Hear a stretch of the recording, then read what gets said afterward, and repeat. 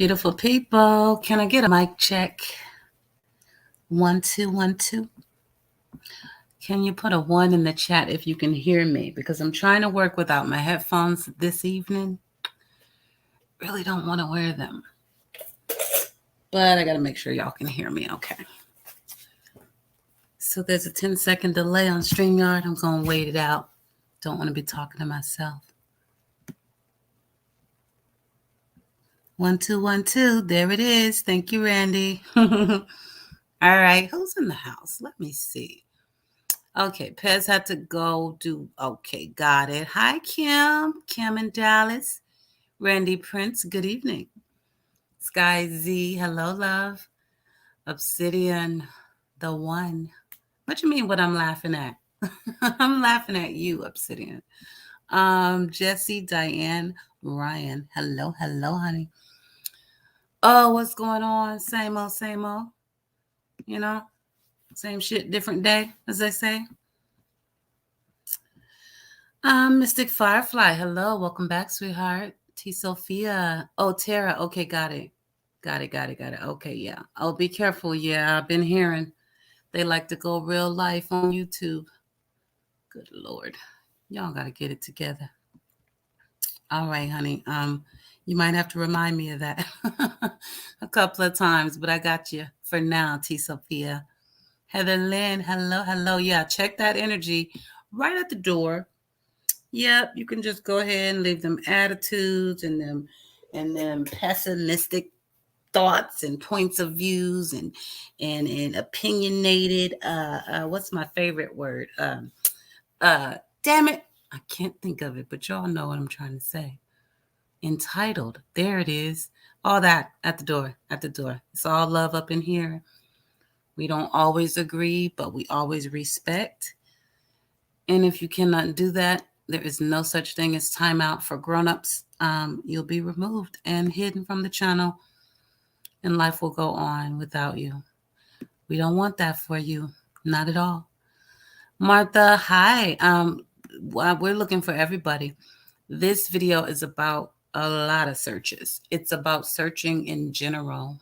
This live, I should say, but it will be a video once I put it on. Summer is definitely on the list, but it's about people missing and how they're searched for, what technology we're using, how hard they go for one search versus the other. And it's not a competition, and I'm not even going to talk about that, but that is what it will show. John Q's in the house. What's up, John? What's going on, brother? Always happy to have John in the house. Tanya M, hello. Let me see. Leah Furnace, hello, sweetheart. Trying to get through. Legacy, what's up, sweetheart? Hello. Obsidian, yes, I got the picture of Summer, and I have posted it on my community wall and made a whole video. Where have you been? Oh, my God. Moving right along. Hi, Jiggy. Hello. Jiggy England. I'm looking. Oh, God. Now what? Obsidian, you better not be gangbanging. Don't accidentally block me, mods. I'll be good, I swear. Sky Z, why would we do a thing like that? No. Rhonda, hello. Welcome back. June, like the month. I love it. That's awesome. I heard yesterday there are 166 people missing in Georgia. That's one state out of the 50. Exactly.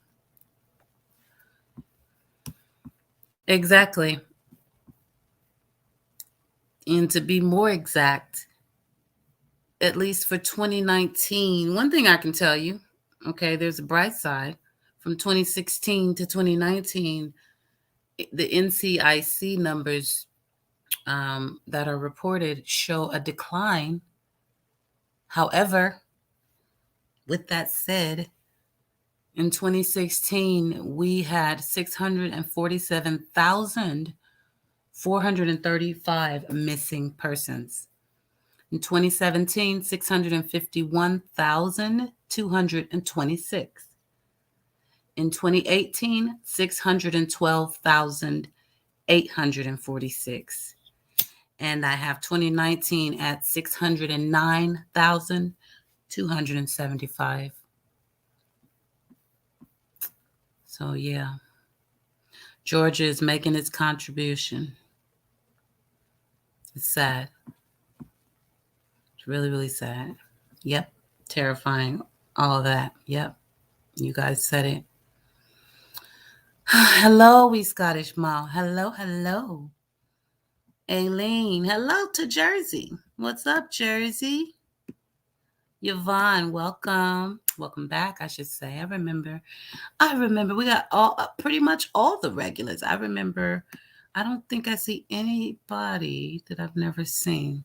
Rhonda, I didn't forget you. I'm slow reading the chat and I scroll backwards so that I try not to miss anybody.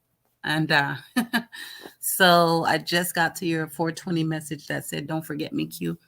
But I know I said your name not too long ago. But anyway, hey, Rhonda girl. Hey, girl. How are you? Okay. Legacy, I see ya. I thought she was in here gang banging Tracy. Oh, we're not having that. Oh, we are not having that, Obsidian. Shall I put you into Dale's corner until he should arrive? Oh my God. Yeah. Those numbers though, for real. It's bananas.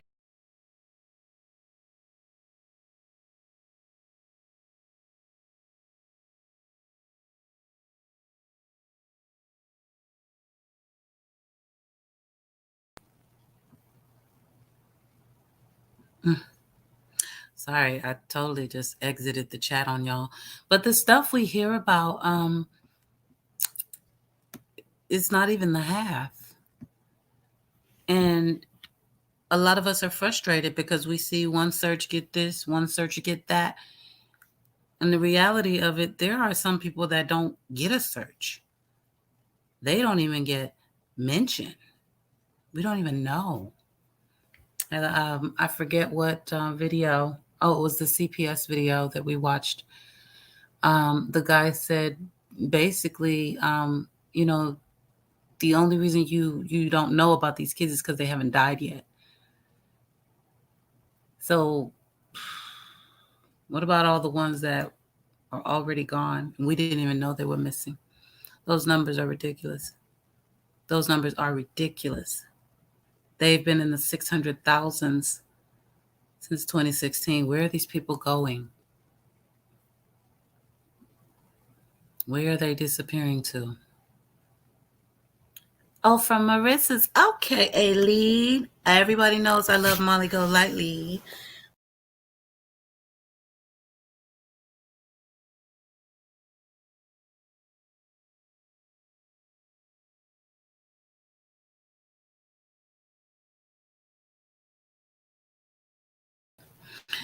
Okay, let me see. Because I really got to quit hitting that button. What is so special about Brian? Mystic, to me, nothing. I got him tagged as a homicidal killer in my mind, just waiting on him to find his ass, if that's what you mean. Hi, Jennifer. That's my girl. What's up, Jennifer Marie? Thank you. Thank you, Leslie. Hello. That's my other girl. Thank you guys for being here. And of course, Obsidian, even though she kind of tripping up in here tonight. Yeah, okay, to the corner. Leslie concurred. So, Obsidian, sorry. Hi, Tina. Hello. So, yeah, I mean, everybody's missing, y'all. And I could tell y'all everything that's happening in the Petito case because damn right I'm following it. But I mean, I'm sure you all know that. You know exactly what's going on. We're just waiting on the hammer to drop.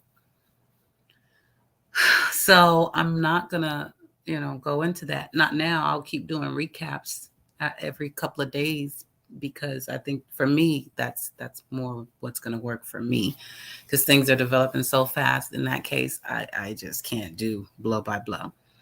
So we're not going to talk about that case in particular. We're not going to talk about Summer Wells in particular, although we will not forget about Summer. As you can see from the banner going across the screen, she is very much a factor. But this is going to cover a lot of cases. Some of them you might not have even heard about. I just did some digging, and I just wanted to see some searching and understand a little more. And y'all know how I do. When my brain starts pinging, and just follow the yellow brick road. And that's what I did. And that's what we're going to do. Go ahead and hit that thumbs up and let them know we're talking about something up in here, because we will be saying some names and showing some respect to some missing babies, missing people, deceased people. But primarily, we're looking at the different types of searches. And like I mentioned, there's drones, there's helicopters, there's ground searches, there's thermal imaging. And I just tried to delve into a little bit of all of that, because that's what interests me. And hopefully some of y'all too. But right now we're just chopping it up. Let me see what's going on. Anybody else? Oh, Pez, you made it. Hello, my dear. Hello. Hello, hello. Everybody knows if you see them in blue with the wrench, that means they running things up in here. And they'll be dropping very, very useful links that might be a petition for you to sign, a t-shirt for you to buy, a GoFundMe for the babies. That's all it is. No pressure, but we do that routinely. Oh, Aileen. Oh, she loved me too. Oh, that is so sweet. That really is. Thank you. That's my girl. I don't know. He's just a killer. Yeah. Pretty simple to me. I kind of saw it from the jump. He's just a little weasel, a little scheming little weasel. I don't like those kind. I don't like sneaky little, and even in the and let me back up just a minute, because I said we weren't going to be talking about. That doesn't mean we can't talk about Gabby or Summer or anything else. Y'all know how we do. We talk about all the lives, period.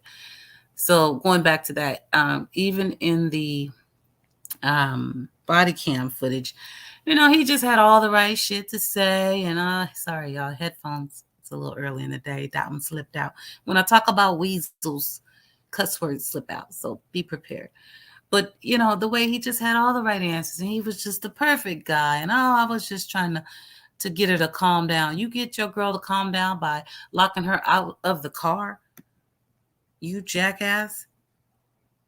So yeah, I didn't like him. He didn't feel legit. And it's really sad that, they let him go. And the thing is, the way it presented itself, since she was a victim and she took all the blame and nobody recognized it, because I guess the police aren't really trained in domestic violence the way that they need to be. So they didn't see it as I see it. They took her word that she was the aggressor, and she was going to go to jail anyway if anybody did. So I know that the cops are being a little hard on themselves about, not taking them apart or whatever they could have done, but they would have put her away, not him. So his ass still would have been out and about. So they really couldn't have done much different than what they did, which was give them a break. And they thought it was just a cute little couple that had a little squabble, just needed some fresh air. But if I read it correctly, it's a homicide. Good evening, Dale Rayburn, everyone. Graces us with his presence from time to time. Let's see. Let me back up. I think I'm doing good.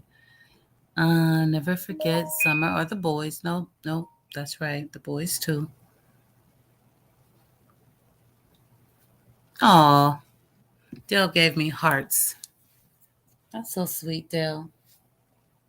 Oh, I have to show you guys, but not yet. I'm a little preoccupied behind the camera.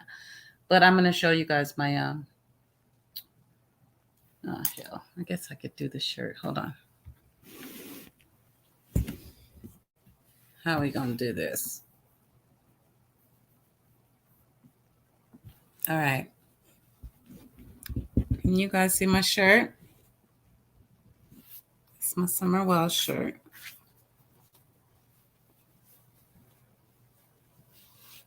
And it's adorable. And we are dropping the link, and y'all need to buy one because this goes to her reward fund. And this puts her name all around the world. And I'm going to show you the back. See if I can do this without y'all being all in my butt business. There you go. Can y'all see that? I might be too tall.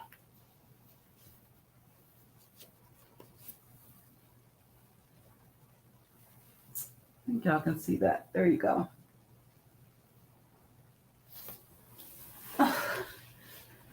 Okay, so drop that link. We got to get these people talking. Maybe they down there broke down and penniless in Tennessee, and a few dollars just might make them talk. So our way over here of contributing is by designing the Summer Wells shirts, selling them, and donating 100% of the profit to the Civis Bank Reward Fund. Hi, Marie. Hello, hello. Hi, Linda. Hello. I know. Rest in peace to Gabby. Absolutely. Patty and Pink. Oh, that'd be awesome. Yeah. Good old alligator. While he's trying to sneak out through the swamps. Instead of talking, like that's what's so, you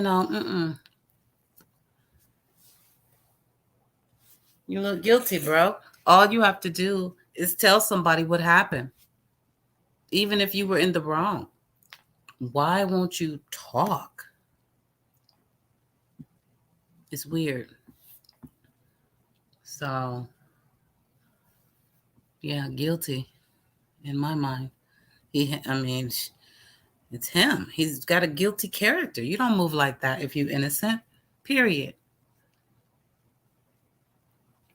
He shouldn't have done it that way. A lot of people think that his parents have paid for him to skip town. I don't know. I'm just waiting on his ass to pop up. I'm not going to sleuth it like that. But I would not doubt if he took himself out. That's usually what cowards do.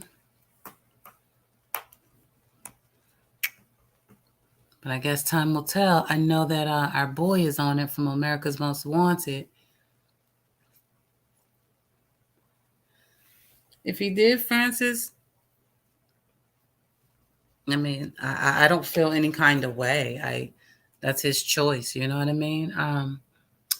I don't wish death on too many people, but some people deserve it. Like I will tell you, I believe in the death penalty at times. So I can't say that I don't wish death on anybody, but I'd rather have him come on and tell us what happened to this baby, to this young lady. Y'all know I call everybody baby.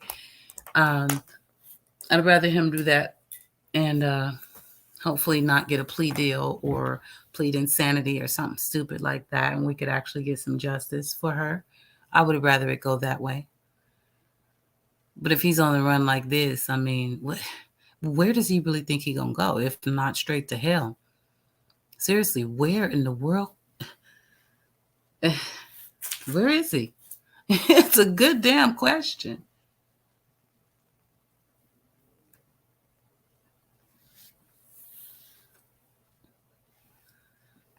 Yeah, Justice Seeker, yeah. Yeah, you took the words right out of my mouth. I would in this case. And then if we want to put him to death, depending on what he did to her, how bad he did it, if that's a thing, and their state and all those factors. But I'm just saying, he don't need to do it. He needs to He needs to face the world with his weak ass. Yes, John Walsh is the man. Obsidian, I can't even read this. Okay, let me try. The meth gators would be on that boy all night till it's no him left once they sober up. LOL. You're a hot mess. Don't challenge my reading skills and my ebonics up in here. Don't do it. Don't do it. The meth gators? Oh, God. What are those? I cannot. Yes, at least Gabby came home. Yes, Lady R. Hello, Lady R. Hey, Francis.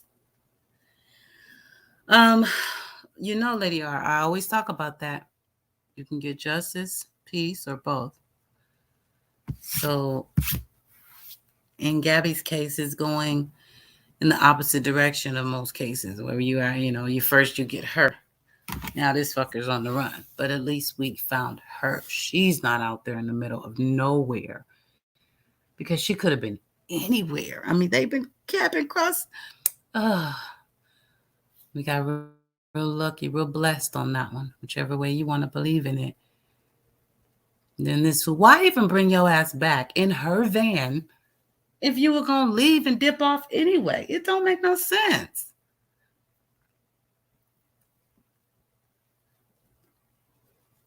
No, for real. Brian got me really confused. Wouldn't it have just made sense to just keep his ass wherever he was at and not come back?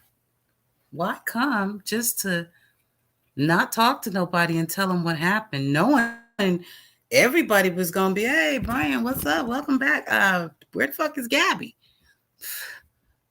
You think? I don't understand that one. Now you on the run and you got no wheels.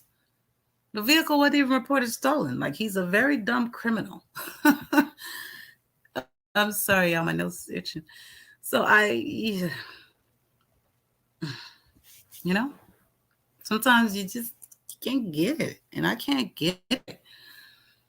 This one don't make sense. It's weird. As usual. What else is going on in the world? Let me scroll a little bit. Yeah, yeah, just like that, Dale. I would rather he suffered first before dying, but definitely death. Definitely, death is definitely in there. Got it, Dale. Right? No, I feel you.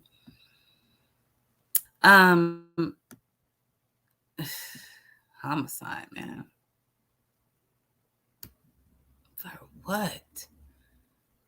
But domestic violence leads to homicide a lot. A whole lot. Even that little nitpicky crap.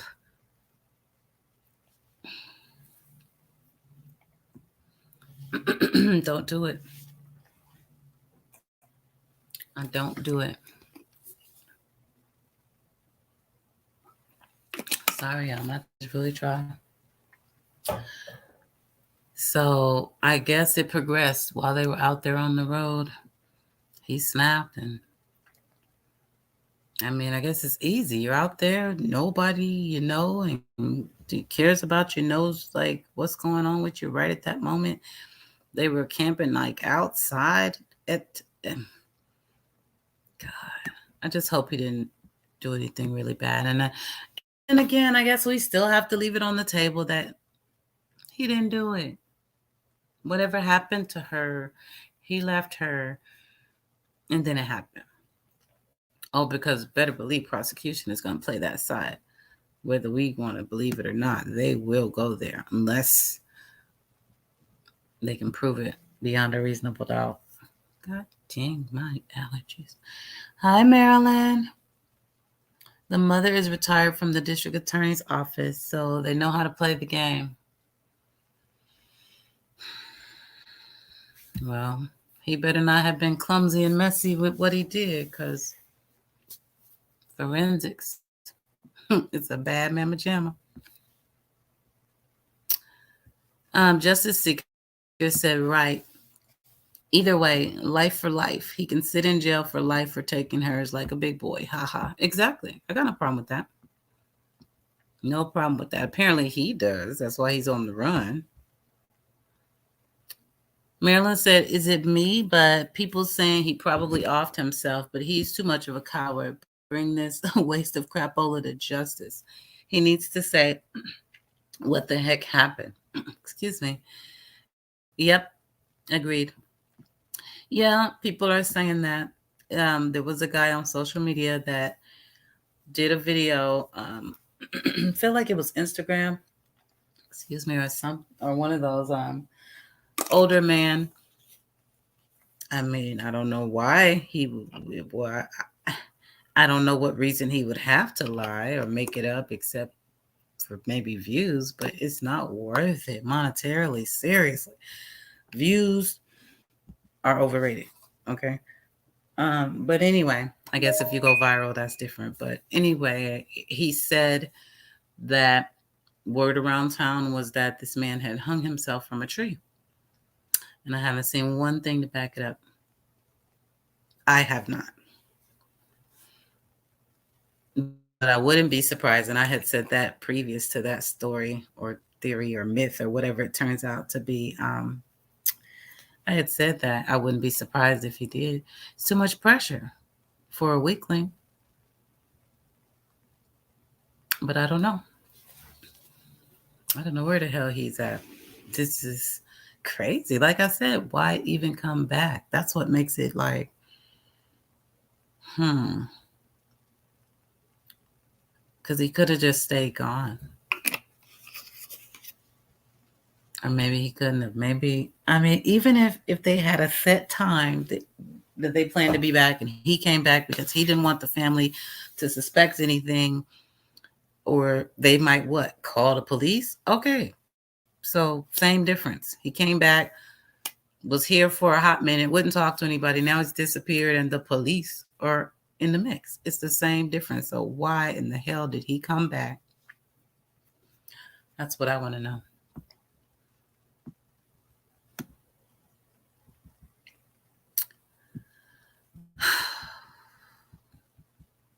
Yeah, exactly, Lady R. At least she came home. And if alligators eat him, I'm sure you meant him, it's enough justice for me. Where are the boys and where is Summer? Exactly. Where the hell is everybody? 600,000? And I know child trafficking is humongous. I know. But this filicide, I bet they run a real close race if they could really just gauge the numbers. But it's hard because they lie. And we don't always know. I don't think it's always reported as parent murdered child, but parents are murdering their kids a lot. And they're added to that number of the missing because first they go missing, allegedly. It's always missing. And then you find out, oh, CPS was called several times on this one. And then you find a body. And this is how this story goes over and over and over. 600,000 times last year or 2019. So I say again, we're just going to look at some of the searches, some clips I put together from some various searches. And good Lord, my allergies are killing me. I try to keep the camera on, y'all, but I'm going to be like all in your face. Debbie Young, I don't think, let me make this bigger, girl. I don't think he'll hurt himself. I could be wrong, but I don't think so. I also don't think he'll ever tell the truth about what happened. I don't think he's in that reserve she was running from. I think it's a two-part. I think it cut your thing off, but you might be right. That's a fact. You might be right. He needs to tell the truth. I mean, damn. Well, her body's going to tell a lot too. He might not want to tell us why exactly he did what he did. And I mean, I have to go ahead and rule out any theory of she was okay when he left her, because if that was the case, okay, Lady R, if that was the case, why run? You could have just lawyered up, like, okay, I got some information, but I know how this could go for me, so I got me a lawyer, and I'm gonna tell y'all what happened. No, he just dipped. So I think he's guilty. I think I'm gonna stick with that one. So I'm way, way up there in the chat. Hold on, you guys. Hold on, because I have to really. Okay.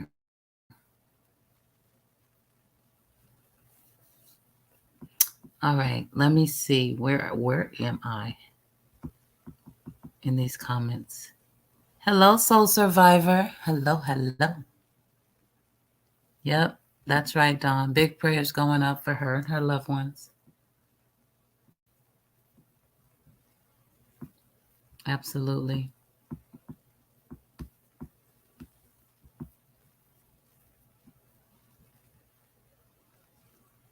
Oh, really? Legacy. Legacy thinks he's somewhere. He cannot be extradited by now. I mean, if his family really put it down like that for him and got him out of here like that, then I guess it is what it is. But that would be silly of them, because now y'all got to go to jail. If there's any paper trail at all, now y'all got it. So y'all gonna get him out so that you two elderly people can do his time? I sure wouldn't. I don't know, man. It's always like, damn, why you gotta be crazy? Sheesh, what a crazy story. And then you look at the pictures and the videos and the Instagrams, and listen, don't fake the funk. If you are in a bad situation, you need to tell somebody. Stop forcing that smile on your face, pretending everything is good when he is behind closed doors, putting his hands on you or emotionally abusing, or vice versa, she. In the end, it never works out. It really doesn't. Just gets worse. Yeah, if we can't have him just lock up his whole family. That's what's about to happen. If you think for one moment that y'all can just get him out of town and it all blows over. I mean, I believe that they could have literally, but you can't. You don't. Right? Oh, come on, people.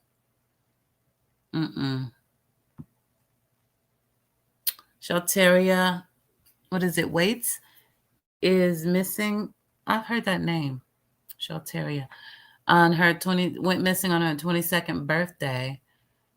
She was with two people, and they even have a description that they never gave of the male who took her. Just saying. See?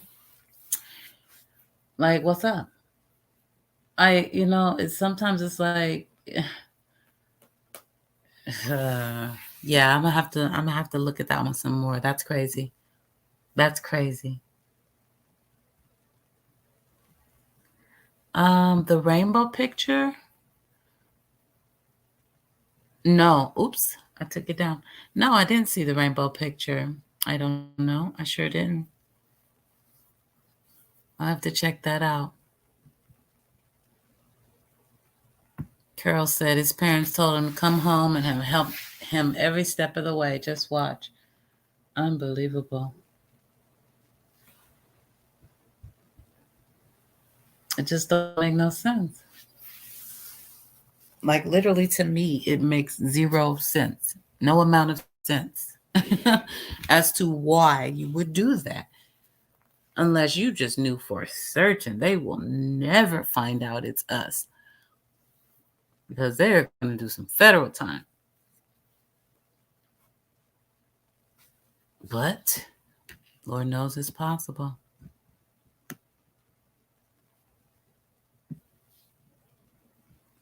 Right, Aileen, that's what I'm saying. With or without the van, what are you doing here? Without Gabby, are you kidding? If my boyfriend's sister, I mean, boy, my sister's boyfriend left and came back without her, he wouldn't be able to say shit to me when he pulled up. Where the fuck is my sister? I don't want to hear nothing. He wouldn't have had time to get away. To hell with the police. I'm interrogating you right now. Oh, you're not leaving this house? No. She left with you and she didn't come back. It's a problem. Period. He should not be somewhere in the wind. His ass should have been snatched up and tied to a chair like we do Dale up in here. Chained. Yeah, I said it, Dale. Jeez. Oh, Maryland. I know. Oh my God, I hope we find Summer, Monkey, and the boys. We need to know what happened to these babies. Yep. That's all we ever want to know is what happened. Every once in a while we get lucky, but not really because the stories are never nice. Most of the time horrific. I mean, let me just use Samuel Olsen. We wanted to know so bad. Where is this baby? Who lying? What? What she talking? And guess what? EquiSearch went down there and snuffed them out. We found them. Oh, we found them all right. Stuffed in a tote where he had been for damn near a month inside a storage unit. But we found them. And that's how this thing goes. And I'm not making light of it.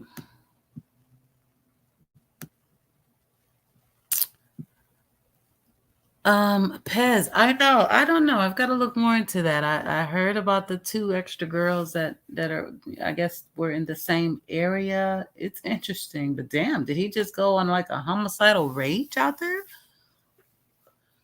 I don't know. That could be connected. It could not be. If it is, oh my God, that means Gabby was living with a for real psychopath that was just waiting for an opportunity all this time.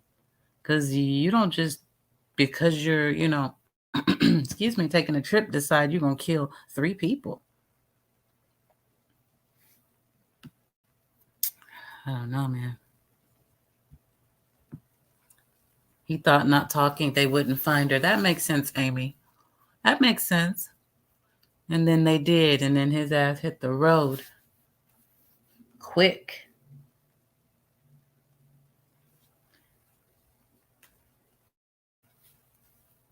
Now what? You're just going to keep running and running. If you're not somewhere where you can't be extradited, what's next? I mean, you don't have no money like that. They didn't have no money on that little road trip. He couldn't even get a hotel. Excuse me. He couldn't even get a hotel. Damn it, I said decline. Couldn't even get a hotel, so he's not, he ain't got it. And if mom and dad send him some money, there's that paper trail. They're going to be all over that. So what's his plan?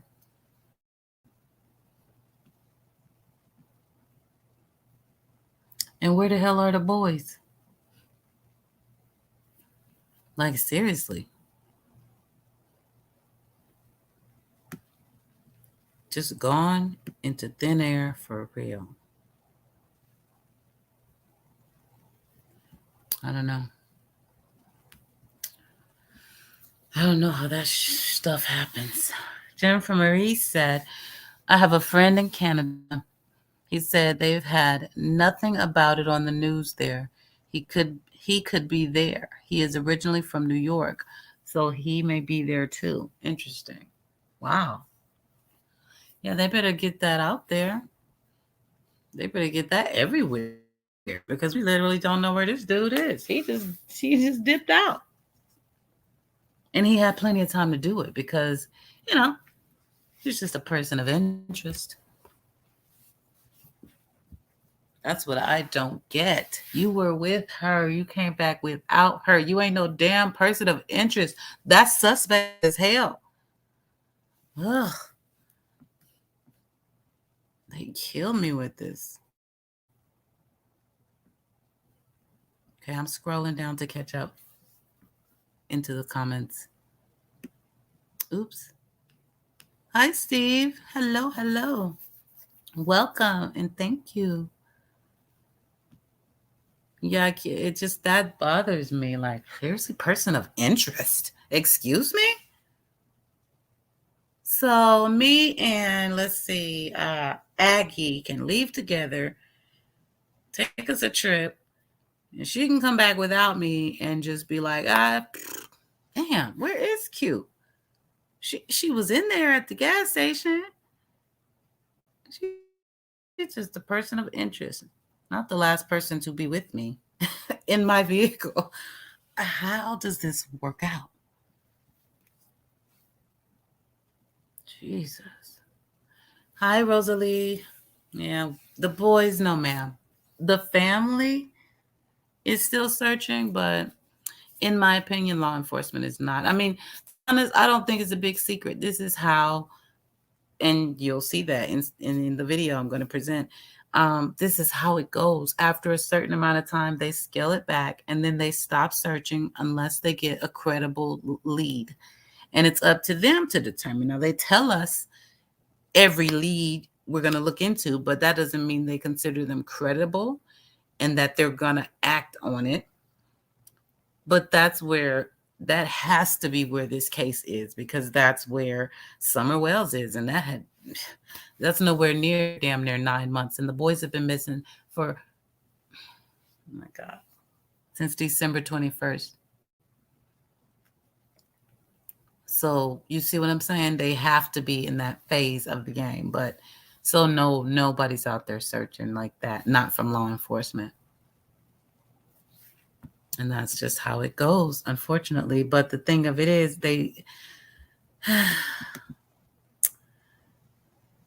hi, Mary. They just didn't give it all they had, in my opinion, to begin with. They could have searched a little harder. They could have. They should have harder. But that's not the only case I feel that way about. But they could have.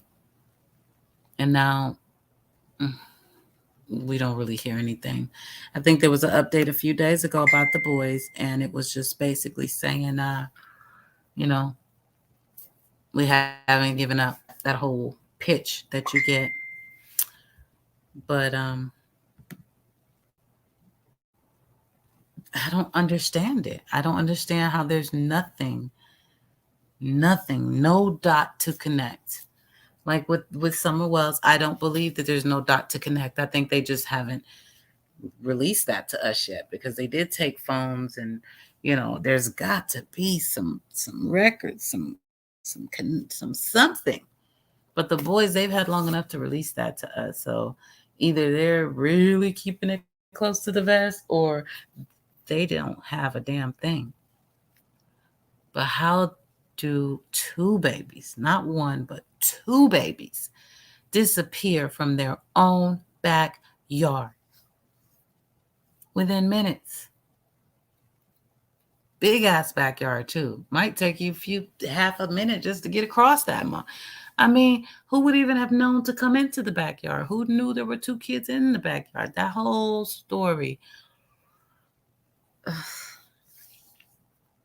points right back to exactly, Yvonne. There you go. It's all BS. They say if it doesn't make sense, it's probably not true. And it doesn't make sense. Somebody was big enough to grab 2 kids at one time and to keep them quiet and get up out your backyard? Quick, quick, quick. Nah, buddy. Not working for me. Exactly. All that in that rugged area. Doesn't make any sense.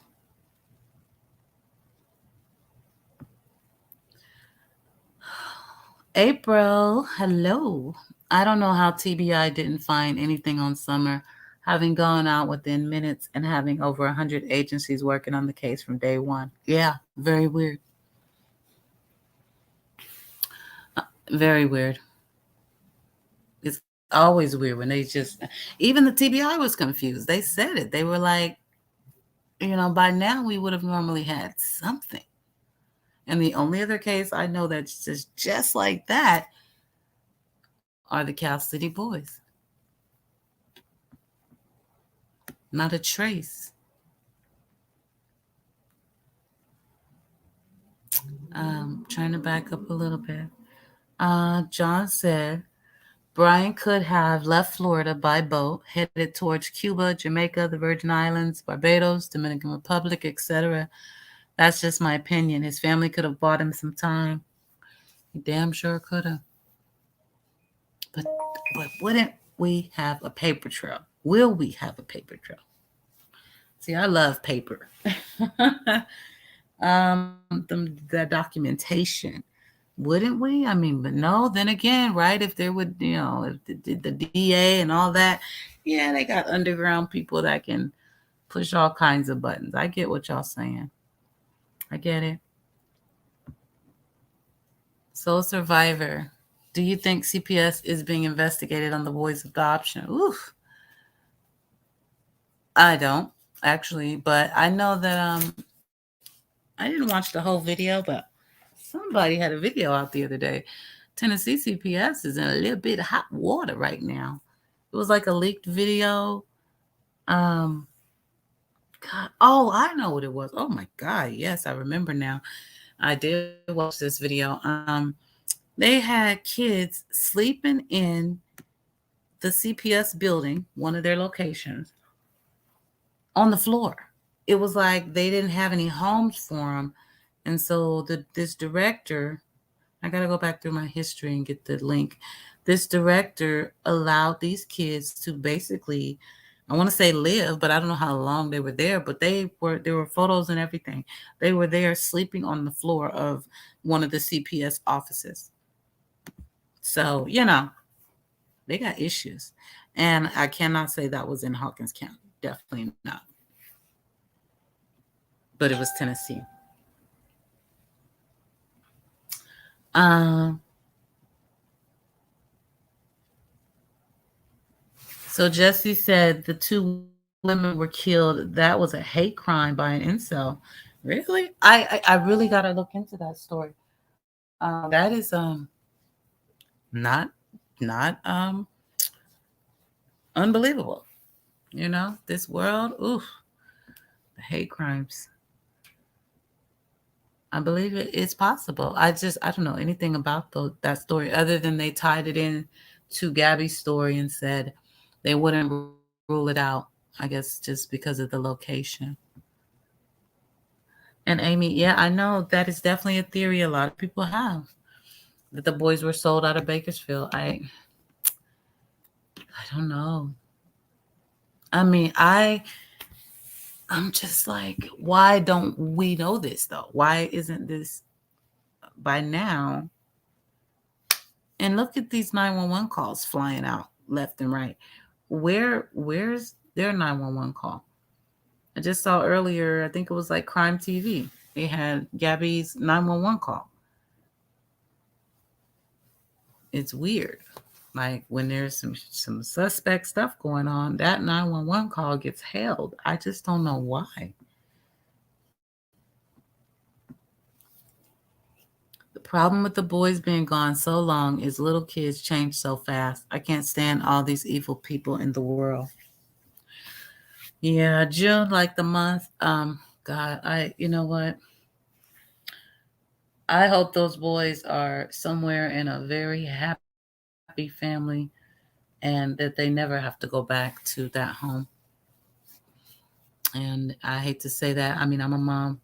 I would never want to not have my son, but if I wasn't doing the very best I could in life and I was causing his life to be less than, I think I would bow out gracefully as a mom just to give him that chance at that life.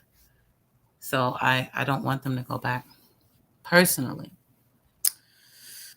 But you're right, they do. They change so fast. Oh my God. Well, hopefully they'll change for, the good, because they were around a lot of bad. What can I say? We all know that. Aggie said we're talking about Brian now, his grandparents has property somewhere in Montana. They should be all over that. They should be. I mean, I would think law enforcement would be anywhere that's on record, because they love that paperwork too, or that paper trail, that carbon footprint, metadata, all those fancy words. They love all that. That's like their instant go to. So he better not go to Montana. I mean, I hope he does, but he won't. And if he does, they could easily find him there, because if we can find that out, please believe FBI knows that for a fact. Thank God. There's some smart cookies over there. What is my screen doing? Oh, okay. There we go. Sorry, I'm trying to get something ready here, you guys. Okay, that's downloading. Okay. What else we got? Obsidian, are you saying he's on a submarine going through the border? Well, damn. Who are his parents again? I certainly listen. What did he do to that baby to make him? Oof. He on the run now. Those charges just racking up. Racking up, racking up.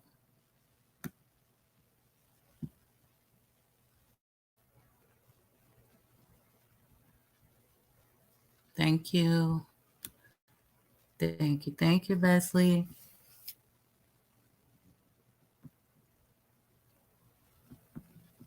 I'm just checking you guys, your messages. Hey, Mom for Life.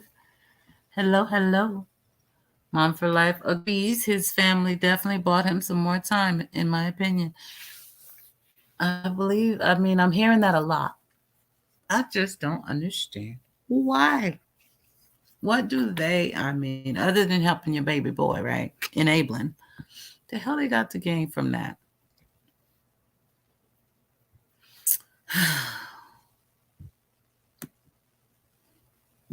It's going to come out. They are definitely all over that case, though. They spent like forever at that house. So something's got to come from all that. And I saw them leaving with items. Got to be something. See how the text messages are starting to come out more and more. It's all going to come out because he brought his ass back. Thank you, Brian, for at least coming back.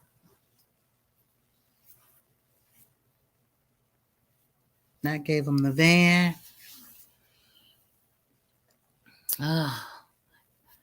And then you got the people all around the world that are or around the states that are like the TikToker and the Forest Ranger that gave Gabby the advice, and different people coming out talking. It's all coming together.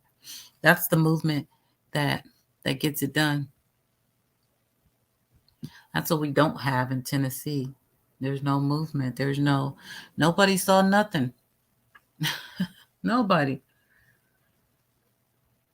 And Grandma, she did the same damn thing Brian did. Got the hell out of Dodge. Didn't say a word and got out of Dodge. Didn't Grandis? That's what she did.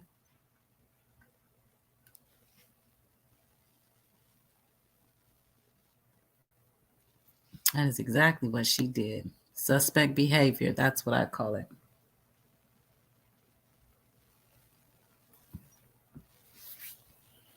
Do something over here on my computer. Let me see what I can do here for a moment. A moment of your time.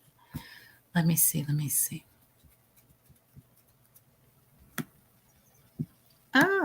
Scrolling.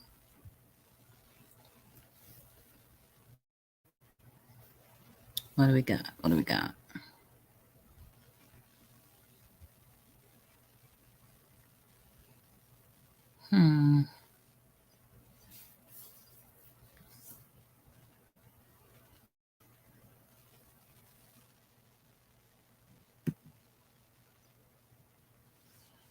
All right, let's go here for a moment. I want to check. I love watching this interview. I'm going to go onto my other laptop here and get this video ready. But in the meantime, I would like you to enjoy Chris McDonough in the interrogation room, literally.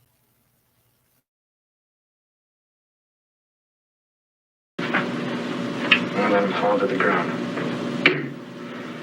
And I stabbed him one last time. Here. In the back. And how do you stand up? Go ahead, please. I stand up. I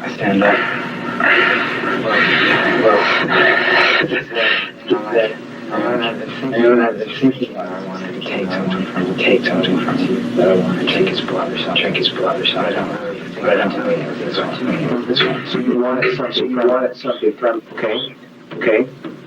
So how many times did you stab him? Where did you stab him? Where? Once. Okay, where though? Right, like right here. Okay. Can you see where? Around there. Okay. Show me where about the area. Like right in there. Okay, right there. So you're doing it a lot of times there. You're doing it multiple times. Okay. Go ahead. Okay, Larry. Yeah, I did. I did it. Okay, so you did it after you knew he was already dead. Okay, so let's say I'm the. Okay, let's act this out. Are you with me on that? Are you with me on that? Okay. Let's say I'm here. And tell me what you move over there for a second. Okay. Brandon, come on over here and show me. Okay, now be gentle. With me now. Okay, I'm the kid. Okay, what am I doing? You're pissed. Okay, I'm taking a lead. What do you do? Okay, what do you do now? Show me. Walk around you. Okay, I look over like this. And you say that with a kind of smile. Okay. Does he look back? Okay, then what happens? Take out my knife. Okay, you pull out your knife like that. Is that where you had it? Okay, that's cool. Then what happens? Right? I gotta put it sharp here. Right? Okay. Go ahead, show this. Right? And you let it happen. Then what do you do? Okay, burning. Okay, good. Okay, then what happens? You let him have it like that? Then what happens? All the way down? Then what happens? Right? And then what happens then? I stand up, sit back and away. And you hear his mother's voice. Watch this happens. His mother's calling. What is she saying, do you know? Saying, Danny, are you in there? Danny? What are you doing there? Danny. Okay. What are you gonna do? Where's the killer? She'll wait for her to come in here. Kill her in here. I have this energy flow. I can't stand still. So I go out. You got the garage. Yeah. Okay. She's sticking my hand. She's looking at me. At first there's fear. At first there's towards her, and I get right up. Towards her, and I get right up. What's going on? Look at her. What's going on? Excited. Excited. I get so happy. Okay. Okay. Nice run. You ran. You ran. Where'd you run? Okay. Where'd you run? She comes out, and she goes for a second, she comes out screaming, she comes out screaming, she's screaming, she's screaming, his dad's gone, he's gone. And she's like, she's running, and I run parallel with her, you know, like along her run, and she's parallel with her, I'm running parallel with her, and she screams.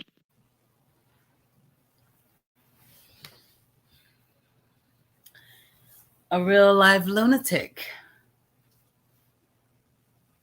A real life lunatic, seriously. Chris is a better man than I am. That it was Chris McDonough. And Brandon, oh gosh, Wilson. Let me make sure I'm saying that right. Let me stop my screen. Let me make sure that to see him right there up close with this guy who is a murderer, and you can see the guy enjoys it. He's sadistic. And to have Chris stand there and let him reenact that, grabbing on him and hands around his neck, and you know, he got back up in the world, but still, ooh. Yeah, Brandon Wilson. You're welcome, Lex. No problem. Yeah, it's creepy when you really just know that part of it. Like, no, he really did this. It wasn't his imagination. It wasn't something he, dreamt about. He did that to a person. He murdered one and was going to murder the other one, like he said. My pleasure, Yvonne. Absolutely. Was it echoing? Oh, Rosie. I didn't know it was echoing. It should not have been echoing. Interesting. No, Obsidian. I did not see the email today. I got a couple emails I checked earlier, but I haven't really been back in there since early this morning. But no, ma'am, I did not. Let me see why that was echoing. I didn't want it to echo. I wanted you guys to enjoy that. Let me see. So, oh, you know what? I think I do know why. Here, let's do this again.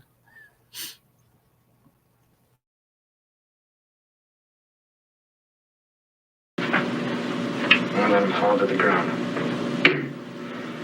I stabbed him one last time. Here, in the back. And tell me to stand up. Go ahead. Please.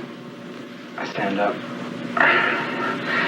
Well, he's there, and I'm like, and when I've been thinking about this, I was thinking that I wanted to take something from him, that I wanted to drink his blood or something, but I don't really think about doing it with this one. Mm-hmm. So you wanted something from him, okay? So how many times did you stab him where did you stab him? In the back. Yeah, where? Just once. Okay, where though? Right here. Okay.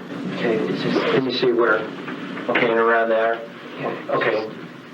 And it's just... Show me where about the area.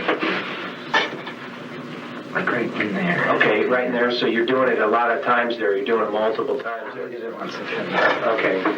Okay, go ahead. And, it didn't... Okay, He's already dead, I just did it, just to do it. Okay, so you did it after you knew he was already dead. Okay, so let's say I'm the kid. Okay, let's act this out. Okay, are you with me on that? Okay. Let's say I'm here, and Tom, why don't you move over there for a second? Okay, Brandon, come on over here and show me. Okay, now be gentle with me now, okay? Okay, I'm the kid. What am I doing? You're pissed. Okay, I'm taking a leak? Yeah. Okay, and what do you do now? Show me. Okay, I walk around you this way and you look at me. Okay, I look over like this? And you say that, but I kind of smile and I nod. Okay. I smile and I nod. You know me. Okay. I'm going to kill you. Does he look back? Yeah, then he looks back. Okay, then what happens? I I stop. I take out my knife. Okay. I noticed you pulled out your knife like that. Is that where you had it? I have it right here. Okay, that's cool. Then what happens? It's like this. Right? I got it all figured out. I got it put in the sheath the right way so the sharp end is here. Right? Okay. Go ahead. Okay. Okay. I go in behind him. Go ahead, show me. Grab him like this. Right? I take him like this. Right? And you let it have it. Yes. Then what do you do? I hold him like this. Okay. And he's spurting. Right. Spurting. Okay, good. Okay. And he's starting to sink down. Okay, then what happens? You let him have it like that? One more time. Then what He happens? goes down. He goes all the way down. All the way down? He's down on the ground. Then what happens? I'm leaning over him. Right? I take the knife. Right? I stab him like this. Right. One last time. Right? I pull it out. And then what happens then? He's dead. I stand up. Start backing away. And here's Mother's voice. You hear his mother's voice? Mother's voice. Okay, why don't you sit down? What happens? His mother's calling him. What is she saying? Do you know? Saying, Danny, are you in there? What are you doing in there, Danny? And I think, what am I going to do? I'm going to kill her. I have to kill her, you know. Should I wait for her to come in here and kill her in here? But I got this energy flow and I can't stand still. I Right. can't. So I go out. You get this rush. Yeah. Okay. I have a knife in my hand and she's standing there. And she's looking at me. And at first there's fear, but I run towards her and I get right up next to her. And I look at her and I go, what's going on? And her eyes get big and get excited and happy. Her eyes get so happy. Okay. Okay? Right. But I just run. I don't kill her. I just run. You ran? Yeah. Okay, where'd you run? And she was in the bathroom and she comes out. I mean, she doesn't stay in there, you know, for a second. She just sees it and she comes out screaming. Okay. She's screaming and she's screaming. What she's screaming is, Danny's gone. He's gone. Mm-hmm. And she runs. She sees me and she's like, ah, ah. And she's running and I run parallel with her, you know, like along the road. And she's like a little bit ahead of me and I'm running parallel with her and she's screaming.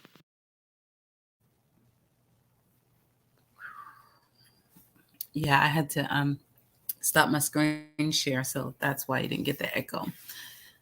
Yeah, terrible. I mean, these are the kind of people that Chris McDonough has been face to face with, and Donald Wells, and Donald Wells wants to play games. Come on now, bruh. Come on now. Yeah, I couldn't do it. I wouldn't want to be in the same room. Woo, because I want to put my hands on him. You know, you got to be able to keep your peace so you can live. I wouldn't be cut out for the job. I wish I knew what was wrong with people. I wish I knew the answer to that question, Debbie. Maybe we could get some kind of medicine in a bottle for them, a salve they could take and get rid of it.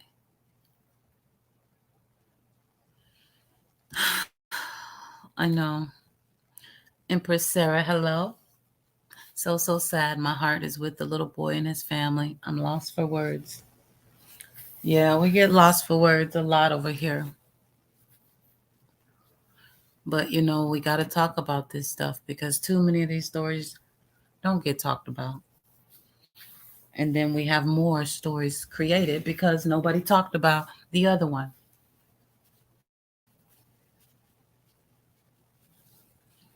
So we try to recognize the signs, spread the word,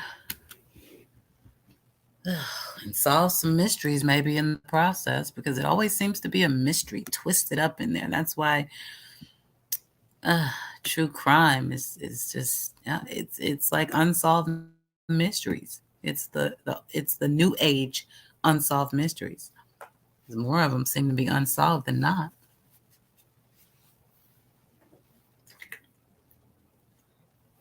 Even sometimes when you feel like the truth is slapping you in the face.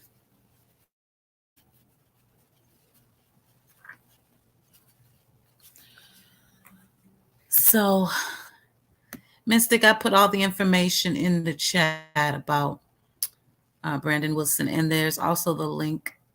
Thank you, Leslie, for the interview room, in case you guys want to see that again. It's terrible. Dale, it's quite peaceful in this little corner tonight. You're trying to stir it up right now. It's too peaceful for you. Chill out, relax. And I saw your little comment. It wasn't a slinky dress, by the way. It wasn't slinky at all. I'll take it as a compliment. And no, we're not watching that. If we did, we wouldn't be watching it for that reason. Okay. Very sad, Mary. Babies killing babies. So very sad. And then the grown-ups are killing babies. I mean, it's just like people killing people. But why does it always have to be missing first? Why is that the new thing?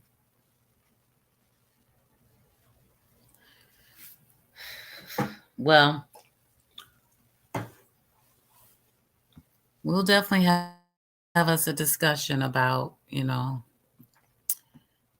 how you guys feel about the different searches and the levels of the searches, and and I don't want to discuss personally. Well, we're not going to discuss like if race is an issue, things like that. Just looking at the difference and really wanting to know, why is there a difference?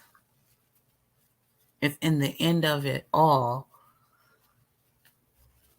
a human being is missing, other than the critical calls where I understand things are escalated, other than that, why is there a difference? Why, if I disappear, or if Mystic disappears or April disappears, why could it vary in what goes down, what energy we get, what outcome we get? Why can't we have one set of standards? That's something you script right there. This is what we're going to do, and make it a good plan, not just the bare minimum. Go all out, and then go all out for everybody. Because it's frustrating when somebody gets 4 days of a search. Seriously, there's a little baby in Hawaii. They just called off the search. It was 8 days. I just called it off. And we know they can search longer than that. We know it for a fact. We see it happen in other cases. So I want to know why they won't just give it one basic. I don't know. Maybe it's just me. You think so, Addie? As long as they let me leave the room when I'm ready to slap the taste out their mouths. Because, see, when I get to the point that you so full of shit and you sitting here trying to feed me this book, I want to just slap the taste out your mouth. So then I would have to excuse myself. I might be good up until then. No, you're right. The victim helps you keep it together. That's definitely what's important.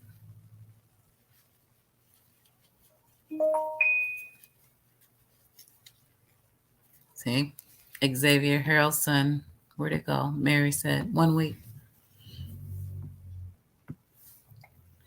That's what I'm telling you. It totally varies. And I mean, whose call is this exactly? Who makes that final call? And why? Why does it come down to human judgment? It shouldn't. That's what I'm saying. If there was just one standard that everybody had to abide by, then nobody would be able to say, all right, Xavier, 1 week, good enough. Okay, Artie Pepion, 4 days, good enough. Okay. They wouldn't have to worry about even having that burden. It's got to be a bit of a burden. I wouldn't want to have to make that call. And I know you can't just go guns blazing because it's expensive. Yeah, it costs money to have people out there. I get that. But figure it out. Work it out. Because it's worth it. Because 600,000 people need us to do a little bit more, apparently.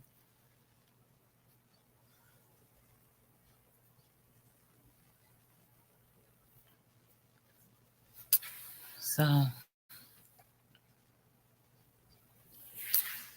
let me scroll on. Make sure I ain't missing anything. I love that video by Crystal. That one always just have a few things on the side here that I like to just get a few giggles out of. Like well, not always giggles, actually, some of them. I just happen to be looking at True Crime Cindy's video when I said giggles, thinking about Don Wells and the people behind the drywall. I've been out of that loop so much, thankfully. I really don't even know what the latest is, but the latest I heard was that Cher had jumped ship and was back on the Donald Wells bandwagon like I knew she would be with her fake ass. That's about all I know. Other than the fact that I'm still trying to figure out what I don't know. At first I was a little torn, thinking maybe she was kind of playing him, but nah, I think she's on his side for real.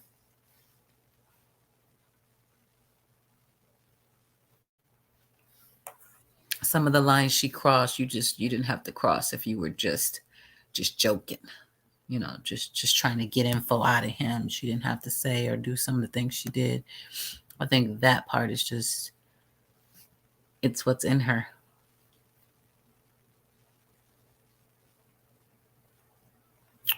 Say.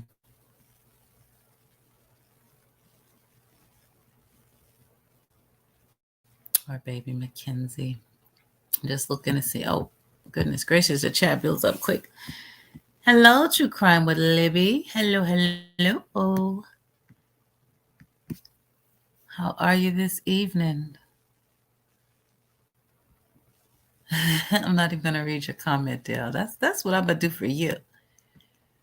Jaylani Day. Is that the Hawaiian child or no? True Libby. I'm just now getting back on that screen to see that hashtag that you put.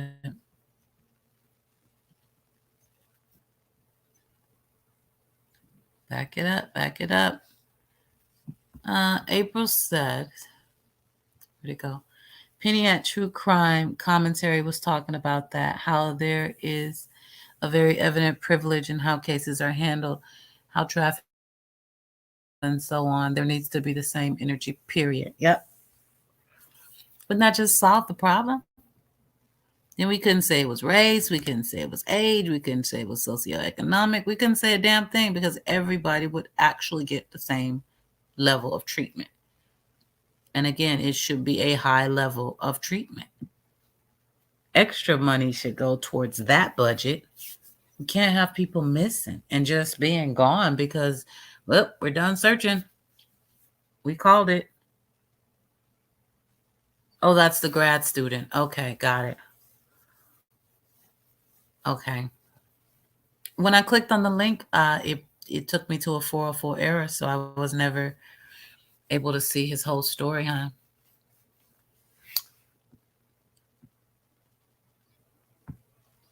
So Jelani is a 25-year-old black man. He's a grad student from Illinois State University.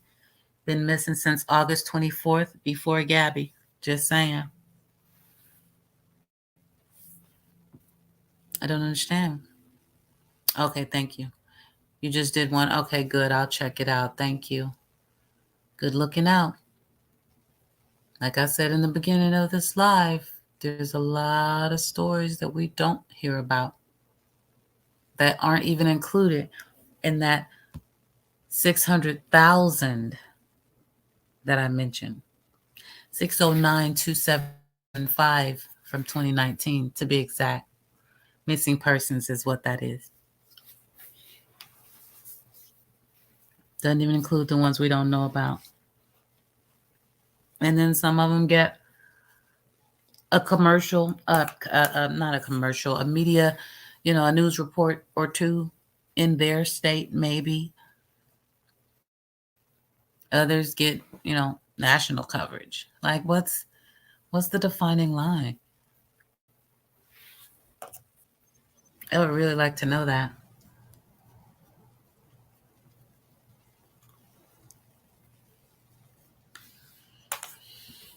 Hello, Aluminum Brain. Hello.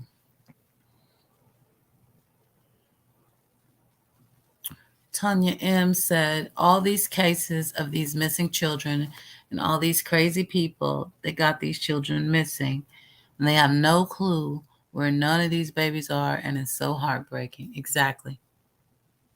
How is that possible? How is it possible?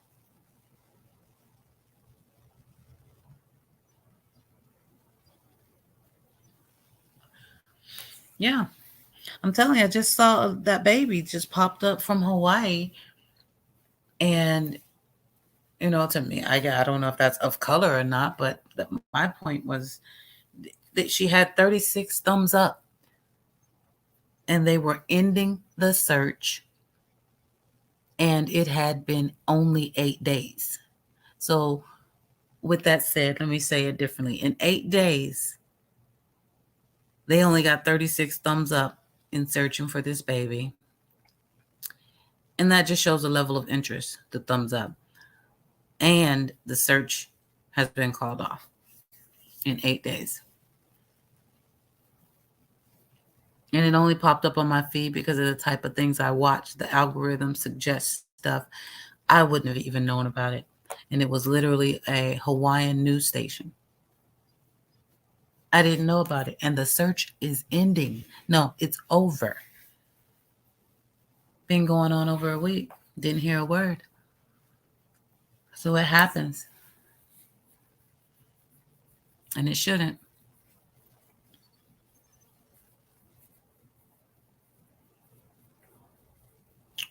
No, cops don't control the media. It's the media. The media controls the media because I told you guys in another video, remember, if it bleeds, it leads. That's how they feel. That story ain't popping. If it can't get those viewers to tune in at 5 or whatever they want, a fancy name they want to call it, they don't really want to deal with that story. It might get 57 seconds. Won't be prime time. They don't care. Yeah, exactly. That's the norm. True Crime with Libby, the absolute norm. You say Summer Wells, the room is flooded. You say Gabby right now, the room is flooded. But they're like, Jelani, I don't know Jelani, but doesn't he still matter? And the reason why you don't know him is because you don't know him. And that's what we're trying to do, is get you to know him. And then you tell somebody and they tell somebody, and all of a sudden people do know him. That's how it works. But instead, yeah, you get about 38 people. I think this room, and I'm just talking about the missing in general, but we've been up to maybe, I think about 70 or 80. But it really does matter. Oh my God. Ziggy had a great live this morning with a woman who lost her kids. The judge took her children and she's fighting a battle to get them back. She had it this morning. She did have it early, but I'm an early bird, so I caught it. But same thing.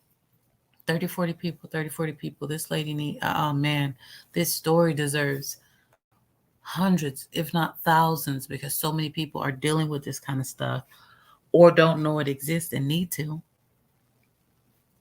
If you guys haven't seen it, go see Ziki's live from this morning. I forget the exact title. A story of struggle or something like that. And Sarah will be with me tomorrow. I haven't set the time yet.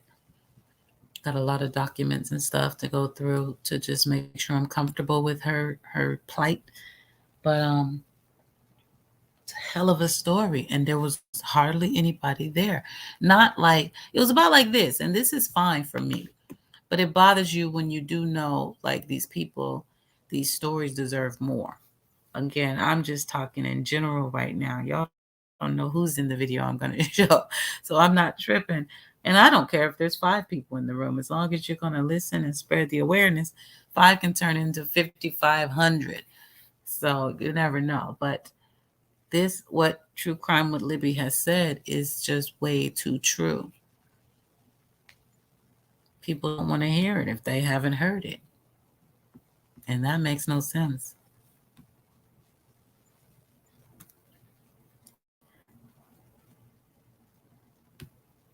Les said, I feel like YouTubers read White and Bethune was the only real reason Gabby was found so quickly, though.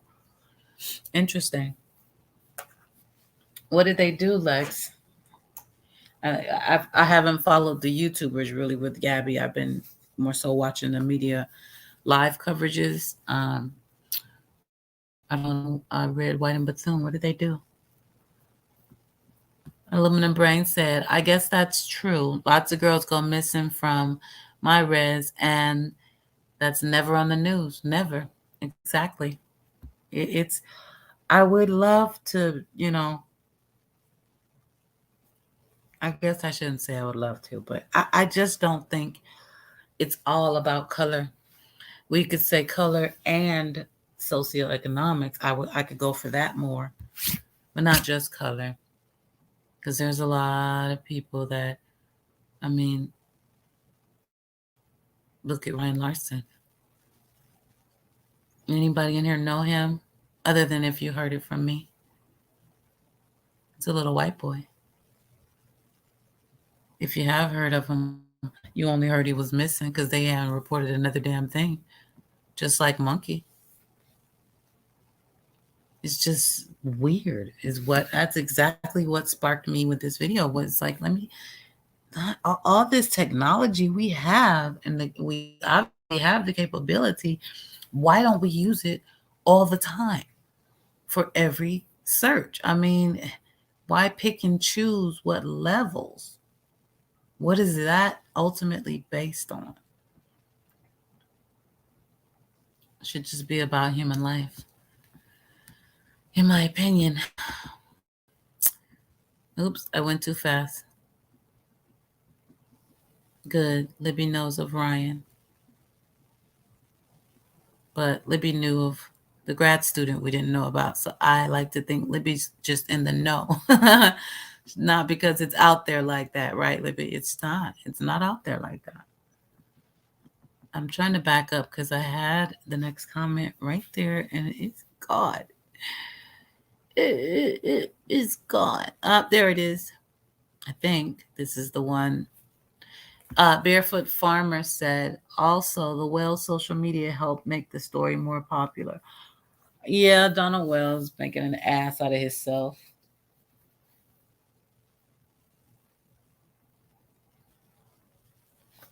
A complete ass out of himself.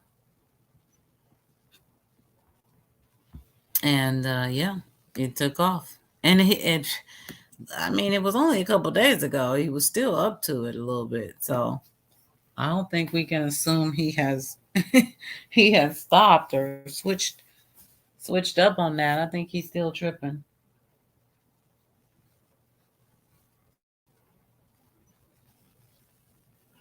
I feel you, True Crime with Libby. Well, tomato. You express yourself the way you feel. I feel you, though. I just, I'm looking for, seriously, really looking for understanding, and I haven't found it. I haven't found anything to make it make sense. And I did a lot of digging, but I won't stop because I didn't really get my answer. But I did see the good in it. The fact that when they do search and they pull out all the stops, they pull them all out. That part means a lot. But why can't we do it for everybody? Point blank. In the story.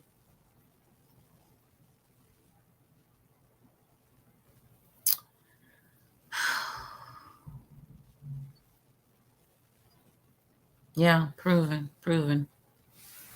Could care less. Yes, aluminum. I mean, it's hard to cover every single one, but I try, to cover the ones at least that I can connect with, not just because you know, it's hot news for me, because that takes a lot of energy, and I really get into my story, so I can't just be jumping on the bandwagon type of stuff. So um, I cover as much as I can really connect with in my heart. And that's why, even Gabby, her story is very intriguing, and I'm sure I will cover it the way I cover everybody else. It doesn't have to be right while it's unfolding. As long as the story is told and her name is said, the awareness is out there. Maybe it'll keep some young girl from going on a trip with this boyfriend that she trusts, without seeing the red flags.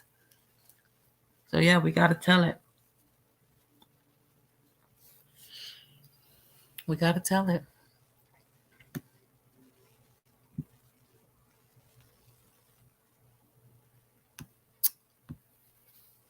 Lex said the media is definitely part of the problem, but there isn't enough time in the day for them to promote every case. Interesting cases get coverage. Remember Kenneka Jenkins, similar in a lot of ways. Facts. Did not get enough coverage. Didn't get any. Maybe in Chicago. In that case, just because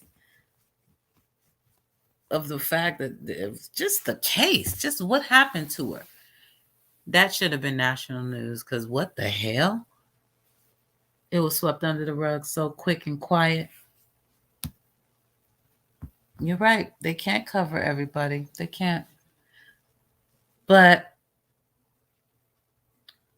I think if they tried to maybe even it out, like for instance, the channel I've been following for live coverage on Gabby, they literally, excuse me, have been around the clock. The way we go over here with our lives, and then they just would, turn off the screen when there wasn't an update, and they would just let everybody know, hey, when something else develops, we're gonna pop right back up here, and they would do exactly that. Then come back and go for hours covering it as it develops, watching the search at the house, all of that. And if they could just divvy up that time between cases and do things like that for more cases, they could do that. I think. I don't see why not. Not for all of them, just for more. That's all I'm asking. Maybe get a universal freaking really global news station or something that reports only missing kids from everywhere, because we know they go to different countries, and not just missing kids, missing people, because grown-ups definitely do disappear. Echo Lloyd is definitely a grown-up and still missing. Libby just told us. I mean, it happened, so that's what we need. Probably Dale. I follow you around, Dale. You know. So I think AB's doing something. I saw it pop up on my phone. But it's okay. It's okay. What's that?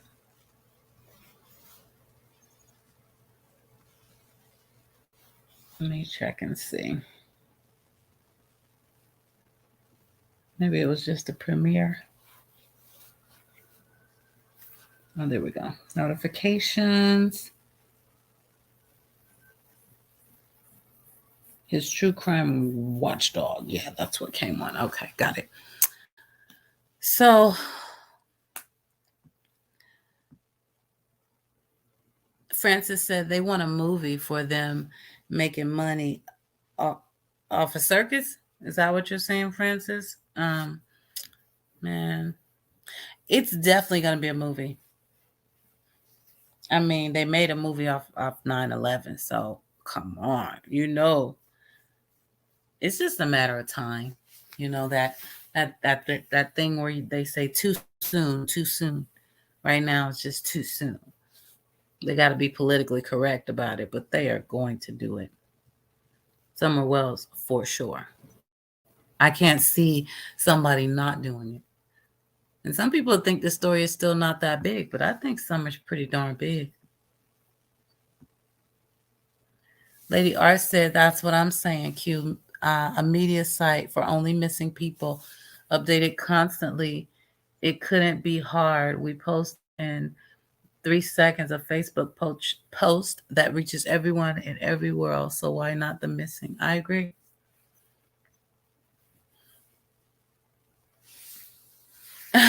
Dale, I'm about to come through this. Matter of fact, hold on. Let me turn my. Can y'all see me? Because I ain't got time to be playing with Dale around here. Let me look him in the eyeballs and tell him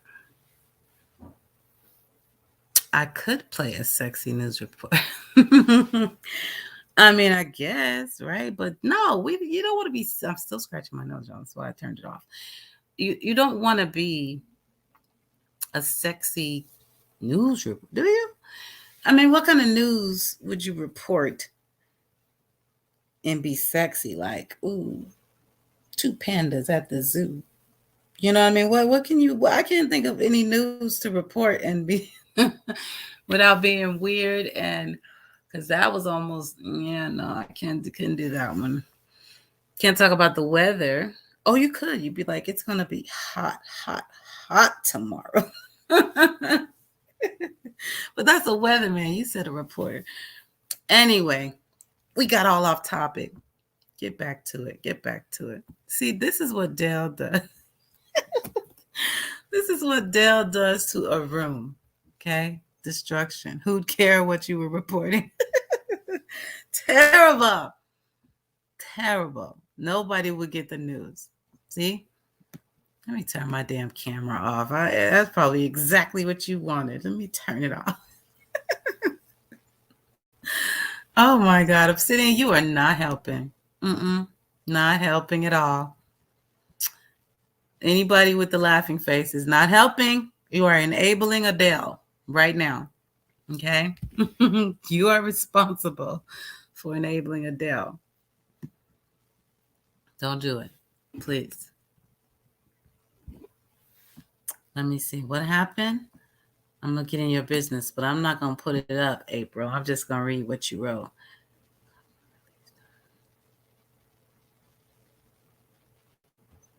Oh, okay.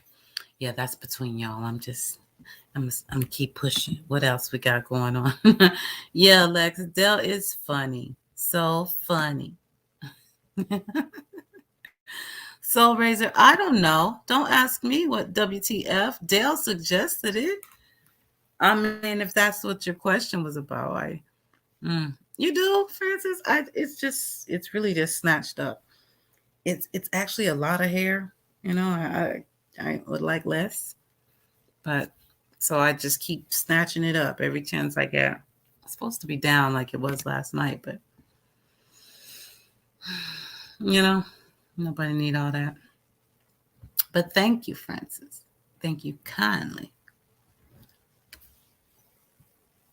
Oh, John, you didn't know? Dale is a whole mess. Child, yeah. He stole that wrench. I didn't give him that. He stole it when we were not looking, right? Leslie, am I right or am I right? He stole it. Dale John said, I'll change my mind about turning you blue on my channel. You fired already before you even got hired. That's terrible. Oh my God. Dale, I'll believe it when I see it. Bring me a photo. Bring me a photo of you with hair like this. You look nice with your bald head, though. It fits. It fits you, Dale. Oh, God. Please don't say that word, Mystic, in front of Dale. You can't say any word in front of Dale. He's so witty. He'll smack it up, flip it, and rub it right on down, turn it into exactly what he wanted to. Don't even matter. Oh, Lex is answering my question. Okay, good. You guys, I thought my nose was going to stop itching.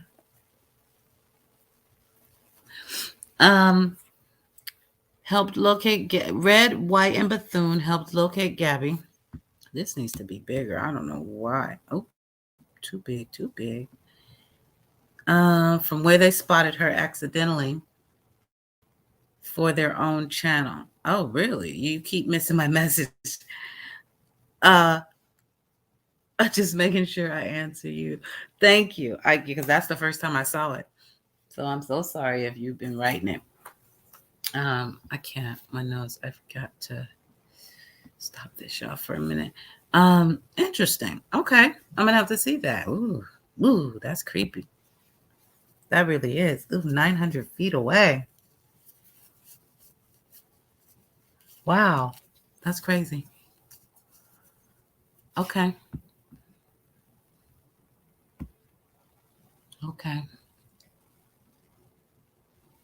No winch for you, Francis?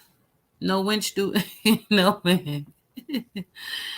No winch for you. Just steal one like Dale did.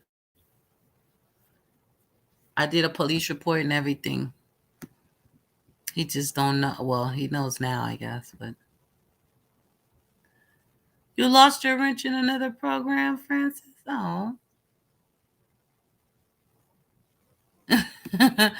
Addie, yes, Dale is the problem child. But he is also security. And he holds us ladies down around here. My geographic is primarily women.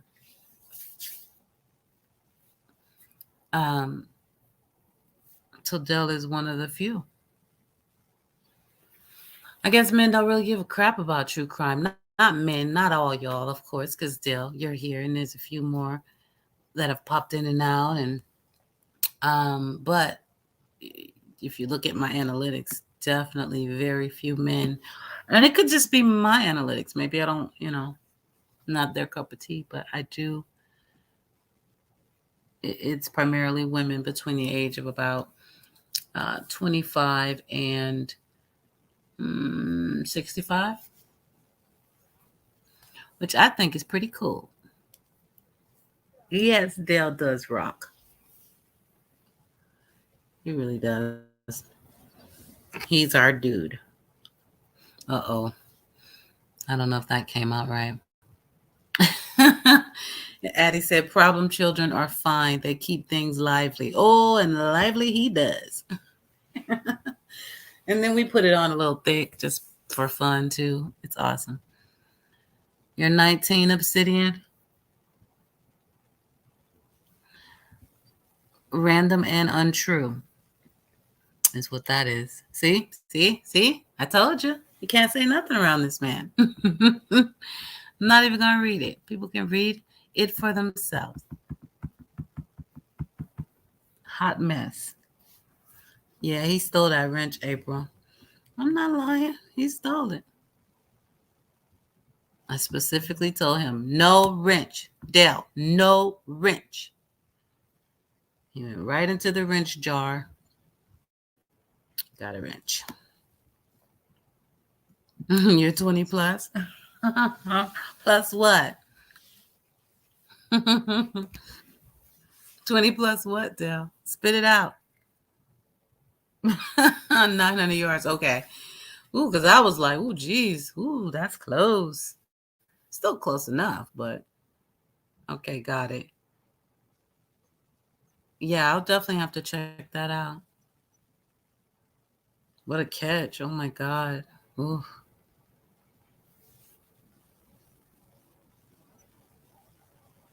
Oh my God. Y'all making me choke. Aluminum Brain said, I'm 20 plus double that and then some. 20 plus double that and then some. Okay. Sounds like fine wine to me. Okay. Get better with age.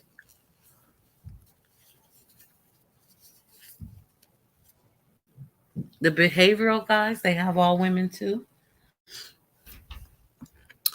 Interesting.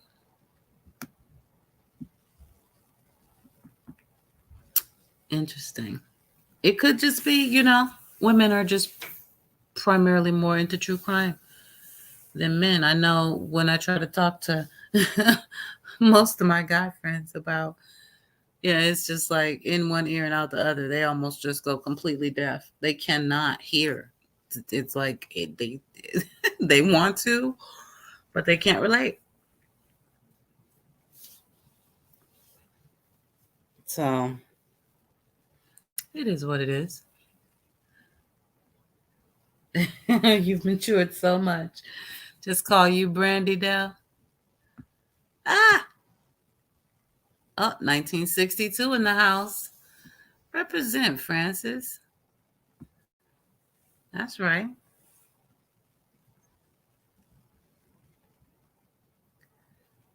Nugget in the morn. PP. I must have missed something. You too, Dell? Pardon? Pardon? Francis is a baby. Aw.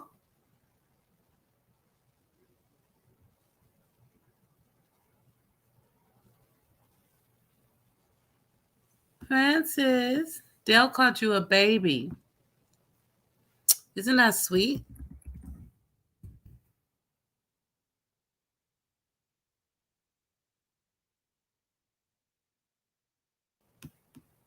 Let's see.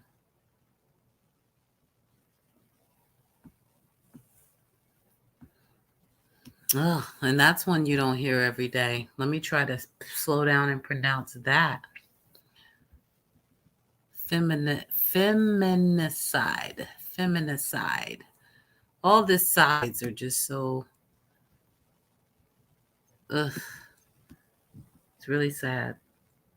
It's too many of them. And hi, Maria. Hello, hello. Lex, you're not going to stress me out up in here. So is it feet? Is it yards? Is it inches? What is it? Okay, no. So final answer, feet? Either way, though, seriously, good information and close. Too close for comfort? Oh, God. To think you like kind of drove right by or, oof. Oh, my God.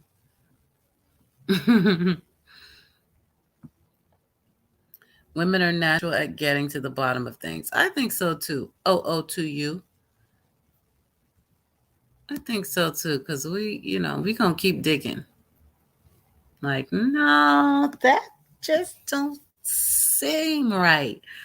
Because if this, then that. You know what I mean? We got to think it through until it makes sense. Guys can just accept things that just don't make sense sometimes.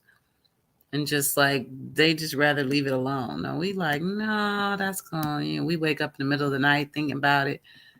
Yeah, it must be solved. It must be.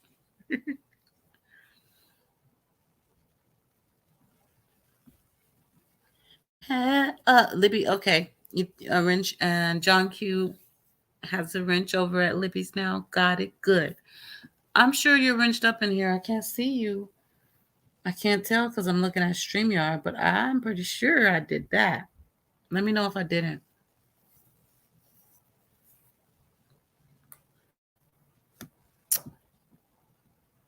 Uh-oh, someone's thanking Dell. Let me get that off the screen.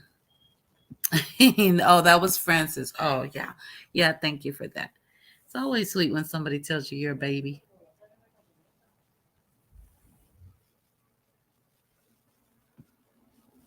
Okay, Lady R was bringing someone up to speed. Sure, I could do that before I got a few more seconds. This video is actually uploading, so that's why I've been just shooting the breeze. In the meantime, but let's see.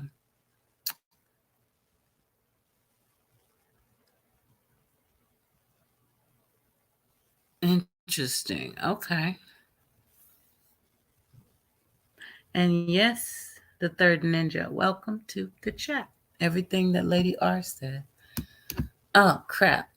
Well, let me see, because I'm on my son's laptop. My speaker was being weird, and I didn't feel like going to my desk, so I cheated and borrowed his laptop, and that way I don't have to have on a headset. Oh, it's so wonderful. Got a feeling I'll be borrowing it more often, and he's not gonna really love that, but the little boy has two of them and a PS. What is it? Whatever the last damn one they're on. So he'll be all right. But with that said, I'm not logged into all my stuff on here, but I can go to YouTube. I'll be logged in and pull up Red, White, and Bethune.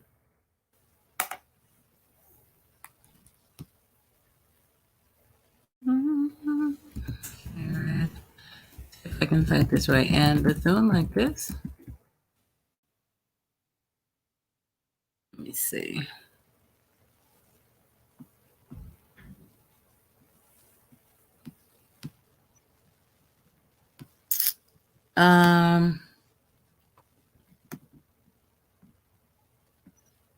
Is it the GoPro footage of Gabby Petito's van? Or is this Gabby Petito's van called on YouTuber's camera? They have two of them. You happen to know which one of those two? One is like 14. Okay, cool. Thank you, Jennifer. One is about 12 minutes. The other is like 14.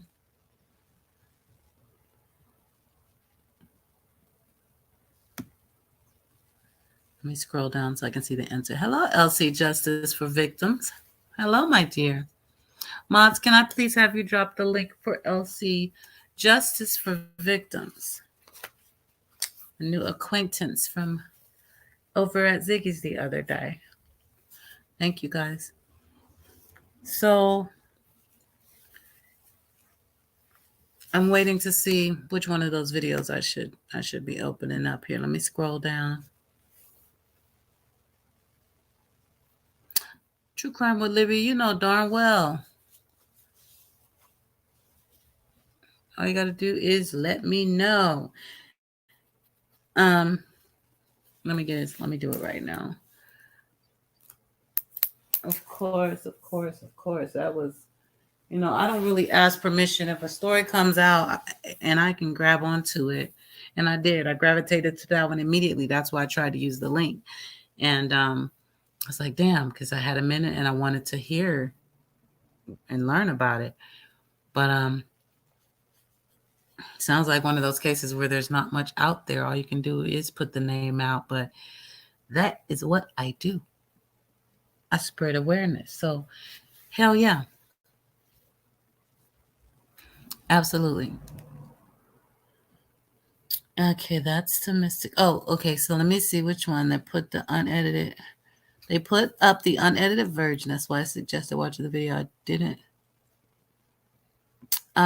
Okay, so which video is it, April? The longer one, since you said unedited? Hello, young boy fan. Hello.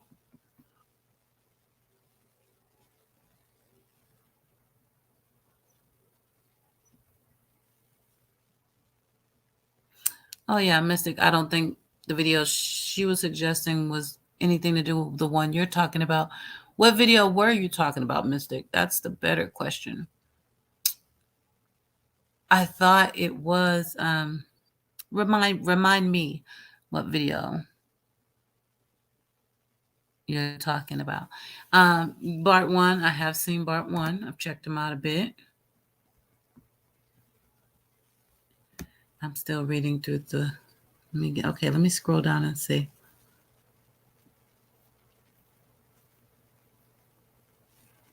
Lady R, oh gosh. I gotta do steps because I'm not on my laptop. So let me see if I can try to see what she sent. I forgot what you said she was sending about. Let me see. Yeah, Dale, I totally doubt that one, bro. And the GoPro video, Okay, got it. Thank you, April. And you know, you resent the pic. Y'all do know I'm live, right? Or shall I get off here and go check my email? Some very demanding moderators. I'm just kidding, y'all. I'm just kidding. Hold on, everyone. I'm gonna check my email. They make me feel like I'm missing something.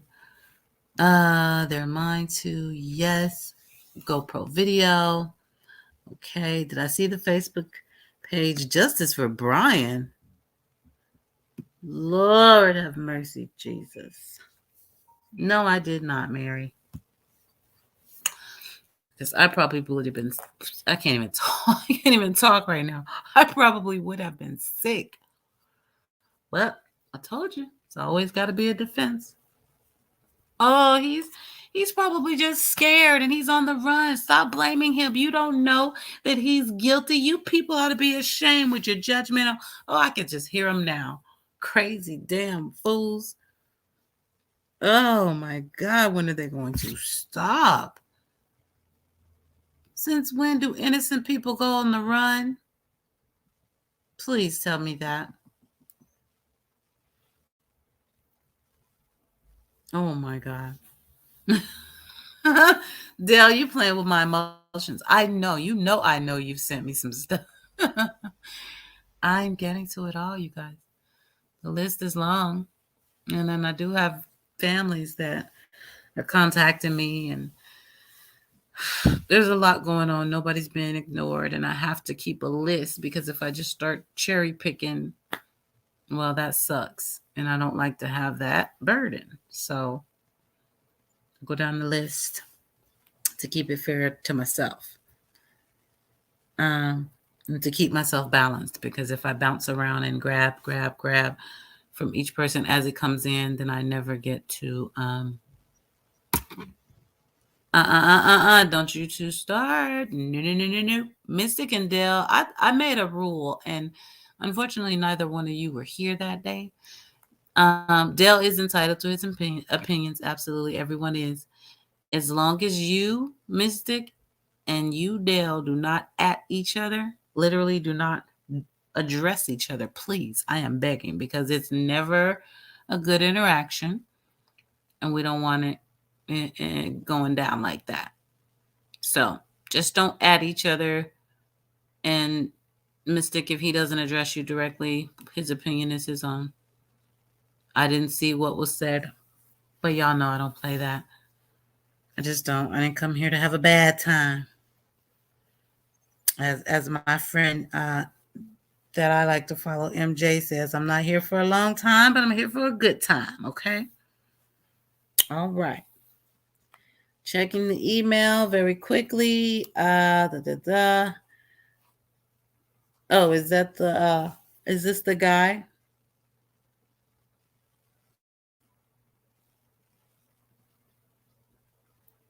Hold on, I have to download it.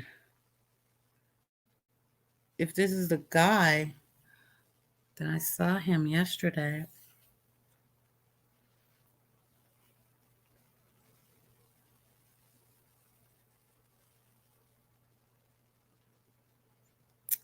Really?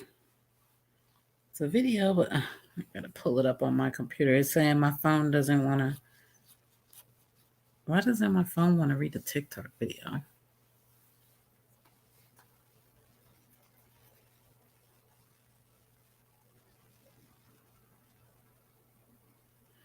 Okay, so darn it.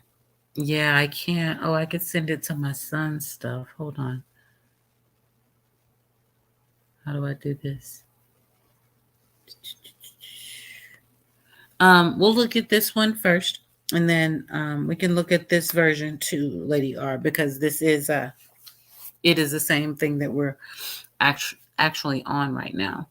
So yeah, let me I already pulled up Red, White, and Bethune, and then I will, while that's playing, I'll email what you sent or what you guys sent me over to my son's email since I'm on his laptop, and then I'll be able to pull it up.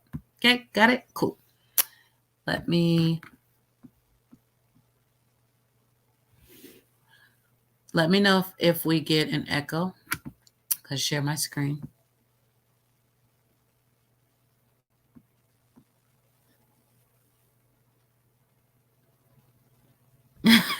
Right, Addie?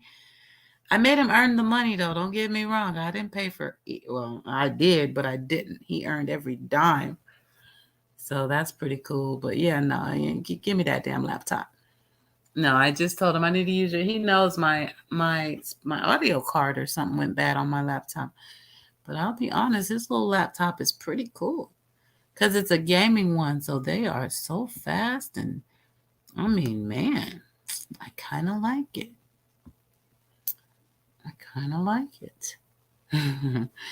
All right, I'm going to mute. Let me know if you guys get no audio, choppy audio, echo, any of that, because I can't fix it if I don't know. So let's pop up. I got my screen shared. And we are going to pull up Red, White, and Bethune. GoPro footage. Did I mute? I did not. My job is to make college easier because students have a lot on their plates. Like Harper, an econ major who piles on the pressure. Grammarly can help her stress less. All right, so we're trying to find a spot on this bumpy ass road.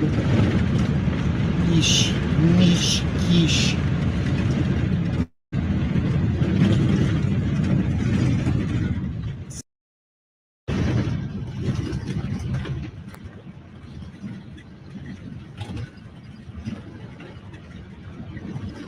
All right, so we're trying to find a spot on this bumpy ass road. Yeesh, yeesh, yeesh.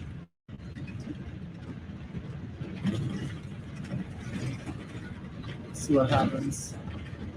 It's a pretty good road. It's just got big river rock in it.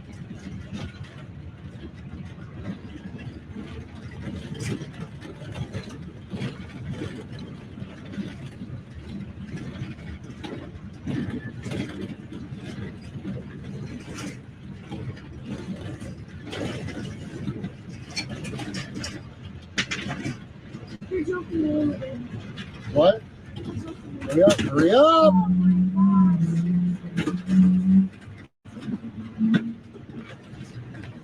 Shut that thing.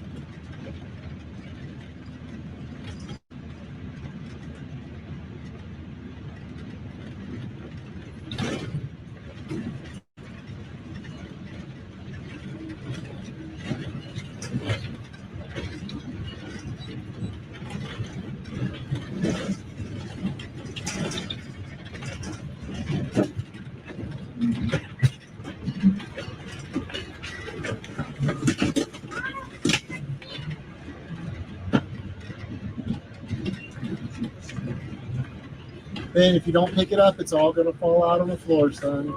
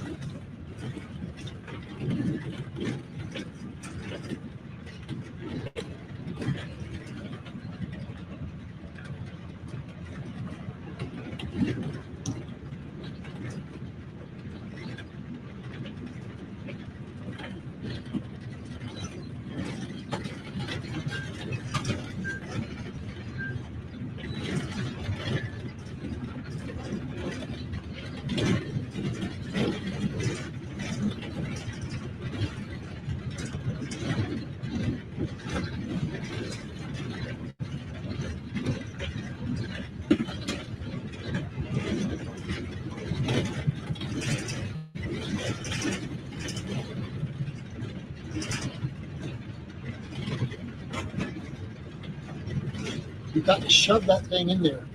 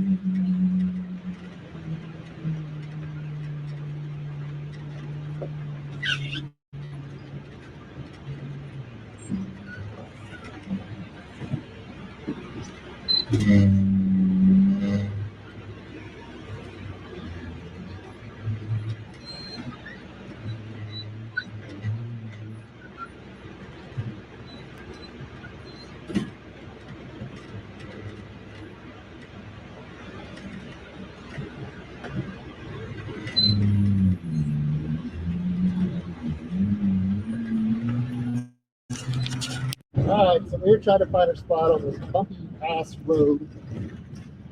Yeesh, niche, yeesh.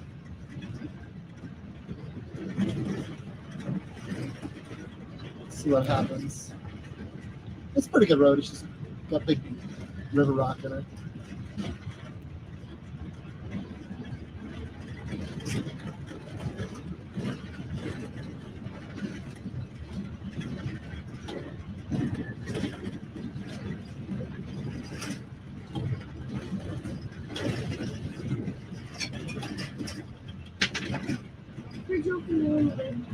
What? Hurry up, hurry up!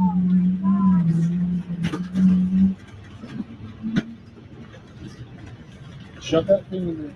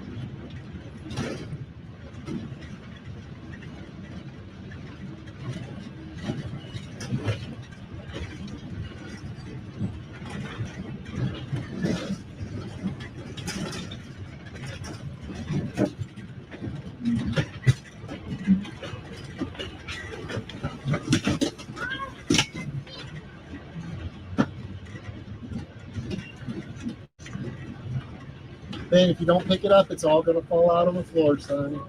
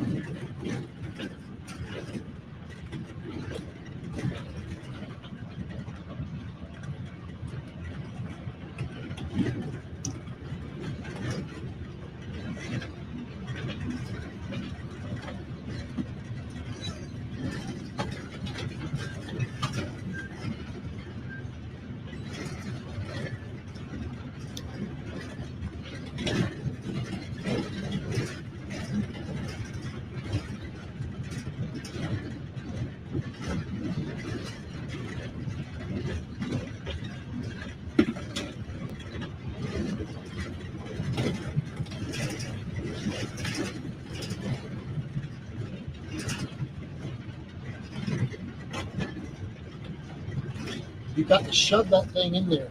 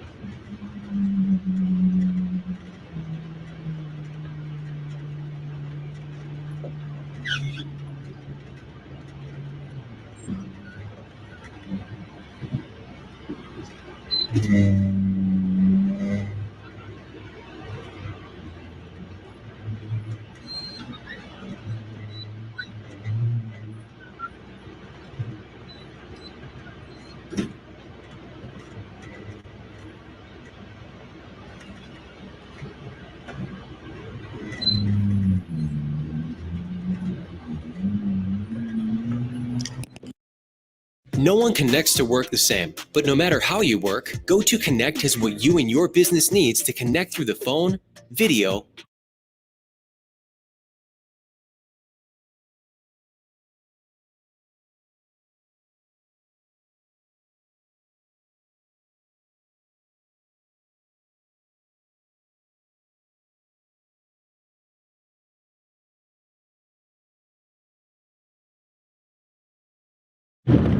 Alright, so we're here trying to find our spot on this bumpy ass road.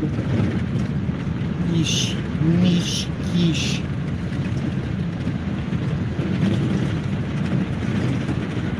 See what happens.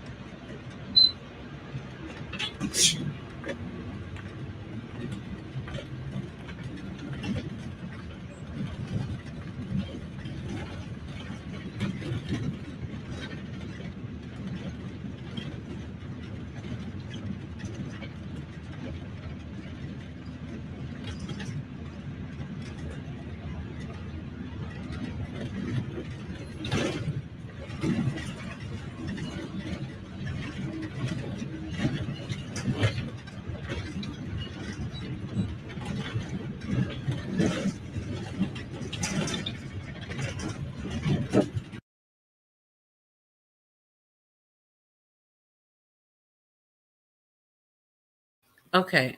Okay. I'm going to stop it for a minute because that was the second one. So I played both of them, but let me pull up the one that Lady R sent because if I understand correctly, that one's already slowed down.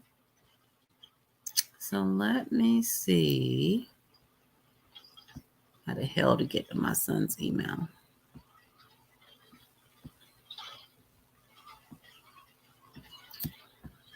Lord, have mercy, have mercy.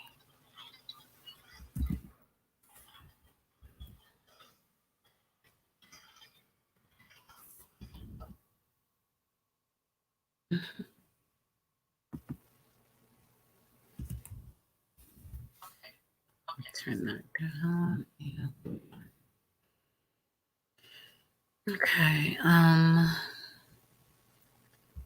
Did I stop the screen? I did not. I do want to do that for a minute.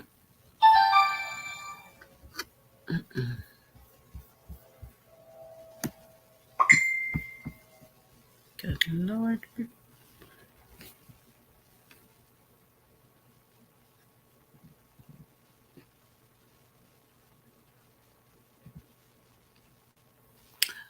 I'm going to read that in a minute. Okay. Okay, so let's pull this one up. What in the... Uh-oh. Gotta plug it up. Hold on.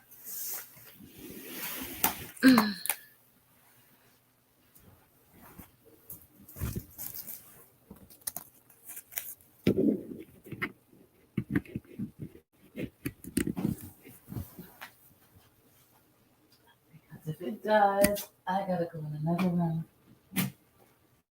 That's what we don't want. Okay.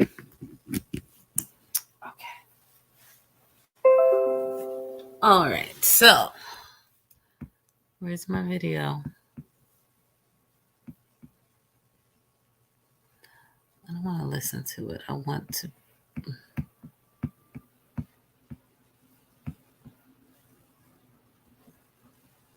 On Tuesday, September 20.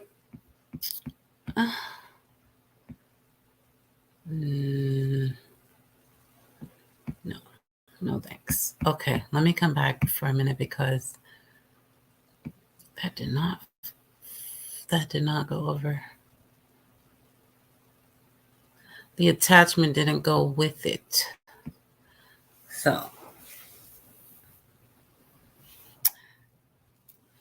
So I've got to resend it to myself. Most of this video, just them driving, is a short part where the van is shown and they just went past it. They shared a short and slowed down version of their own video. Is that the one you sent me? Because you know what? I'm kind of going on a little goose chase now. I got the one in my email. Is that the shortened one? Because that's the one I'm about to resend to myself. So if that's not the one I need, I don't want to go through that. And if anyone has the link directly to the shortened one, that's what I need. Because, yeah. This is, oh, come on. Finish up already.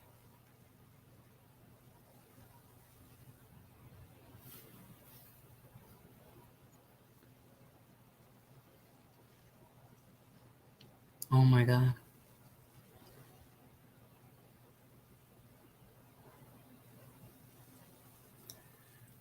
Well, I can tell you this for sure. If that's the case, if they have that, again, if our eyeballs can catch anything that even resembles that, FBI is going to be all over that. It would be cool to see, but I'm kind of chasing it down. I really can't do that. So that's the one Heatherlyn sent me. Okay, let me try to resend that to myself because that's the one I forwarded to my email, and the attachment didn't go. So let me do that one again, and then we're gonna get on into this here search.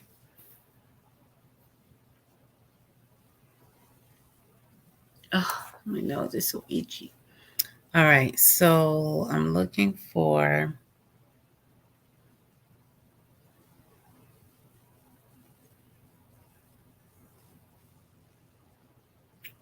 Here we go, Heather. Maybe I should just copy the link and yeah, let me do it that way.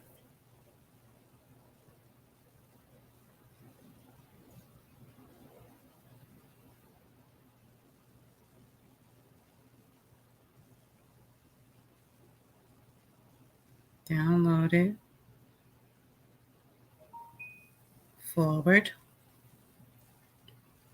Let's see if the attachment is there. Okay, this should work.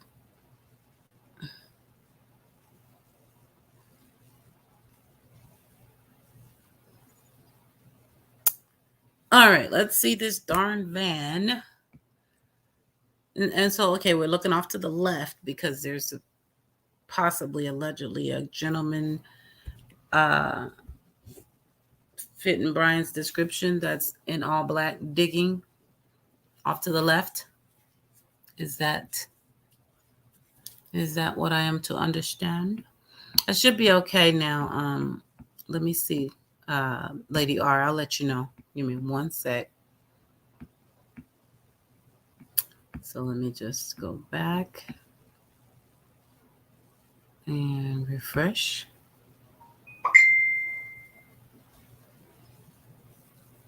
I still would have to send it to myself. It's because I'm on his computer. I don't have access to my anything, you know? But if this doesn't work, I'll forward that to my email. Hold on. Why isn't it showing up?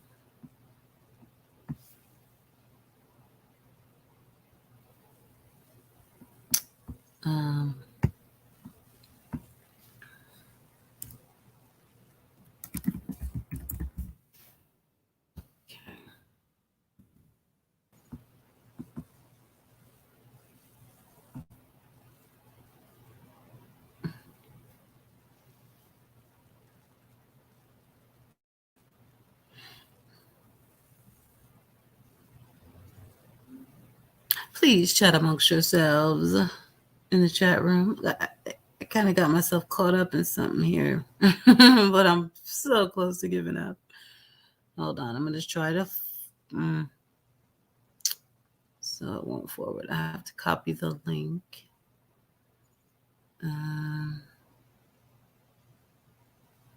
Robin.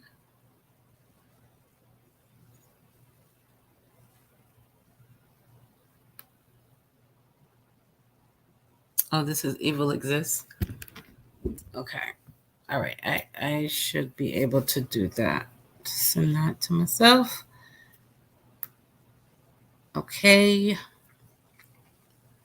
That's cool right there. Okay, let's go back to the email.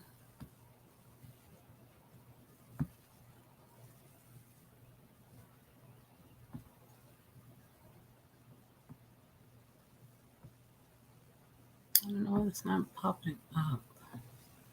Okay, so now, bear with me, y'all. I'm multitasking a lot.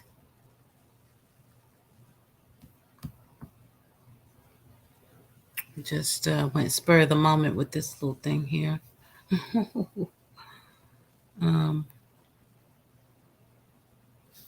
Unplanned, so bear with me. I'm going to send myself this link from Facebook. This should solve the issue. Okay. No format, just paste. Just paste, please. Oh my God.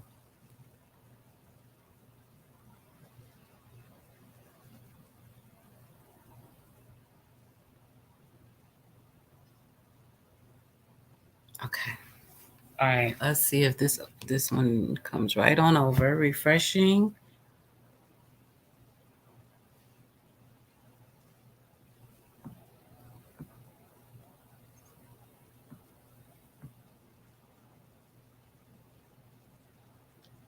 Okay, there we go. My God. Jeez Louise. Okay, here we go, y'all. Sorry, I thought the camera was on the right angle. Okay, so we need to share the screen.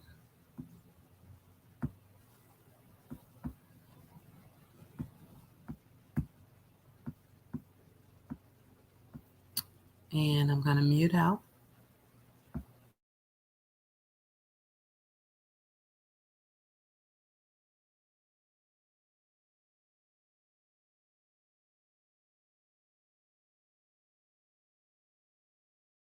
Download Buff for free to earn Buff points while playing your favorite game and get amazing things: Steam credits, gift cards, game keys, hardware, and so much more. This app will not slow down your PC. Download now for free.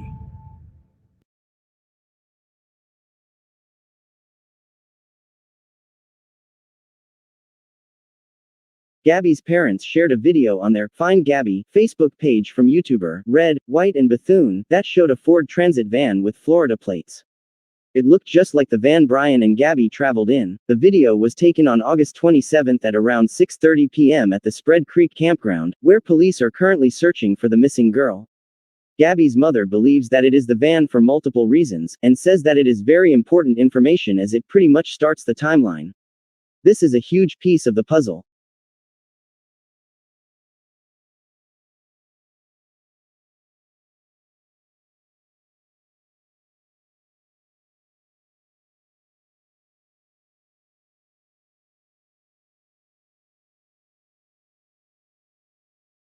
It would help if I unmuted. What's the other link? Oh, what is supposed to be someone digging as well. And well, let me take a look and see where my upload is, because we might pause, because this is really not a Brian day. Everybody's talking about Brian, and you know what I mean? But I did want us to take a look at it and see if we could, what we thought. I don't see it. And I'm having so many steps just to get it over there. As a matter of fact, here, Lady R, I'm gonna do this.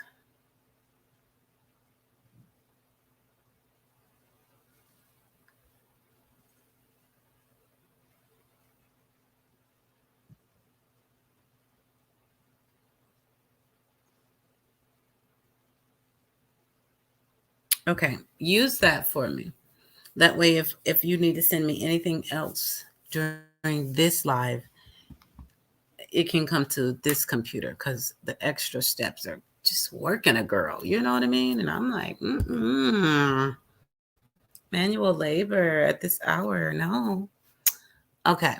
I know I don't have Facebook on this computer. My son is not allowed to have Facebook, Instagram, none of that yet. And I won't download it on here because that's where it starts. Okay, so you'll see in the message I sent you. You'll understand later on. What else we got? Peace. Okay, so send the second one to me, to that email that I just sent you, and I'll play that one. Because I got a little more time here. You would think this video is hours and hours and hours long, but I used a new program. I'm actually pretty excited. My friend, the same one who made the introduction and the outro music for me, Slick Mouth Records. I want to give them a shout out. I should do that more often, like every time, in case somebody needs a beat or needs a studio. But I lost my whole train of thought. Got totally sidetracked with the beats, and oh, I think I went into my own thoughts. It's gone. It'll come back. What the hell was I telling you guys about the beats?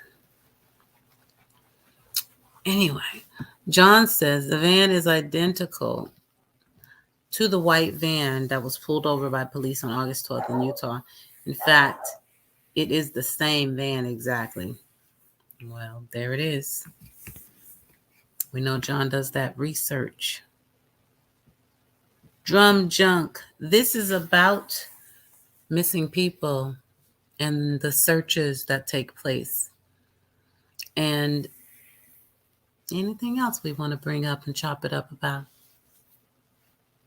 That's what we got going on today in particular. A lot of big stories kind of just saturating YouTube. So we're just falling right somewhere in between, just chopping it up about all of them and others. Thank you, CJ. Oh my God. And it was important too. Thank you so much. I was saying that my friend who made the beat turned me on to a better software that I could use to make my videos. Obviously, being that he has a full-blown professional studio, he knows the right equipment. So it's awesome to be able to make my videos in, and I could do so much and be more professional and all of that. So this is I'm looking forward to it because it's the first video I've made with that program. Thank you, CJ. Somebody got to stay focused up in here. Thank you. Oh, awesome, Drum Junk. I'm glad I showed up in your recommendation. See, that means you must follow somebody that does similar content. And thank you for being here. Hopefully you'll like it and you stick around. Thank you, CJ. It's really awesome. You can do so much more, so you do so much more, but it minimized my workload. I was, let's say I had 3 programs that this one program can now do the job of. So yeah, loving it. And quality and options and just take it to another little level. Yes, thank you. Thank you. No, Dale. No, that's just my ambiance up there. Oh, wait, the damn camera's reversed. Well, how the hell? No, I did it right. Yeah, no. No, the only eyelashes I have are my own. You see them? Funny guy. Francis, you're back. You slipped out on us. I guess it's all right. As long as you came back, it's all right.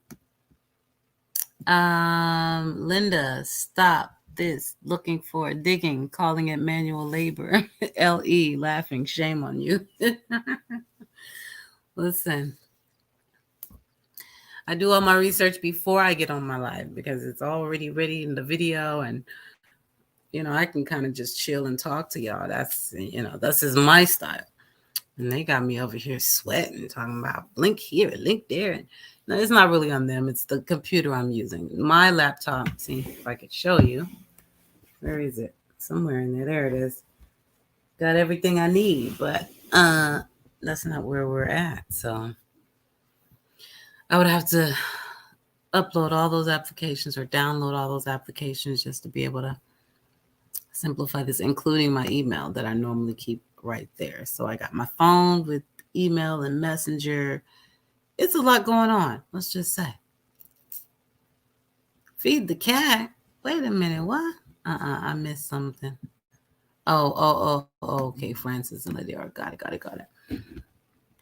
Oh, Drum Junk. I kind of heard a little bit about a devious TikTok act, and I didn't dig all into it to find out what it was about. So devious.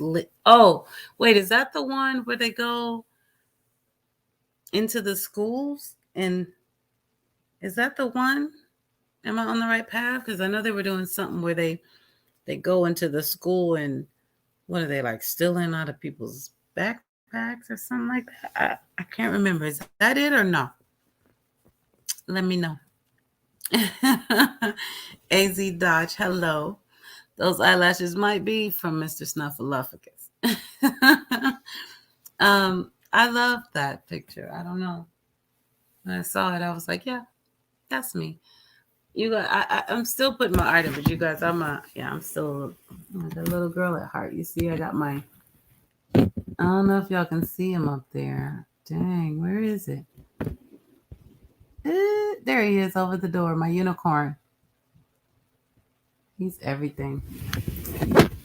He is everything. Very much a girl's room. See that? Pink curtains and everything. Yeah. I love it here. Oh, your doggy needs to go out. Oh, I know about all that. I know about all that.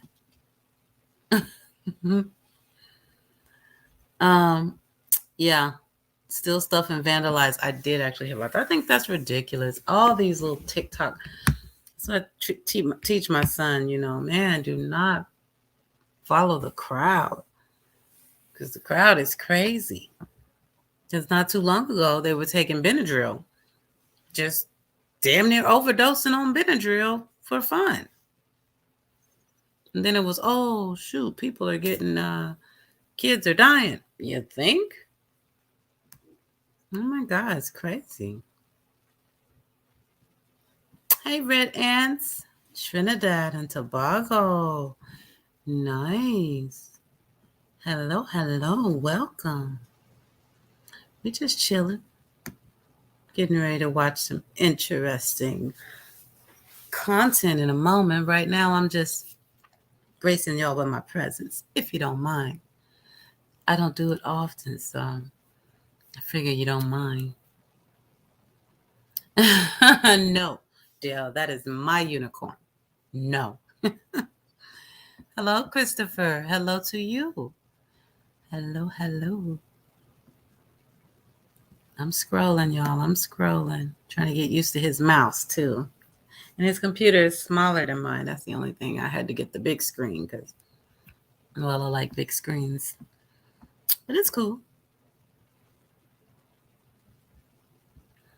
Let's see. My wife has pink curtains on her side, and I have camo on mine. See there? Compromise.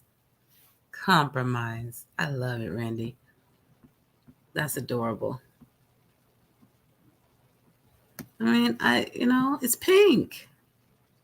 If it's pink, if it's glittery, sparkly, I'm just like, I want it.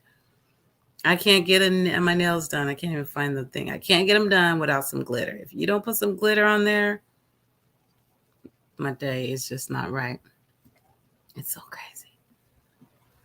Girl stuff, Drum Junk, thank you. We try to keep it like this, even if when we talk about what we normally talk about, which is definitely true crime, which we have been talking about. We just mix in other thoughts and feelings because that's okay. It's a dark topic.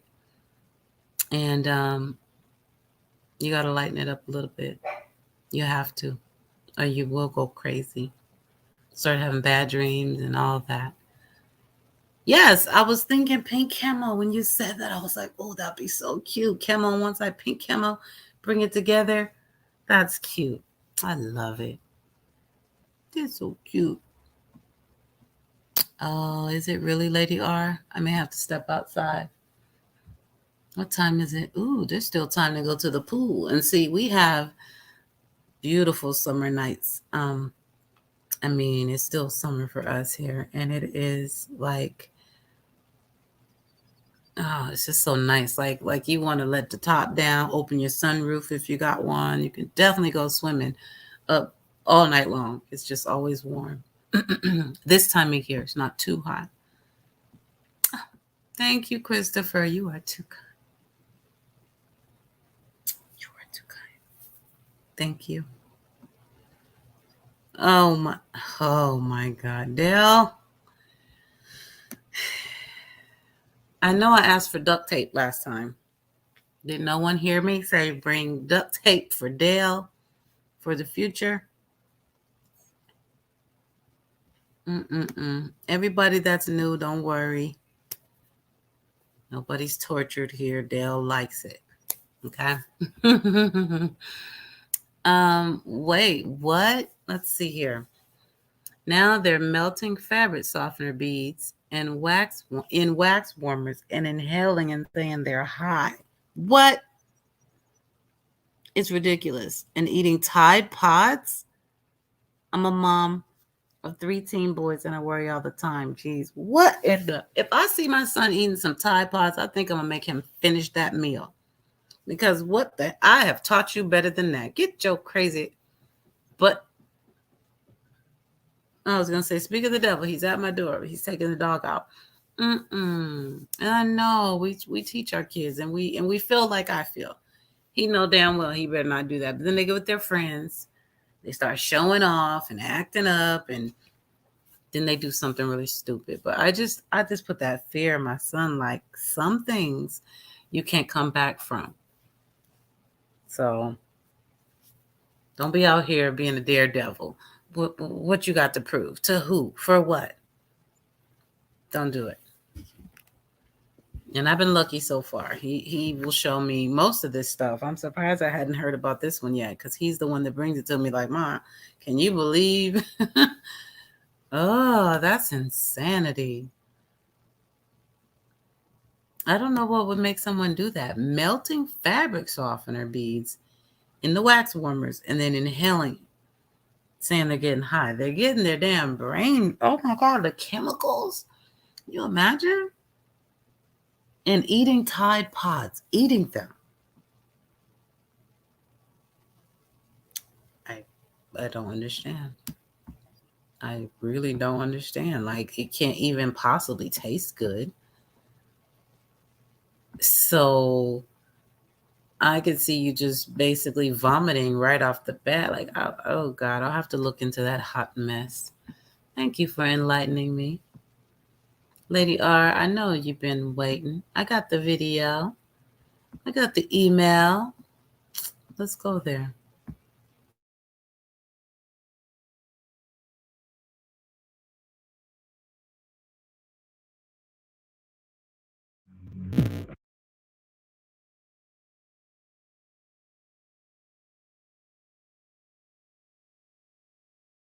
Hey everyone, welcome to the Dad Challenge podcast. My name is Josh. This is a very, very, very quick update. Tonight we're going to go live with Jordan McKay again, talk more about the Gabby Petito case and the updates that we've heard so far. Nothing crazy, nothing out of the ordinary, except for this video by Red, White, and Bethune. They are an RV vlog, I assume. Kind of a sad story, actually, if you hear it. One of their kids died on the way to a Disney trip, and it's just really sad. And so I guess they're just living their best life. But they came across the van. And as you read the comments on their video, you start seeing this thing pop up where they say, is that a guy digging in the forest? And I'm on my phone looking at it. I looked at it 100 times.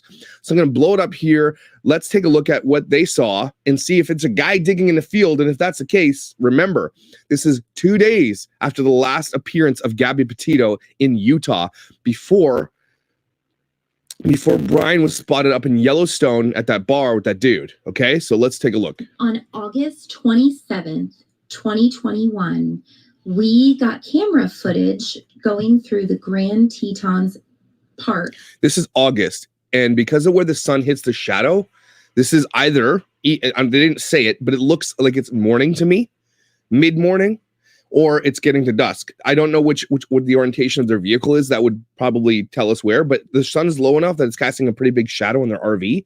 So it's either morning or dusk. Around 6 to 6:30 p.m.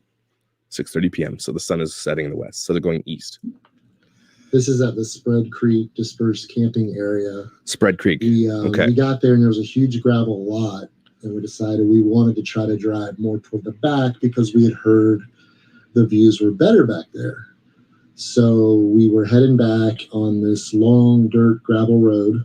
And we came across a white van that had Florida plates, a small white van.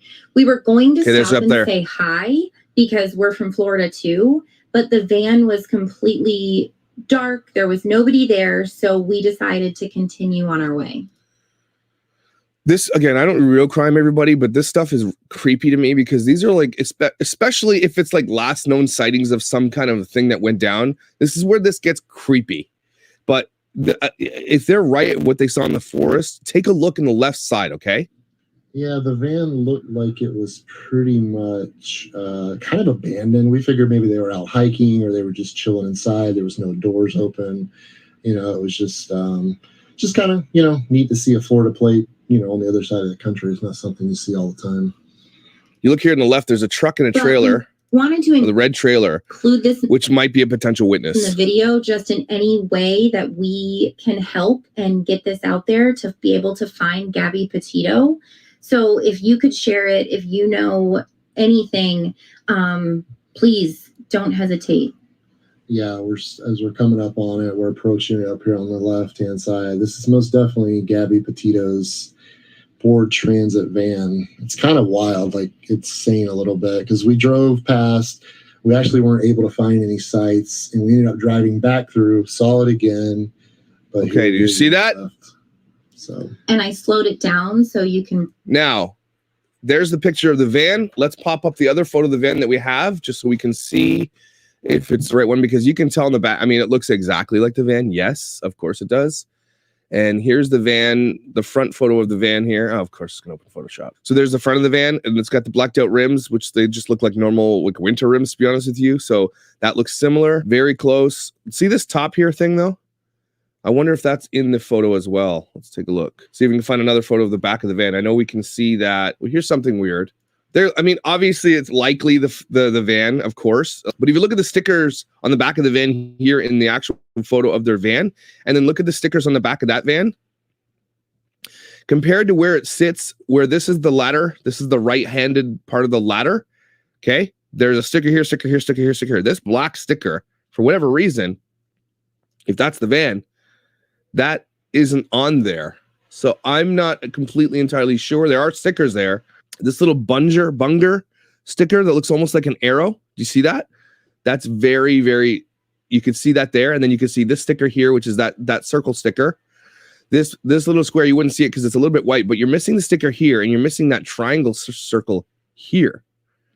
And I'm wondering if that happened after the 27th. Not that that matters. I don't think a sticker doesn't really matter. Let's see if we can find another photo of the back of the van. All right, so here we go. Here's another. So that black thing that's on top of the van, if you look at their YouTube video, so here you go. It does have that black thing on the top.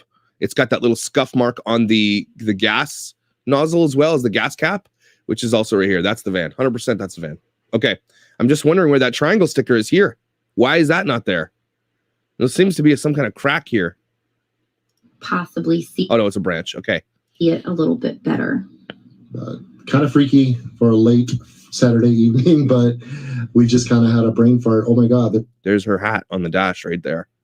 There's that. Nothing in there. Nothing in there. So if anybody can help. So let's back that up and let's take a look at that field where everybody says they saw someone digging. Okay. So as they approach here, what I think people are seeing, I don't know what people are seeing. Back up a little bit more.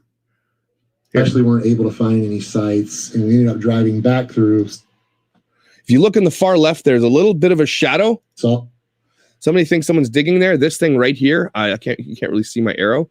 Here, let me just highlight this. Right here, okay, is where they think that it's a shadow of someone digging. If you pause it and go frame by frame, though, the movement, there's no movement. So in my opinion, that's not someone digging. What do you guys think? Anyway, tune in tonight. We're going to sit down with Jordan McKay, do all the updates on the Gabby Petito case, and bring some ideas, and you can join us in the chat. We're really excited to have you there. You know, it's important to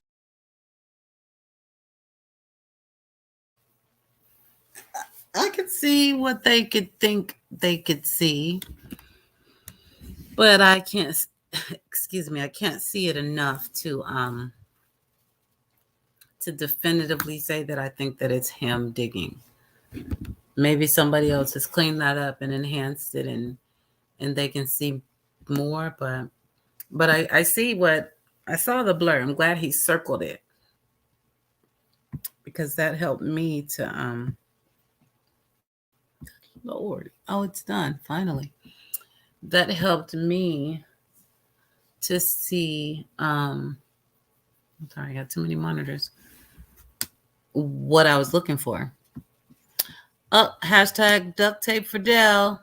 I love it. I love it. I love it. Everybody share that. What's going on here? Harvest moon is out in full effect tonight. What does that mean to me, you guys? What effect will it have on things? Oh, on site. Thank you so much. But the first time you've seen me live, I've seen you around. Maybe not. Maybe it wasn't in here, but I've seen you, but not seen me. I know what you mean. If that's what you mean, because I usually turn the camera on, but trying to do that a little more. Okay. Gonna have to cut it off in a minute though, because I have to inhale my prescription. And because I'm monetized, I don't want to run away any sponsors. Because I'm doing things on camera. But thank you, sweetheart. I do appreciate that. Laughing gas? Oh my God. What are the long-term effects of laughing gas? I mean, it's gas, right? So anything you just constantly keep feeding your brain, I would think would probably not be a good thing. But other than I can't talk. Other than laughing your ass off, what does it do? Jeez Louise, I swear. Exactly. This is exactly what I'm saying, April. Lord, these challenges are ridiculous. The lick challenge on TikTok has kids vandalizing and stealing as much stuff as possible to show on TikTok. And kids are stealing sinks from schools and stuff for clout. Sinks. So it's about really showing your little butt and seeing what exactly you can get away with. Terrible path to even be on. Little armed robbers in the making. Sheesh.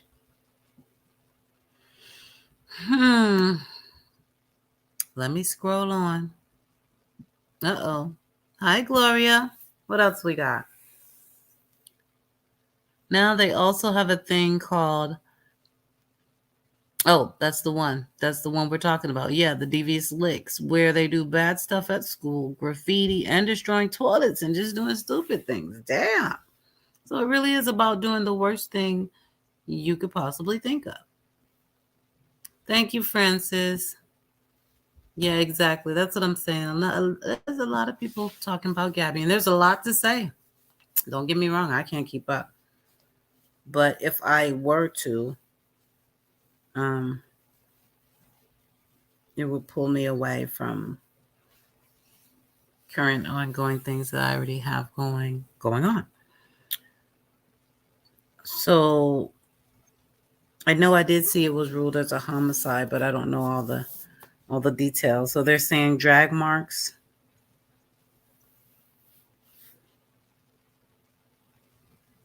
Yeah, I'll check it out later. Poor baby, rest her soul. Let's see. Scrolling, catching up, not catching up, not even close to catching up, but getting to the bottom here. Because we do, like I said in the beginning, in the spirit of all these cases, all these missing person cases, it took me to that rabbit hole, and I just wanted to see more searches. I wanted to see different searches and the levels, and I didn't get, everything from every case, but enough to grasp the gravity of the search that happened. And that's where we're gonna go with it. And you'll see what I mean. You know me, always a little bit of education mixed in there. You might learn some things that you didn't know. You might learn more about something you already knew. I really enjoyed watching the thermal energy readings and how that works, because when we see all this terrain, we trip out. We're like, oh my God, she's over there, like she's in a national forest. I think I unplugged my battery. Hold on, guys. Oof.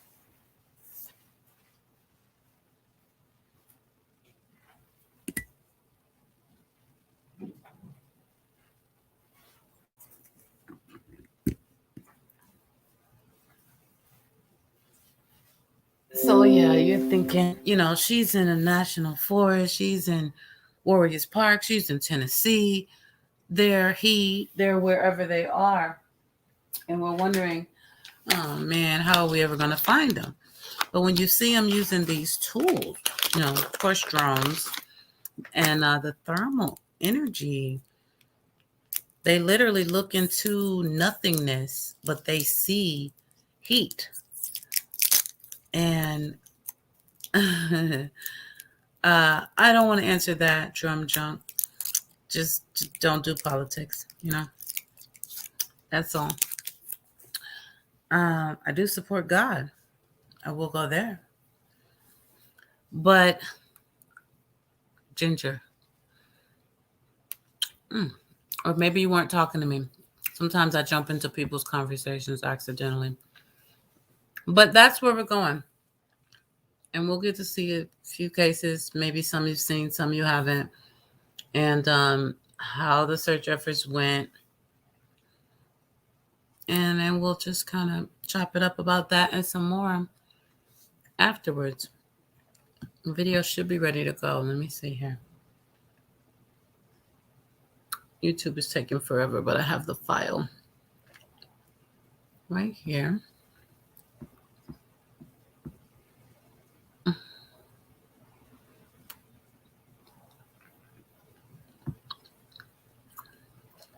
So,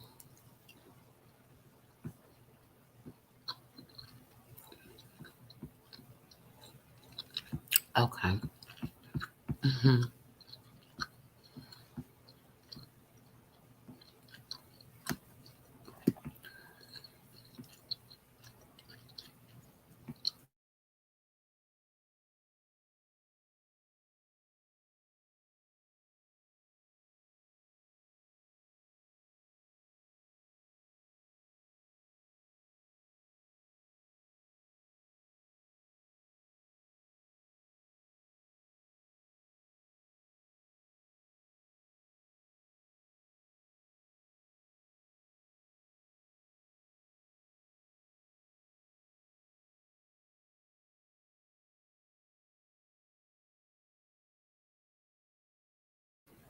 All right. Let's get this file uploaded. Let me know if the audio is good.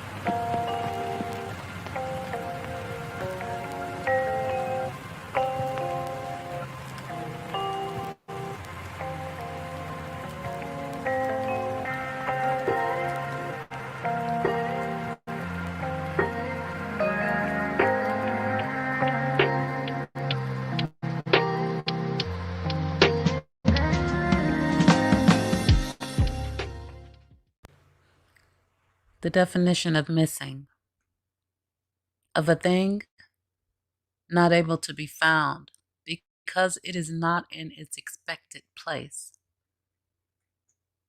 not present or included when expected or supposed to be.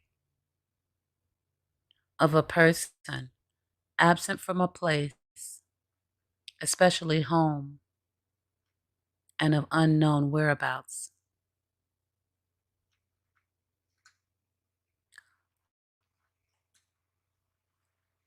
This video is about the missing and the search for them. All the different variations, all the different tools, timelines.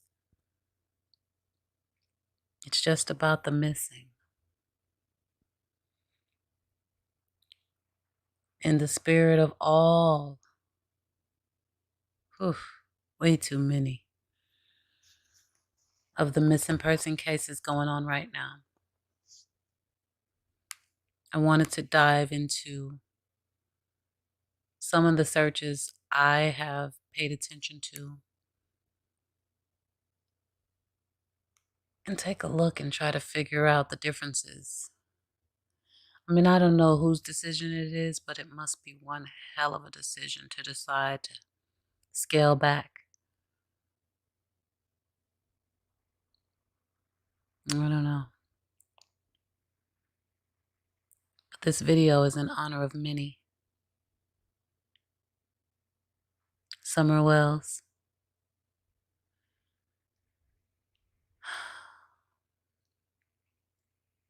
Rosemary Bly. Baby Joe. Echo Lloyd.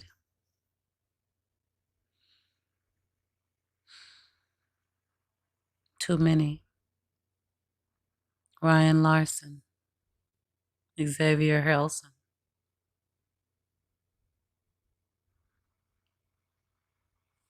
Little Artie Pepion. Michael Monkey. Joseph Vaughn.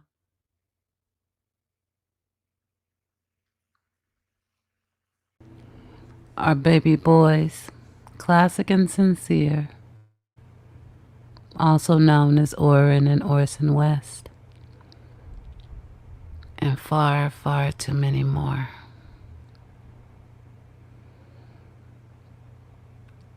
Come with me as I look into some of the searches and say their names.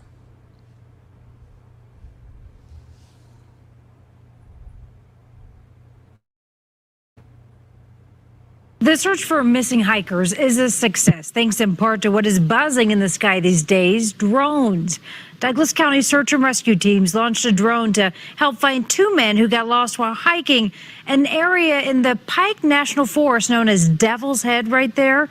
Karen Morfitt joins us now to explain how this all worked out. And Karen, those men are safe at home tonight. They're at home safe and without any injuries. Karen, the Douglas County search and rescue team was able to use cell phone pings and one of these, a drone, to find those missing hikers and bring them to safety, all within just a few hours. Shortly after learning two hikers were lost in the Pike National Forest, Douglas County search and rescue crews were on the ground and in the air using a drone. I think it's awesome. It's fantastic. It is, in fact, I think, where search and rescue, especially in the wilderness areas, is heading. On Thursday, Roman Bukhari and the rest of the rescue team were called on to find two men who lost their way after leaving the Devil's Head Trail. The team's newly approved drone was launched and quickly covered miles of terrain before their boots would ever touch the ground. Before we're out there, we can search massive areas of terrain. Before we're out there, we can see at high points of visibility, is there in fact someone there? While it's an invaluable search tool, it also gives those responding on foot critical information they need to complete a successful rescue. And everybody knew exactly where we were going, what we were seeing, who we had to deal with, how many we were going to deal with, and that made my life much easier. In fact, in a forest spanning thousands of acres, it took just 2 hours for crews to find those missing hikers. Bukhari says as successful as the search was, it's just a glimpse into what that technology can do. It is a tremendous tool, and I'm glad that it's on our team, and I'm glad that we can use it. Now, a spokesperson for the Douglas County search and rescue team says almost immediately after those hikers were rescued, the first question they had was, how much is all of this going to cost us? This, they say, can be an important reminder to everyone that if you find yourself in a situation like this, never hesitate to call for help. They do not charge for their services. For now, we're live. Karen Morfitt, CBS 4 News. What's the address of your emergency? I'm actually camping in Leadworth.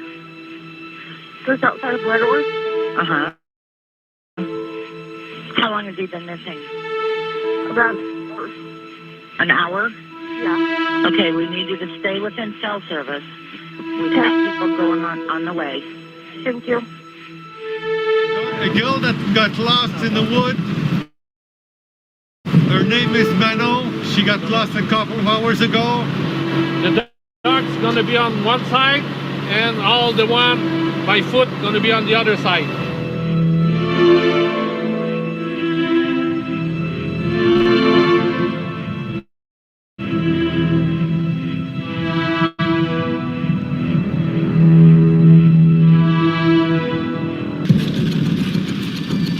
Il y a un lac, un deuxième lac.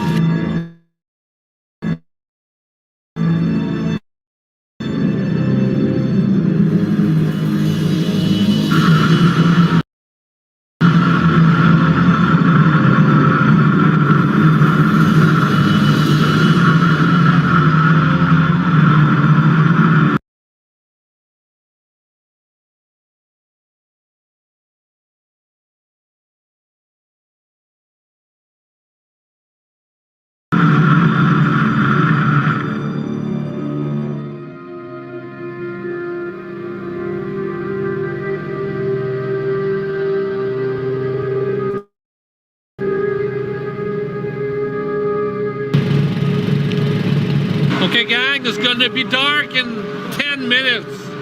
We have to hurry. We're gonna need Jacques with his drone and the FLIR camera because it's gonna be dark and it should be like 20 degrees below.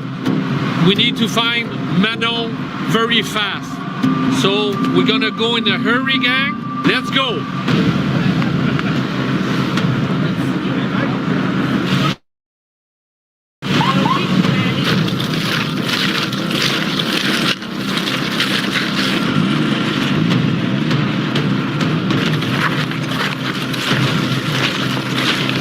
We're going to start to scan the wood with the infrared starting this way. Yeah. We're going to fly in this direction. Okay, and the goal is to fly all of that wood up to the end along the lake.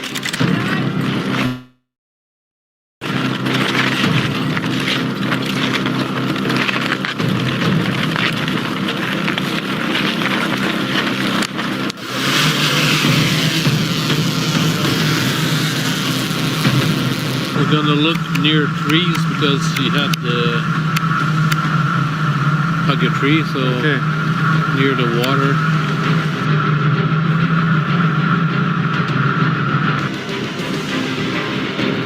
Cutter is gonna be black instead of white. Okay, there's something there.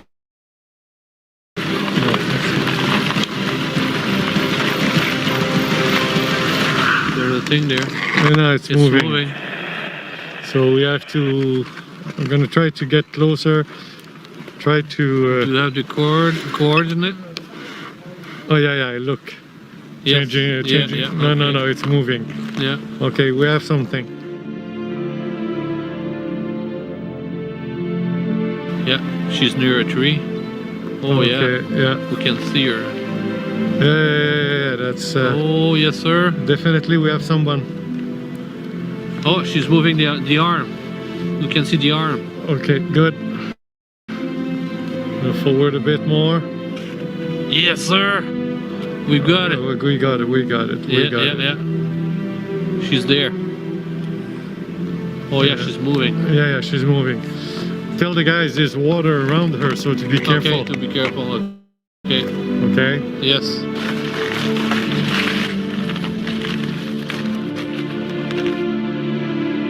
Alright, we found her. She's alive. Everything is fine. We need to have the snowmobile to do the extraction.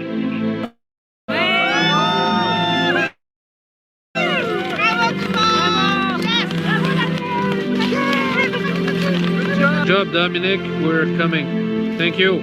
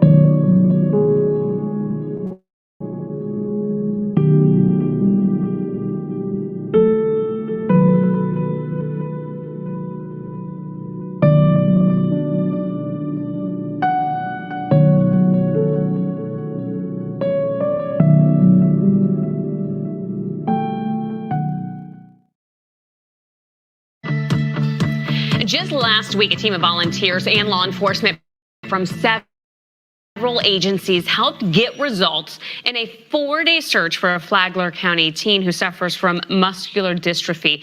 Perhaps the most memorable hero in that search party right here, a canine bloodhound named Putnam from the Putnam County Sheriff's Office. Yeah, he was the hound who found Ricky Wheeler. You can hear him in studio right now. So we are so excited to have Putnam with us here today, along with his canine handler, Sergeant Emmett Merritt. What is that little sound Putnam's making right now? Is he working? That's his whining sound. He's wanting to go. Because I read something like bloodhounds in general, they are bored if they can't work, and they can be destructive if they're not kept busy. Absolutely. People have the, I guess, false illusion that bloodhounds lay on the porch in front of the fireplace and they're all lazy. Yes. Absolutely not the case. Absolutely not. If you don't keep them active or doing something, they'll tear stuff up.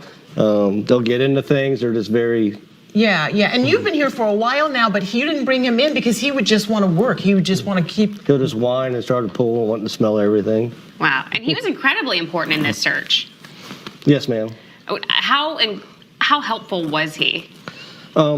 Basically, they had been looking for Ricky for about 4 days, and naturally, being a bloodhound handler, my wife also works a bloodhound in the next county over, but we always watch the news and we're always looking to see what's going on.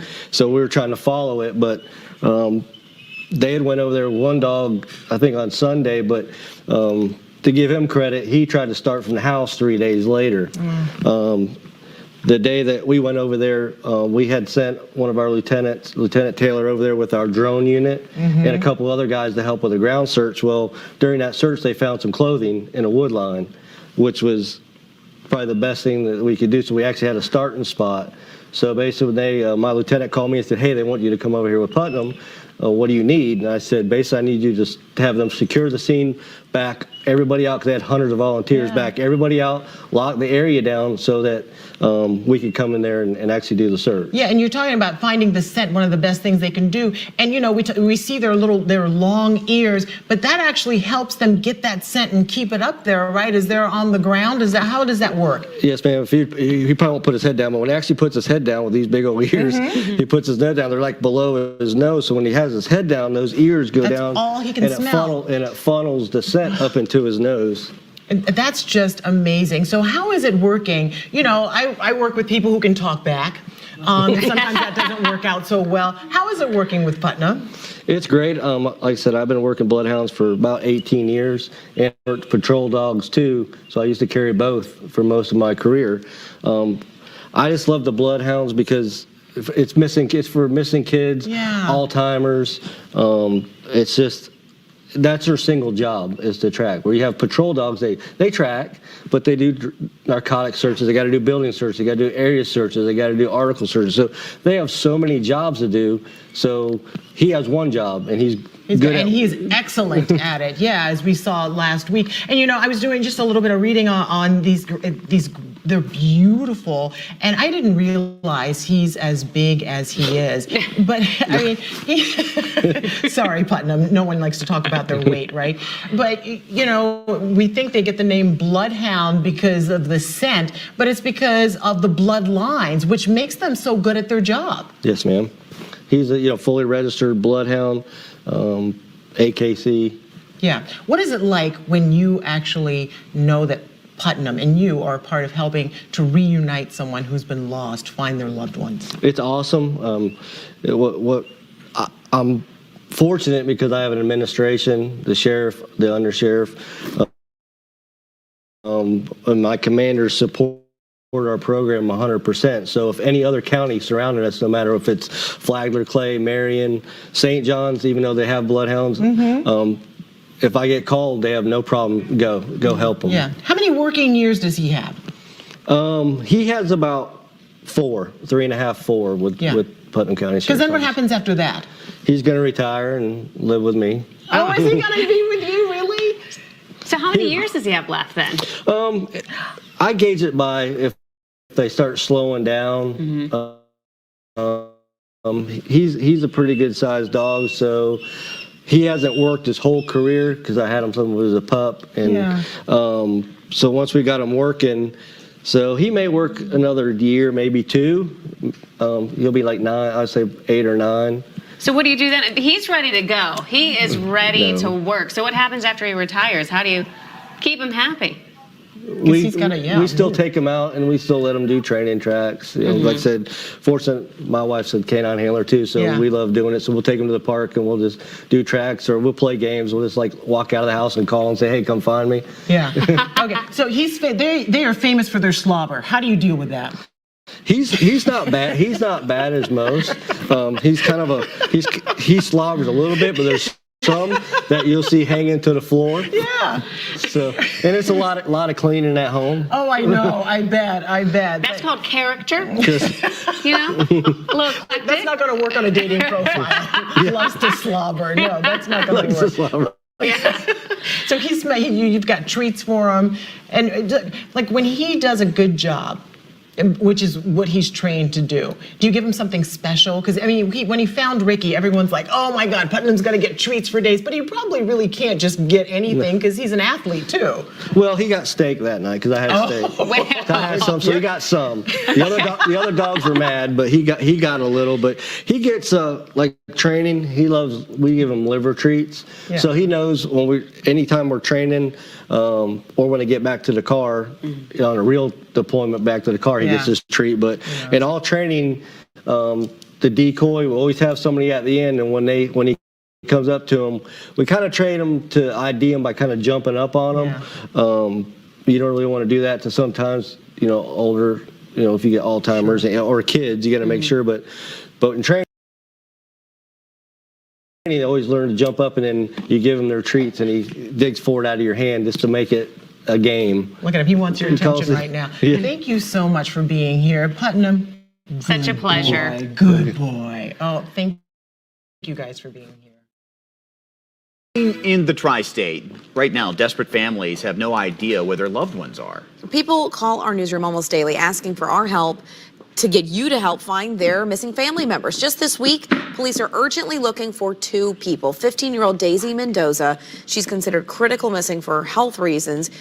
She was dropped off at Princeton High School Wednesday morning at 7 and hasn't been seen since. You mentioned Daisy. There's 37-year-old Rigoberto Garcia, last seen January 12th in Mainville.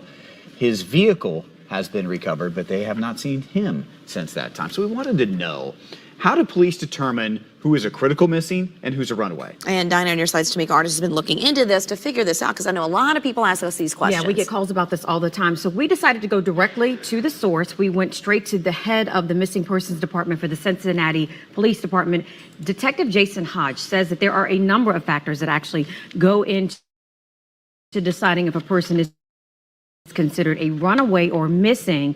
He says that if someone's mental or physical health is at risk, they are considered critical missing, and he explains. Essentially, if somebody's a threat to themselves or others, they would be considered endangered or critical missing. And if somebody, say for example, has missed a life-saving medication that they take, that would also list them as critical or endangered. Okay, so here are how the missing persons numbers stack up here in the tri-state. Right now in Ohio, 950 people are missing. In Kentucky, that number is 21. And in Indiana, just over 1,000 people now have vanished without a trace, considered either missing or runaway. And go ahead, Chris. Well, does this strike anybody odd? There's only 21 people missing in Kentucky? It is strange. So you wonder how those numbers are so different. Smaller population, from right, that standpoint. exactly. So from the standpoint, how many officers or detectives? I'm sure it comes down to numbers of getting people on the streets to search for these people. Yes, exactly. So here in Cincinnati, they were telling me that they do have a team, obviously, that's designated to looking into these cases, but it really comes down to family involvement. For example, the woman that went missing this past week, Madeira, exactly. Yeah. Her family's involvement actually resulted in her being found alive. Here's a picture of her right here.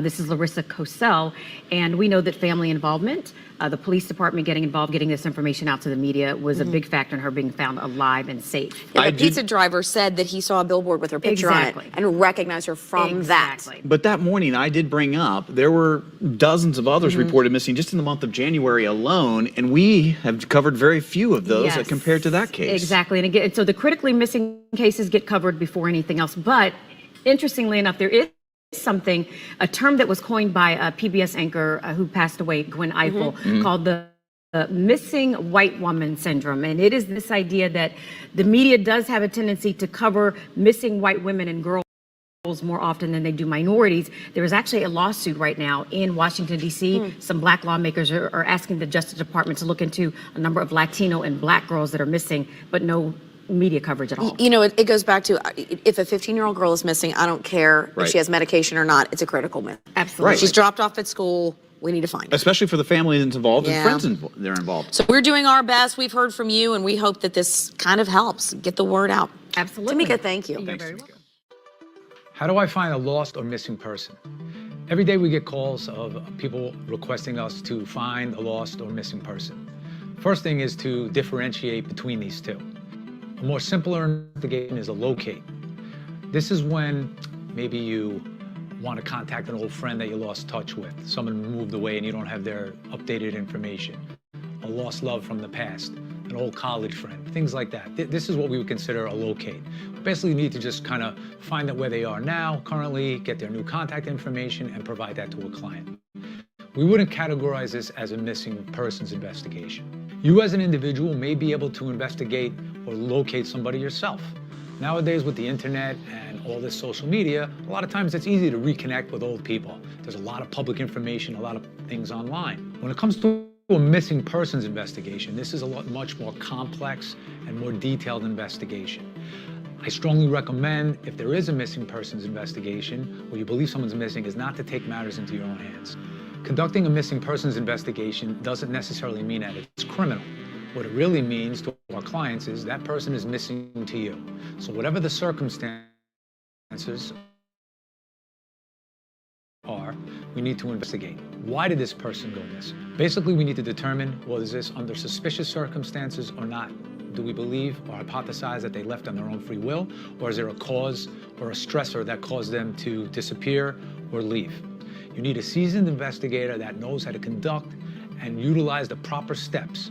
Many of the clients who hire us have family members that have either left on their own volition or disappeared and are suffering from either mental difficulties or illnesses, some kind of drug or substance abuse. Having a detailed consultation with a client to ask questions and determine what may have transpired up until the person had went missing will be key in trying to locate or find the missing person.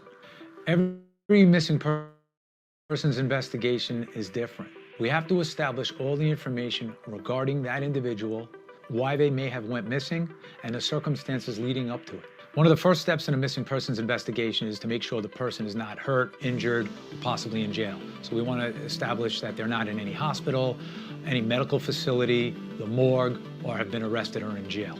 The second step is conducting very thorough interviews. Now, the interviews can be done with family, friends, co-workers, roommates, places where the missing person frequents, such as gyms, clubs that they belong to, or hobbies they're involved with. So there might be information that a family has, friends might have other information, co-workers might have other information, and you want to get all the most up-to-date information from everyone, because there may be information out there that one person doesn't connect to the other person, or it's not shared information. So it's an extremely important step when starting a missing persons investigation. Checking social media accounts can be helpful in an investigation. However, in missing persons investigations, a lot of these accounts are no longer used, thus making information getting from them less useful. If an individual is an avid social media user and then all that usage stops, that is a factor in a missing persons investigation. You might be able to go back in the history of their accounts to see if you can gain useful leads or information that might be helpful in pointing in the direction of where to look for them. There are cases where someone goes missing, but they don't want to be found. And if you're an adult and if you're of sound mind, you have the right to disappear. It still doesn't make it easier for a family. They still want to have the questions answered. Are they safe? Are they okay? And we want to answer those questions. Canvassing is a technique used in missing persons investigation. And what canvassing is visiting the locations that are involved in the individual's life. Canvassing is very important because many times we uncover witnesses that have useful information or leads that we can act upon in locating a missing person. We also want to determine, how did this person get around? Are they in a car? Are they using mass transit? I will say that they say Big Brother is watching, and that is true. But now I say to everybody, brother's watching, sister, mother, father. What that means is everybody now has cameras. We have cameras on our cell phones. There's security of cameras on people's houses and buildings and all public places. So being able to canvass and look for camera footage or indicators where the person might have been last and build a timeline is very important in a missing persons investigation. Utilizing police, contacts, and informants are also part of a missing persons case. The police may be investigating your missing persons case, or they may not be. It could be a cold case, a case that they looked into, or a case that they haven't worked on much. In my experience, one of the issues with working with law enforcement is, unfortunately, they are overworked, undermanned, have huge caseloads, and they can only dedicate a small amount of time to every investigation. When hiring a private investigator, we're dedicating the time to find a missing person. So we're out there actively investigating and putting time and effort to try to find them. Using the public in a missing persons investigation. Yes, the public can be beneficial in certain missing person cases, but we do have to be careful, because a lot of times when clients are coming to us with a lost family member or a missing person, sometimes these people don't want to be found. Sometimes they're suffering from some kind of mental disorders or difficulties or illnesses. We have to be very careful when we're going to use overt or covert tactics. With any investigation, the more information we have, the better the outcome may be. However, does that mean we can't investigate situations with limited information? There are cases where we have little information and they're able to be solved, and there's cases that we have a wealth of information and sometimes may not be solved. I mean, just recently I had a situation where a client had hired us. They actually were people that lived in Ireland. Their son, who was suffering, unfortunately, for some mental difficulties, was living in England. He went missing from England, went to Canada, entered the U.S. illegally, and was homeless in New York. So there was very little information to go on with this case. Yeah, we had photos and we had some pedigree information, but this person was not even missing here or from here. He was here, he wasn't a citizen, he was going to have very limited information. This case, with limited information, was able to be solved. We ended up locating him and reuniting him with his family and getting the help that he needed. At the end of the day, reuniting missing people with their families, getting people the help they may need is extremely important here.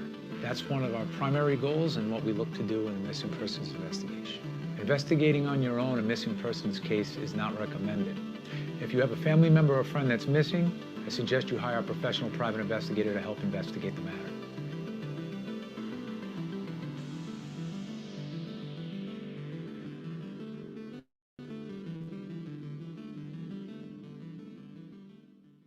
Search and rescuers continue to look for the body of a 3-year-old girl near Browning. We've had some helicopters, drones, and things of that nature, divers looking in. The focus is the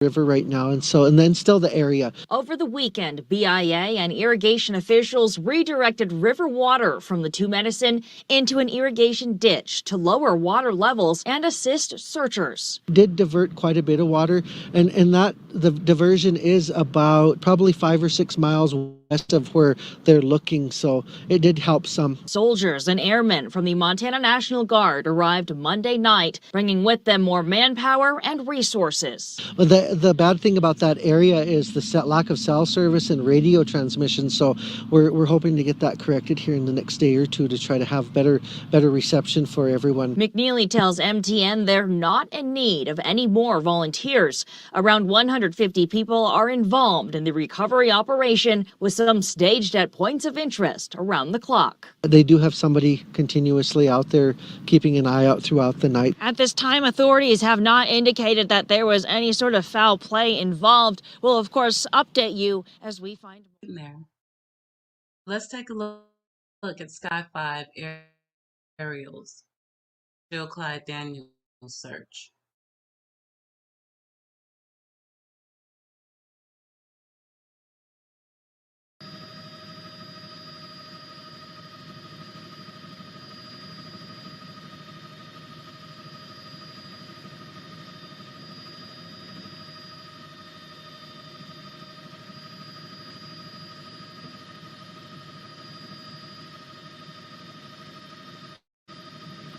But a massive area.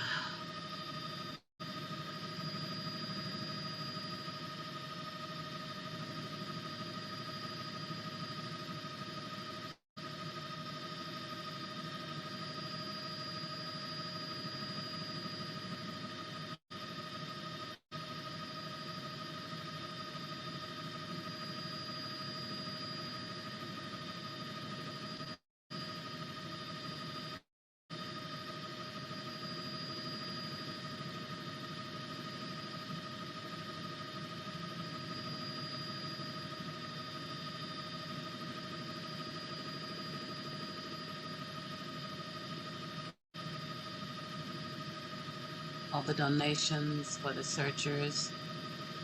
Awesome. Dixon County Emergency Management Agency out there. Tennessee Bureau of Investigation, the TBI. Search and rescue.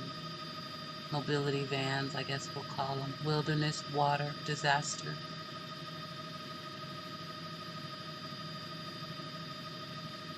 They had hundreds of volunteers.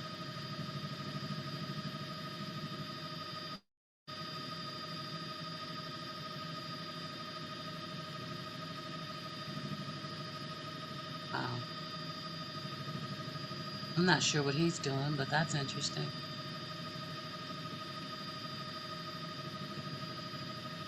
Maybe just searching. I would say they pulled out all the stops. Thank God for that.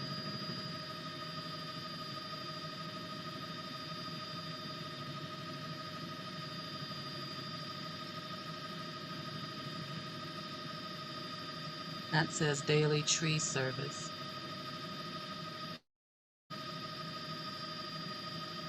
You see lots of little ponds. They said they searched every one.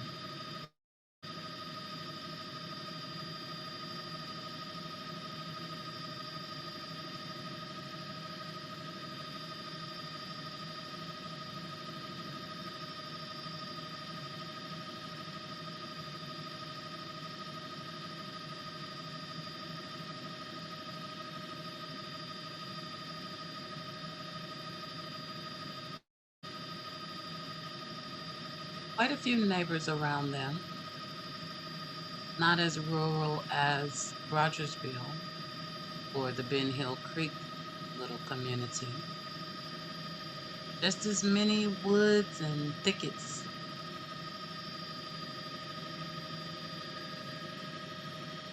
That's the bus with the searchers being transported to and fro.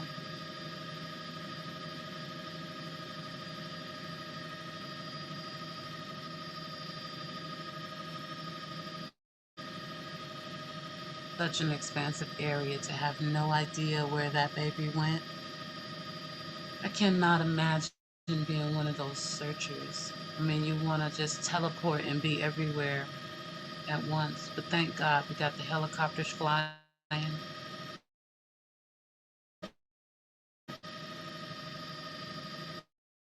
And the searchers on the ground.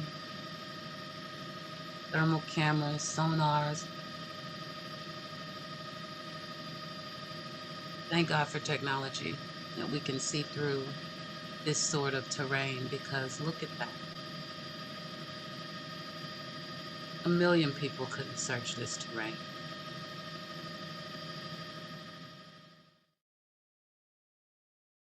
Start tonight with new information in the search for Summer Wells, a nonprofit organization that's worked on several other high-profile cases. Joined the search for her this weekend. Wells has been gone for more than a month. The nonprofit is called EquiSearch. They've worked with authorities to try to find missing girls Natalie Holloway and Kaylee Anthony. The last time they were in Tennessee was to help look for Joe Clyde Daniels. The organization's Midwest division stayed in Hawkins County from yesterday until today. It says crews are using any resources necessary to find her. The director says this includes high-tech drones that can tell if the ground has been dug up and remote control sonar units that can go into water. This can help crews know what's in a pond, for example, without having to send in a diver. Volunteers say for them, it's a moral responsibility. I know if I had a child, a loved one, anybody I knew friend-wise that went missing, I wouldn't want everybody in the world out looking for them. We treat each missing person as if they are our family. Yes. Or we treat it like we take it very, very close to our hearts. Those volunteers say even though they left today, they won't give up. They say they'll keep looking until she's found. And if you have any more information about Summer Wells, call the TBI.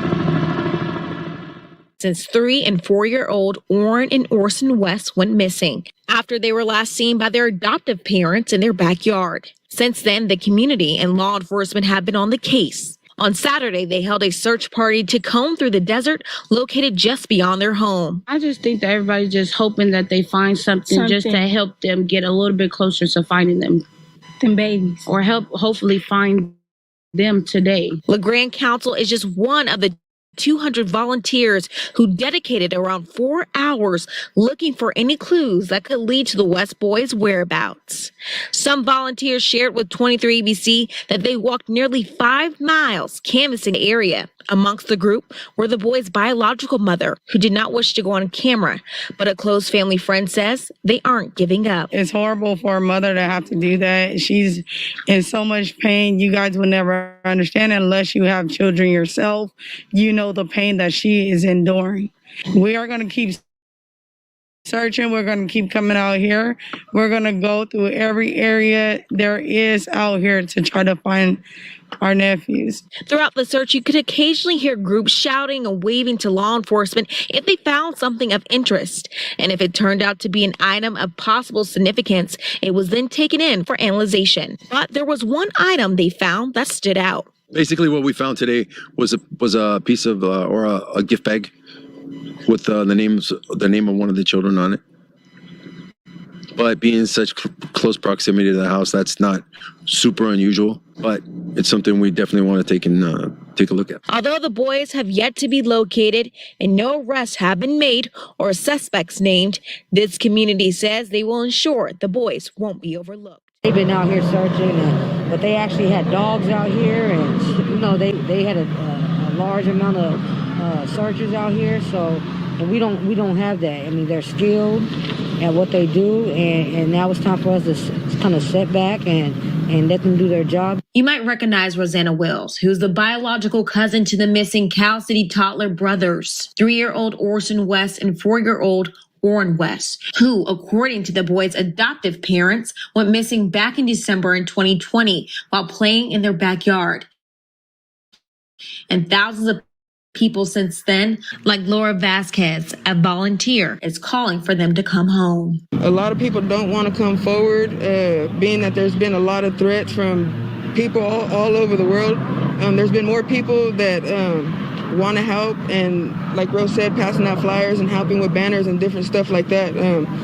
I myself was a little scared to come into the case, but there's 2 missing boys out there who need anybody they can that's going to speak for them. On Saturday, FBI, the Bakersfield Police Department, and Kern County Search and Rescue participated in the search. According to BPD, officials spent several hours in the area and wrapped up shortly after 12 p.m. And Sergeant Robert Pear of the Bakersfield Police Department says the boys were not found during the search. Saturday's search comes several days after the Bakersfield Police Department took over as the lead investigators in the case. Wills tells 23 ABC this change makes her believe they are now one step closer to finding the West boys.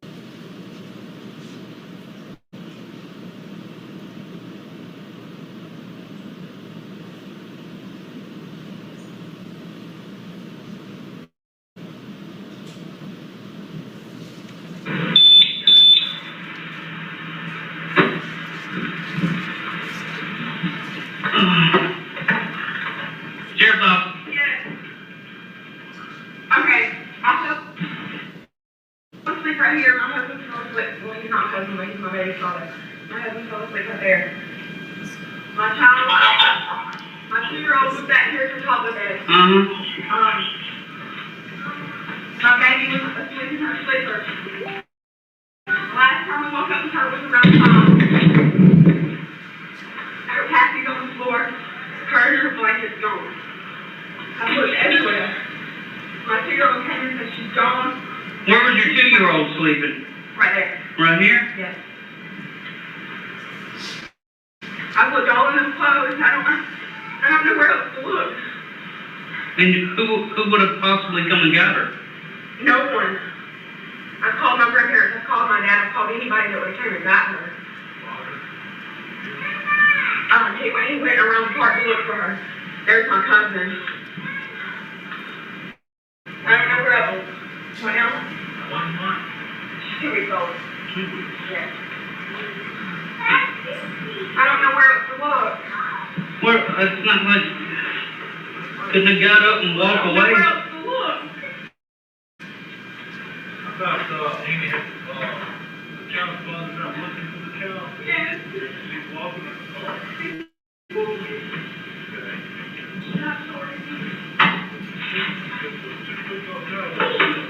Well, that's what I'm saying. Maybe she does. But she does pick her up and tow her places. That's Who? my 2-year-old. Who does? My 2-year-old.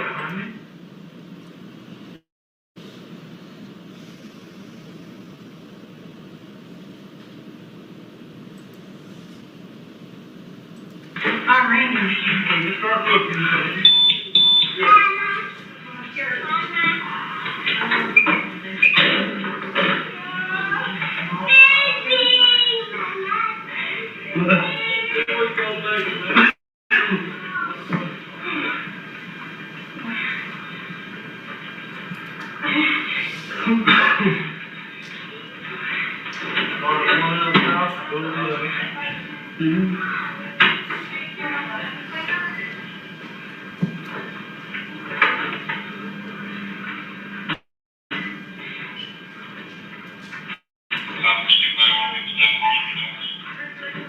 We're checking the house.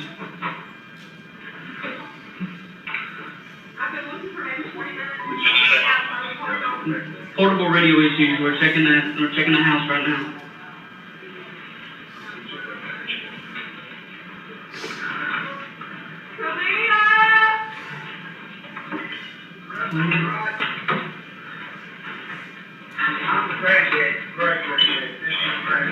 Okay.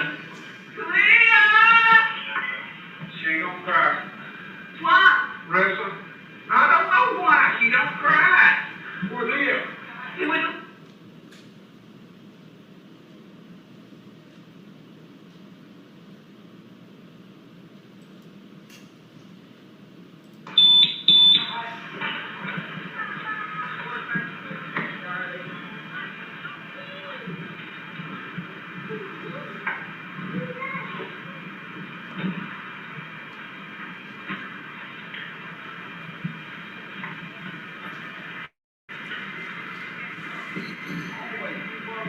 always run. We woke up together.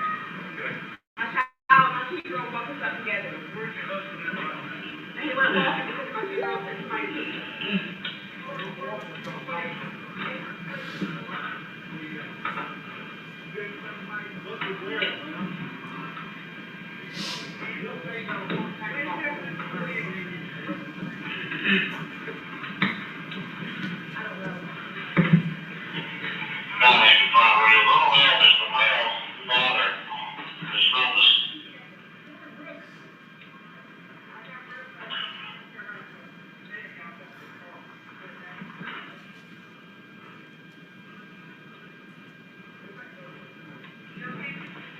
Yeah.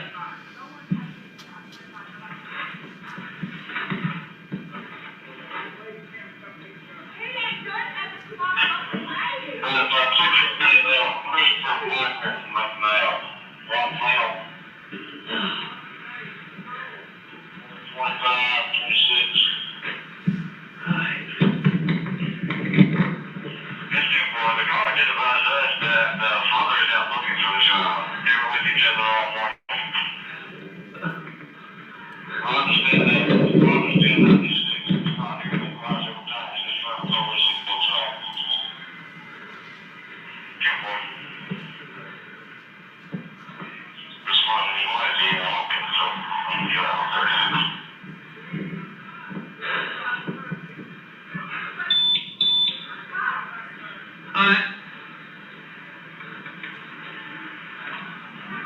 I'm gonna talk to the baby. What was your husband actually here? Did you actually see him leave Yes.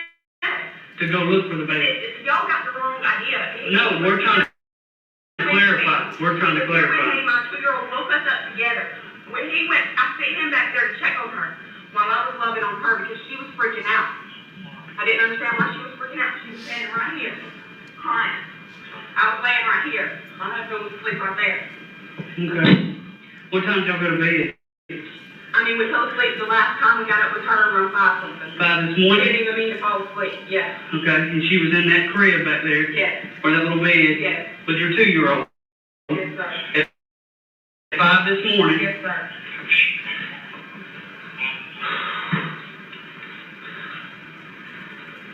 I don't know where.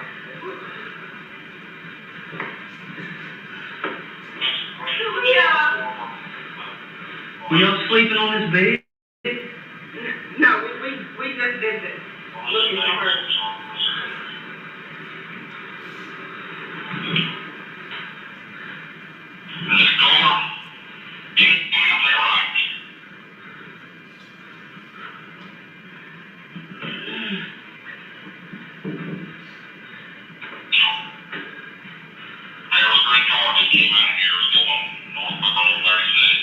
Why would...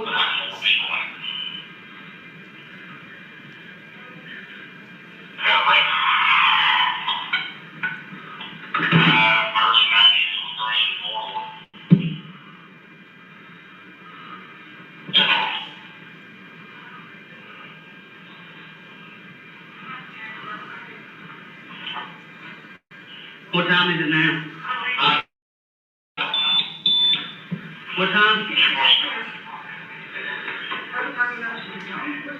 10:52, you noticed she was gone about what, 15 minutes ago, right? About 20 minutes. 15 to 20 minutes ago. 10:52.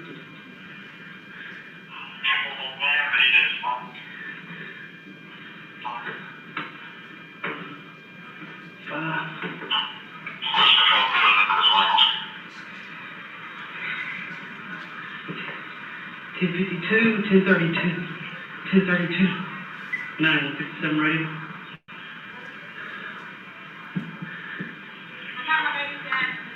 Radio, just advising, we're looking at a time frame between 5 a.m. this morning and about 10:32 this morning.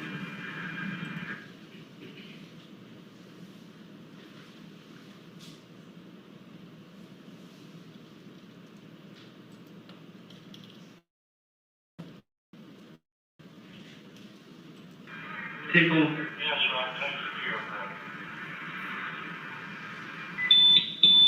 Okay. Well, I'll be sure that the rest is clear. Start by saying, so we can start the process.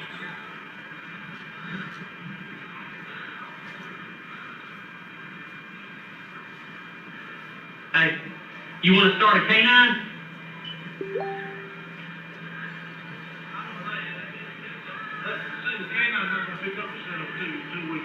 Well, maybe the clothing or whatever, that's what I'm saying. Maybe they'll be able to pick up a clothing, a diaper or something, and maybe be able to track off of that. Just at least say if she's near here. What's the signal saying? Where's the car?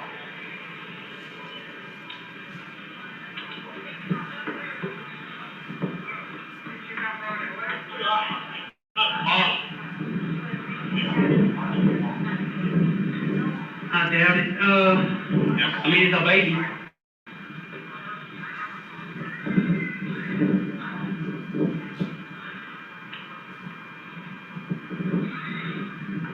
Two weeks old.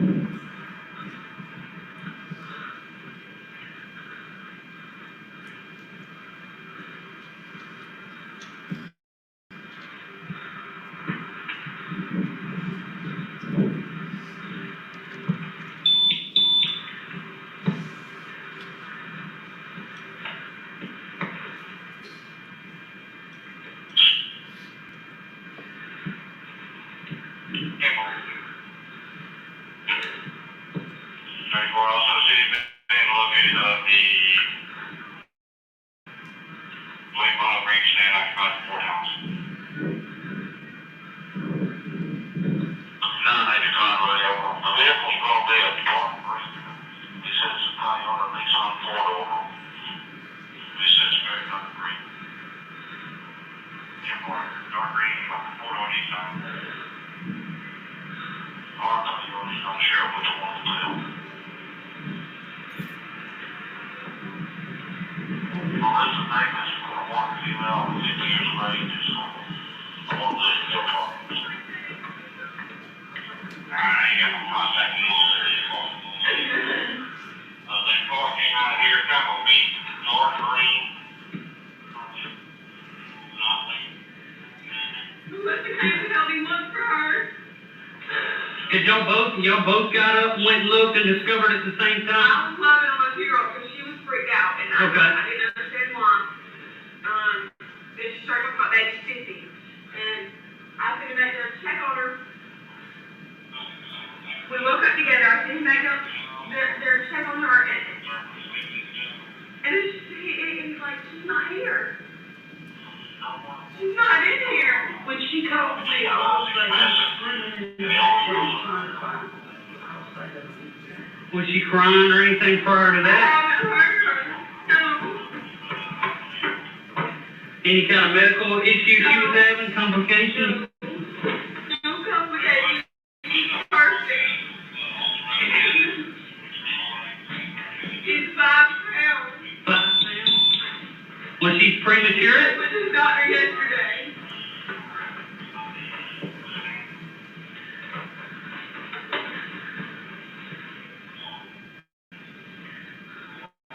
This is kind of like our storage room and everything in here, and it's a mess. We go through it all the time. I just don't know where else to look. Leah!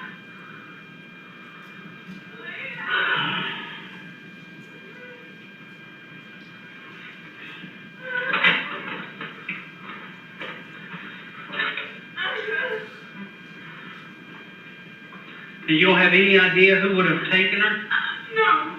Nobody?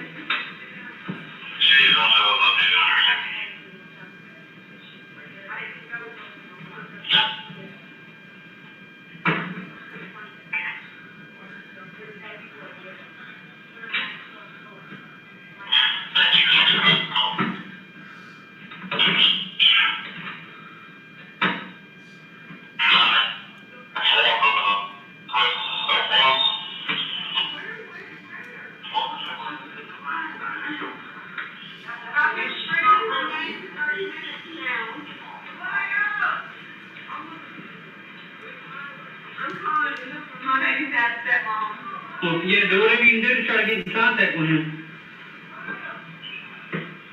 We need to talk to him. Where's he at?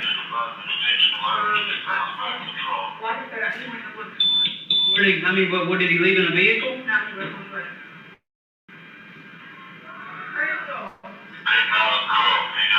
And what's the baby's name? Kalea. Kalea what? Nevaeh. Nevaeh? Kalea Nevaeh. They call her Callie.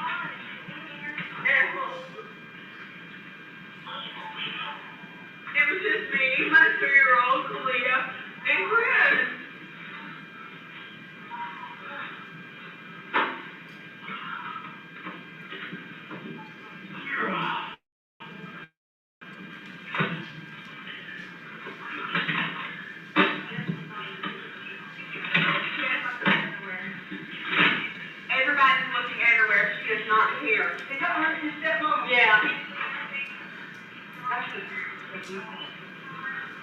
mean, that was my first dog. We could be moved somewhere, but nowhere is here.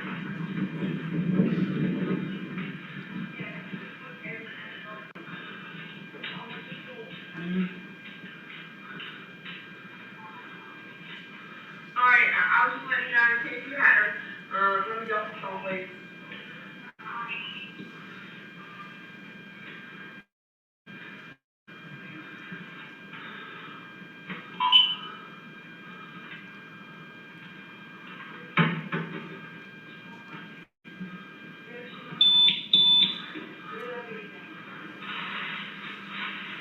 Yeah.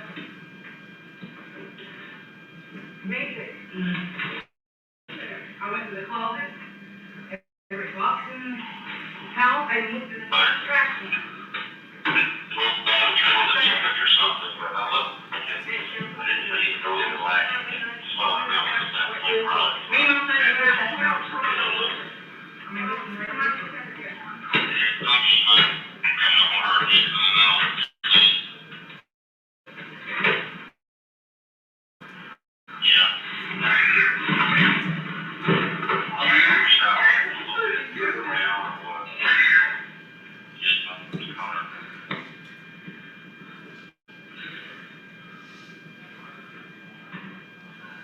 Said you did lift the couch already? I for that room right here 3 times. Mm-hmm. I've been through it once. I've been through it about 2 times.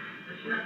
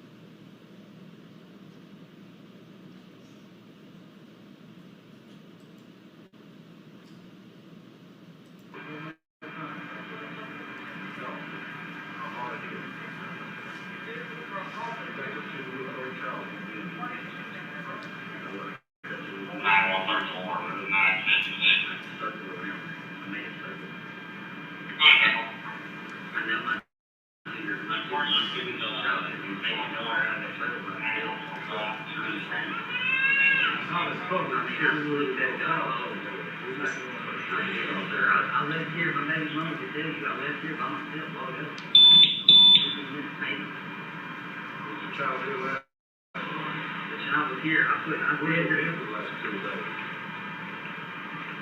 Somebody else? Yes, sir. No, sir. They brought her and my sister. I don't have a 21, Greg, can you handle that? I didn't think that. It's just my baby was 25, right? You can ask my baby's mom, we woke up. I need somebody to talk to me, I ain't got no love. You're not getting one of them, seems like everybody else has got somebody to do. You need somebody? The first thing that I heard this morning when she called her papa and told her papa about it was, where's that boy at? Where's that boy at? I'm always the person to get blamed for everything. That's my kid. That's my child. You know what I'm saying? Well, the child is I'm more worried about that baby than everybody except her. Okay.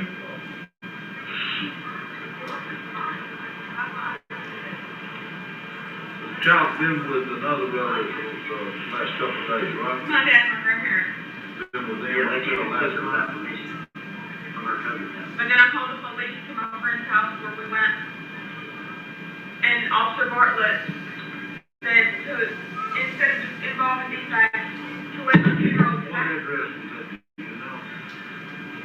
1873 Woodlawn, maybe. I think that's the right digit. I'm not sure.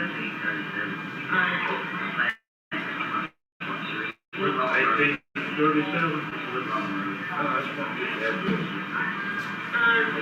And then Officer Bartlett told us instead of involving these guys to let my 2-year-old go to my dad's house for a couple days and just to let it blow over. When did this happen? Tuesday. Hey, are you getting me checking this area? I'm sorry? Are you getting going and checking this area? Whatever he was supposedly want? You can check it, but no, if you plan on getting a dog over here or not, because if you do, I don't want to mess up any type of track. I think Bean was trying to talk to somebody about a dog. Oh, I'm not going in the woods then.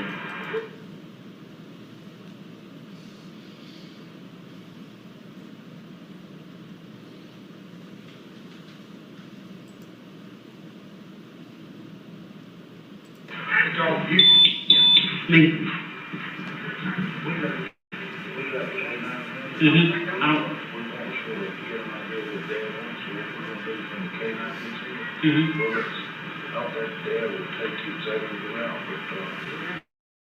He said he was up in the woods, but maybe you could just sort of walk him up there and get a direction of the woods. He said he's money. Okay. Dad, do me a favor, walk with me. Where did you go? I just want you to kind of give me a general idea. So I went straight through. There's a cut that goes straight through the woods. Do me a favor, walk over there. Okay.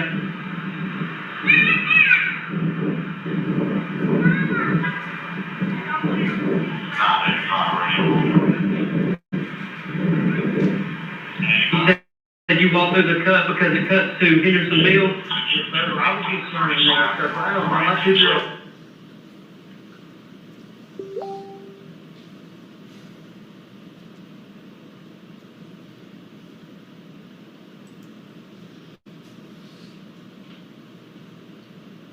Nobody's accusing you of anything. Right now, we're just trying to figure out where this 2-year-old is. No. And we need your help. 2 weeks, I'm sorry. I mean, I don't have no idea. I don't want you to go into the woods, but just give me a general idea that you went through right here. I went through and went straight. It's like pretty much clear all the way through straight. It comes straight out of Henderson Mill. Okay. And then you went all the way. Like, see, if you step back right here, look through that cut, it goes straight through, and you can see Henderson Mill Road once you get halfway down. Okay. Okay. I mean, that's the flashlight and everything. Just to, okay. Yeah. To look around. You got it. And then out to the air conditioning unit is 33.529 feet overall.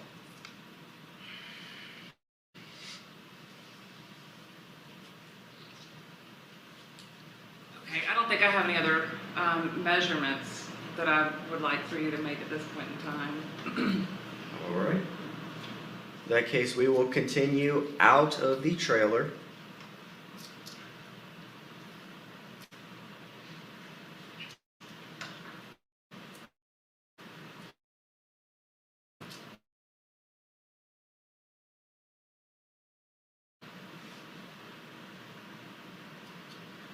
And then we have a roadway going through the trailer park.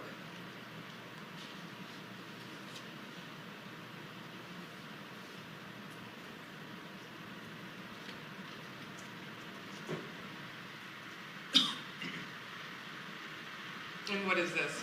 Now this is the trail that goes from the trailer park. It follows the power lines and goes out to Henderson Mill, I believe it was. Okay.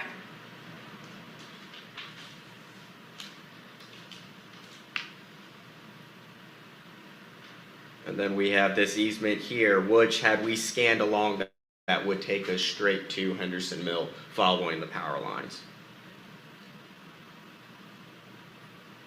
Continuing through the wood line, there is a trail of sorts that is pretty free of brush. It leads off to the right and off to the left.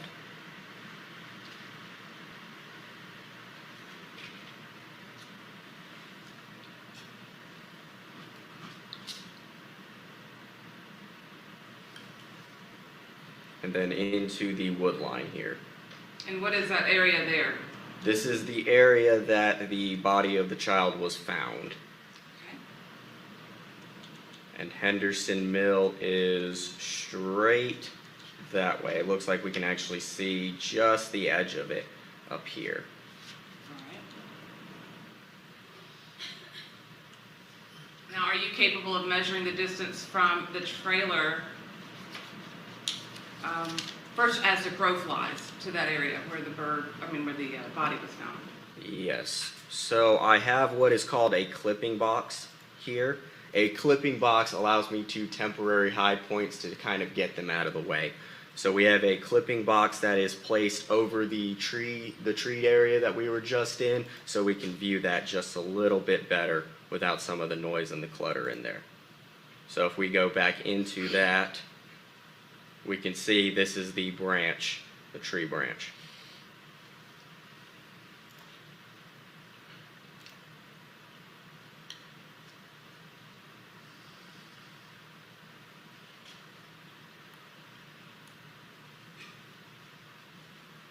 All right, my mouse broke on me.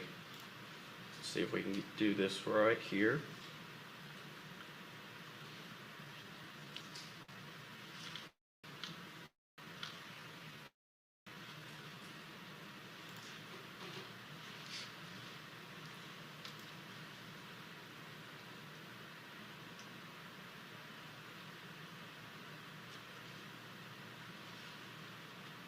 This is to the center of the trailer itself because our other distances are there. It's a little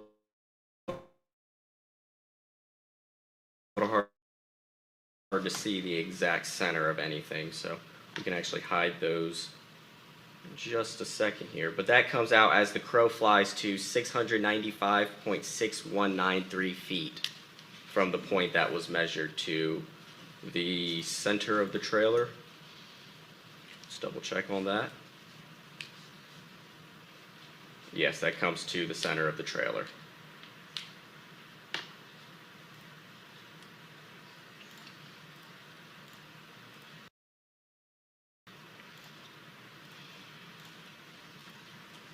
So here we can hide any of our previous distances. They are still there. I would just have to go back through and click the visible button again so we'd be able to see them. And Clean everything up a little bit. Is it possible to measure, of course we don't know the route, the specific route that anyone might have taken to leave that baby where the child was found, but can you measure a path from the trailer, kind of sort of following the path that you just showed us in feet? Yes, we can go from the front, what's designated as the front door, or the back door. Front door is fine.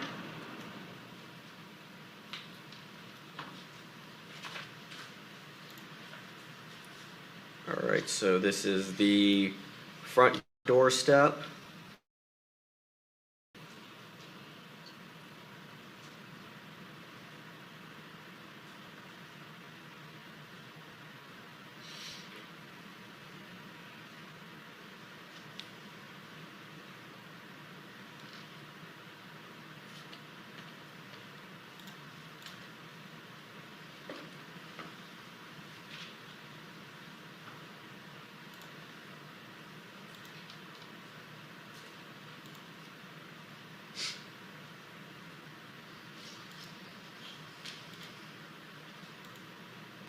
And then following the roadway,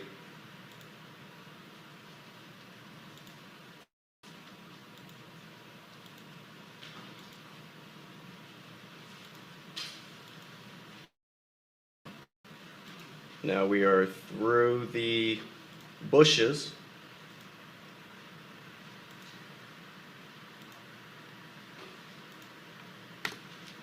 That comes out to an overall 856.206 feet as it was measured.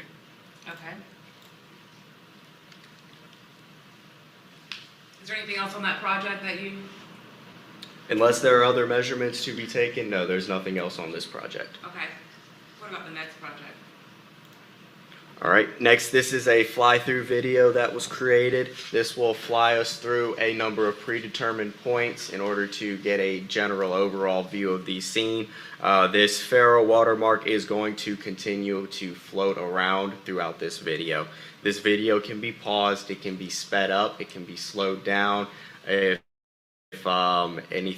we need to go back a step or two, you can do that all with this video.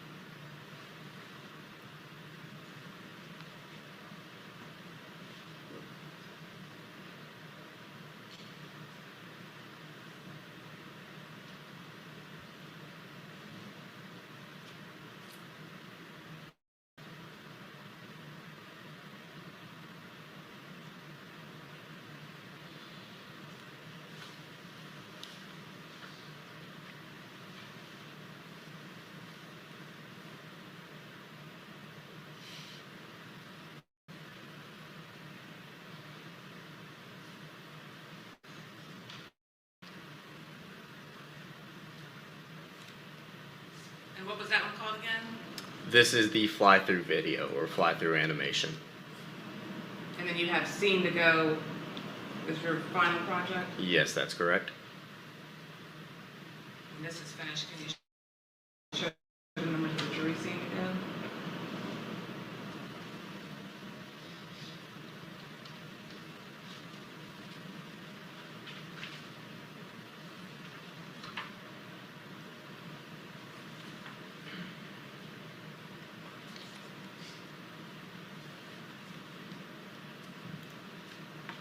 Now this is Scene to Go. Once we open up our project here, this gives us a 2D top-down view of the scene itself and everything that was exported. We can move around through this. We can zoom in to see the actual scan positions themselves. So that was the last scan, number 36 there. We can come back over to the trailer itself, and we can see the other scan positions over here. So every one of those dots, does that represent a different place you placed a 3D scanner and allowed it to make a 360 scan? Yes, each one of these dots is a different area where the scanner was placed to get one scan. And you scanned in color in this scan, right? Yes, that is correct. Is that optional? Color is optional. If you do scan in color though, you can actually swap back and forth between color and grayscale. The color is our go-to method, but if time is more of an issue or if lighting is an issue, we can't scan in color at night, so we have to do black and white then. So we can actually double click on these different points and see the picture that was taken here.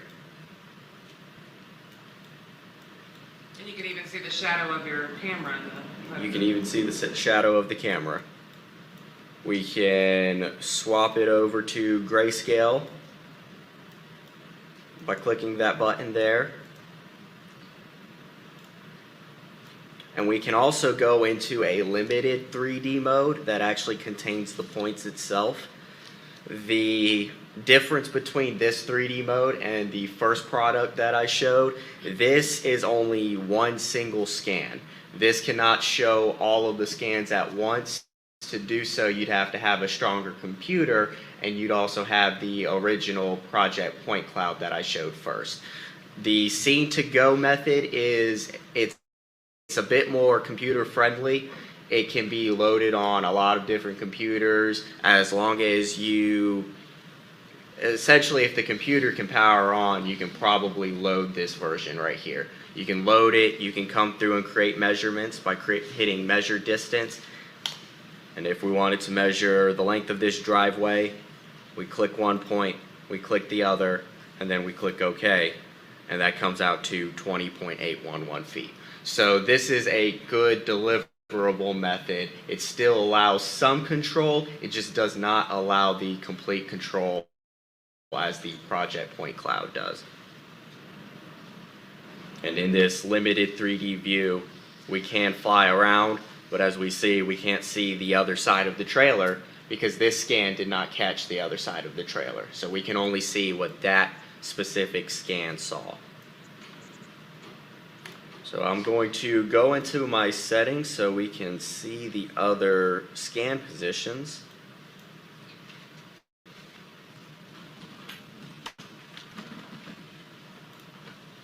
So now we're here, we can see the next scan position. So that was scan 1. We can turn off the 3D if we want, go back to just the pictures, and then we can pop right over to scan 2. We can open it up in 3D. We can open it up in panorama view, which is the picture, and then we can also go back to the overview map, which was that 2D picture that we saw the first time. Or if we just double click it, it will take us right there.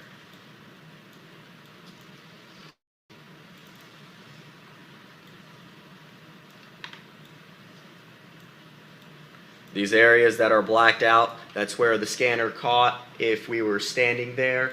That might not have been the direct area we were trying to hit at that point, so we were still standing there. And you can see we're standing there as well. Myself and Investigator Alexander. Or half of myself. So these black areas are areas where there were points there, but the points were not relative to the scene we're trying to show, so the points were removed. Anytime you have points that were removed, it's going to show the black areas where there's just no data. You can also see there was a truck there at one point. That truck was removed.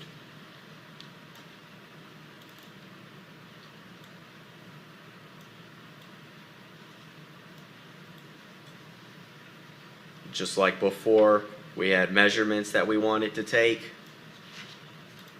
We can come over, click our measured distance. We can see from the edge of the couch to the doorway right there, after we hit OK, 4.798 feet from that specific point that was measured. The measurements might change a little bit if we were to click a slightly different point. If we were an inch off of the points that we clicked the first time, the measurement might be an inch off. But the actual numerical measurement from this point that we clicked here to that point that we clicked there is always going to be the same. Every single time if we click that one point over and over again. It's never going to change. It is, it's been scientifically proven that it is accurate down to almost millimeters, within millimeters.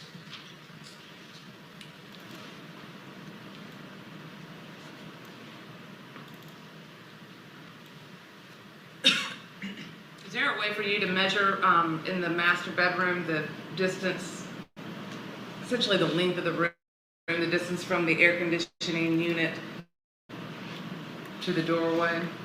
Yes, we can. Let me get a good scan here that we can see both of those.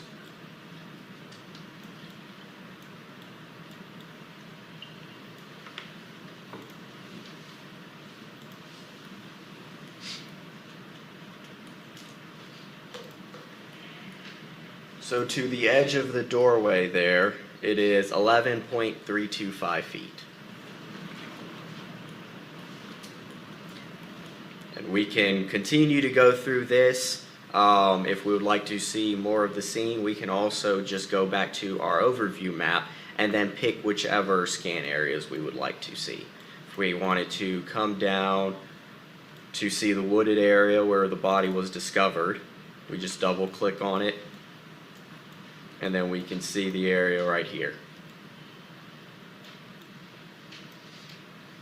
And we can faintly see Henderson Mill Road through the wood line there. Great. Those are all the questions that I have for you. Thank you. Mr. Carter? No questions, sir. And Mr. Frost? Yes, good morning. You remember I was present for when you brought it in the first time? That's correct. I just have a couple very similar questions for you. We had talked that my client was on that sofa. Yes. Okay, so let me just make sure I've got right. The sofa that she was asleep on to the location where Kalia was sleeping, which was by the air conditioner, that is 33.529 feet, correct? Yes, we can go back to our previous measurements here and double check that. Okay. Will this come up in the 3D like overview? Because my next question is going to have to do with walls. So if you want to, I know that you're really good with this, so. Sounds good. So yeah, we'll come back to the 3D overview. We'll make these other measurements visible again. Yes, sir. So we can see them.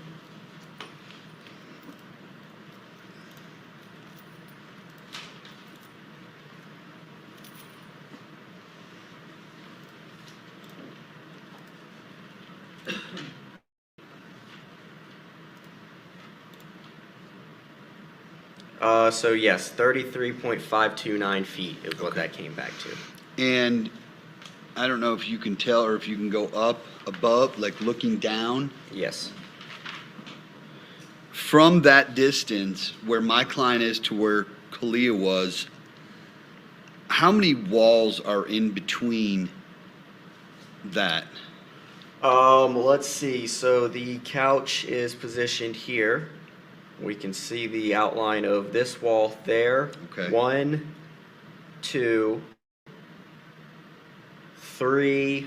It would be 3 walls. 3 walls.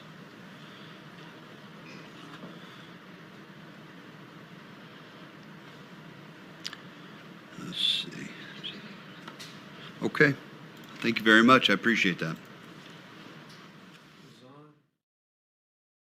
Back to our continuing coverage of this missing boy in Fruitland. The search continues this morning for 5-year-old Michael Vaughn. He was reported missing Tuesday night around 6:30 near Southwest 9th Street and South Arizona Avenue in Fruitland. Today's search, and they're asking for the community's help now, comes after a full day of searching yesterday from the air, on the ground with K9s. People from multiple agencies went door to door yesterday. They talked to neighbors, they searched fields, searched yards, and all in hopes of finding this little boy. Neighbors say they learned about the 5-year-old's disappearance around 7:30 on Tuesday night. They say Michael is a happy kid who lived in this neighborhood with his parents and his grandfather. Cynthia Walker lives in the neighborhood. She was walking her dog as the search was happening. At 5 years old, I don't know that he would wander too far without one of us seeing him by now. There are volunteers, many volunteers out searching, scanning the fields, and we just want to have Michael back. We want him home safe. We're just praying for the family, praying for Michael. A code red is in effect for Michael right now. He is considered an endangered missing person. And obviously, we all have very high hopes that we find Michael today. Help to find him has come from all around our region, including Idaho State Police. Fruitland Police are now asking everyone who lives there to please search around your homes. And they want people to search their crawl spaces, their sheds, trailers, vehicles, anywhere that a boy could be hiding or even stuck right now. Again, this is a photo of Michael, blonde hair, blue eyes, about 3'7", last seen wearing a blue Minecraft shirt, dark blue briefs. If you know where this boy is, call 911 or the Payette County Sheriff's Office. And once again, the Fruitland Police Department is coordinating a citizen search this morning. So many of you have reached out to me and asked me if you can help. This is your moment. It will start in the southern parking lot of Fruitland High School at 9 a.m. They'll be searching between 9 and 1 p.m. with the public today. This is an organized, coordinated search with authorities. So please go to Fruitland High School to begin that search. While law enforcement continue to search for clues as to where he might be, support around the Treasure Valley is pouring into the community. Teams of people searching the town for hours today, all hoping to find Michael. Our Tristan Lewis has been following this story for us the past 2 days. Tristan, what stops are being pulled out in this search? Kim, Fruitland police say water levels in area canals were reduced yesterday, but they had no success in finding Michael there. Agencies around the valley are stepping up to provide help however they can. Every second matters in a case like this, so crews can narrow the search and point their resources in more targeted areas. They need help, and you gotta help. A community working together to find 5-year-old Michael Vaughn, who has been missing for more than 48 hours. It's amazing. It's a great community. There's lots of support. Fruitland police organized a community-wide search Thursday to locate the boy, who also goes by Monkey. The city was split up into 4 zones for volunteers to search. Folks were door knocking, asking neighbors questions if they have seen anything strange in the past few days, all in hopes to get any answers to where Michael may be. It's pretty incredible to know that you've got a community and that much support when we need it. Neighboring agencies have also been aiding in the search for Michael, like Idaho Mountain Search and Rescue Unit. They were called out Tuesday night to search, the same night he was reported missing. They say it's important to act quickly whenever anyone is missing, but possibly even more so when it's a child. if they were experiencing anxiety in being lost and being separated from their family and loved ones and surroundings that they're familiar with, you easing that emotional distress and getting them back to their family is clearly of paramount importance. Their part in locating Michael consisted of using search teams, trackers, canines, drones, even bikes. All of those resources would be in play for a search like this at the discretion and coordination with law enforcement who is overseeing this particular search. While Idaho Mountain Search and Rescue was called up on Wednesday afternoon, Fruitland police are continuing to coordinate search efforts. As community members remain involved in the search for Michael, Idaho Mountain Search and Rescue says it's crucial for people to stay in touch with officials while doing so. We don't have teams of folks that are searching the same area repetitively and potentially inadvertently missing areas that are important that need to be searched. As of tonight, this search remains very active, and police are asking everyone in the area to thoroughly search their property. If anyone is doing a search and comes across anything, you are asked to contact Fruitland Police as soon as possible. And Fruitland Police, again, want to thank everyone for their continued support, especially in these last couple of days. Kim? The support is amazing. Tristan, Fruitland Police, have they yet to release any details of what Michael was doing when he disappeared? Was he outside playing? Have they mentioned anything like that today? Not many new details have been released since last night after we got that news release, so a lot of those details are still up in the air as to what we do know. All right, Tristan, thank you. Again, let's show you the picture one more time of Michael. If you know where he is, please call 911 or the Payette County Sheriff's Office.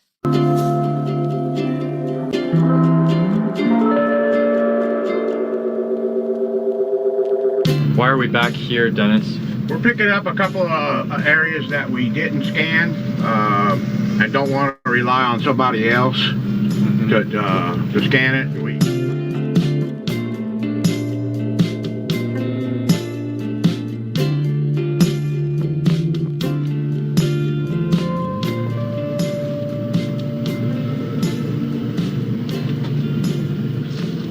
I can't figure why he wouldn't use the boat ramp and use this, but... Well, there's a fence there too. Yeah. So. Look at it right now. Yeah. They're out there getting wet. This is nice in here. Yeah, no, that's what I was. When we said we were scanning today, I was like, dibs on this boat. All right, what's that? There. We got him.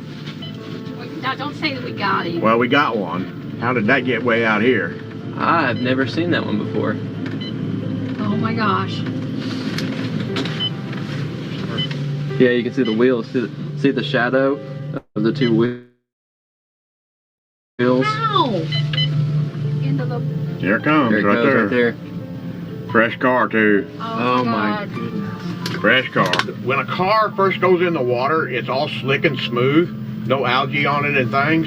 So an image is completely different than one that has been there for a long time. Because the sonar kind of bounces off of it a little bit? Yeah, the sonar hits that slickness and pops and bounces off. Okay. Jared? Yeah, I hear you. Hey, we have found a fresh car right off the hill up above the boat ramp. I'm right above you guys right now. Are you kidding me? Yeah. No, we're not kidding. I would maybe recommend we get some guys that suited up. Okay. A 2005 Toyota Camry sedan is 189.2 inches, and so 199 divided by 12, 15.75 feet. So we're right in the area. That's about the right length. We're right in the length for a 2005 Toyota Camry. He just read 15.8, and it's 15.75 is what a. So we're dead on. That was the wave of shock. Yeah, when we found that car. So much emotion in that moment where you find a possible target. It's just like, especially after searching all week and just having, I mean, months of searching. I mean, it's just, I've been to this boat ramp probably, I can't even, 20 times in the the past few months, and it's incredible that he could have been right there the entire time. Yeah, because it just doesn't make sense for a car to be there. But yeah, I think it goes to show you never want to rule anything out. Yeah. 15.75. Yeah. And that's measured 15.8. Wow. Yeah. I'm really proud of you guys and Team Waters and the entire crew. I mean, think about how many days that we've been on the water out here, and just Dennis's experience and Tammy's experience saying we're missing something. This is the most likely scenario, as well as, in fact, Tammy kind of give us statistics. I've seen some statistics in the past as to people that go missing that's in their vehicle, that they're normally no further than X number of miles from No their more house. than 5 miles from home. Yeah. And his neighborhood is just right here. And this is, right now, for me, what I'm feeling, the emotions from this. I know. It's My like, heart's racing. yeah, it's like, I mean, it's like you just know.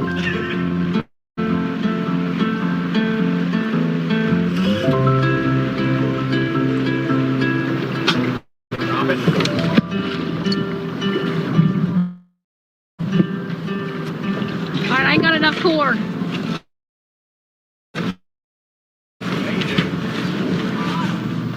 Back into the car and way up there. And pull it out of my hand.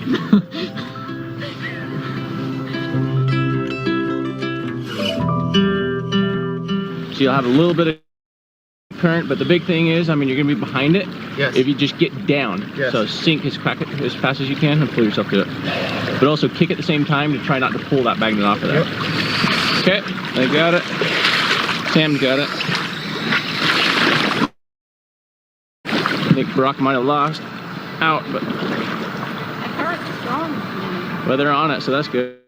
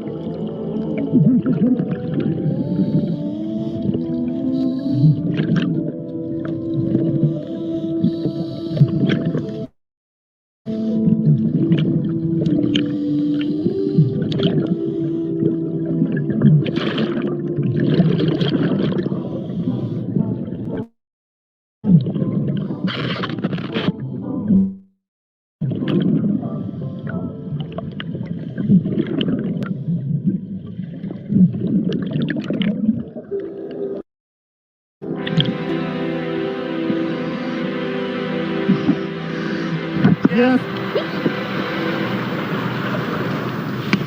Oh my gosh. At least we don't have to leave without him. I feel relieved. They all gotta stay quiet. Christine is going to have, or at least start to have some answers, and be able to start a little bit of a healing process.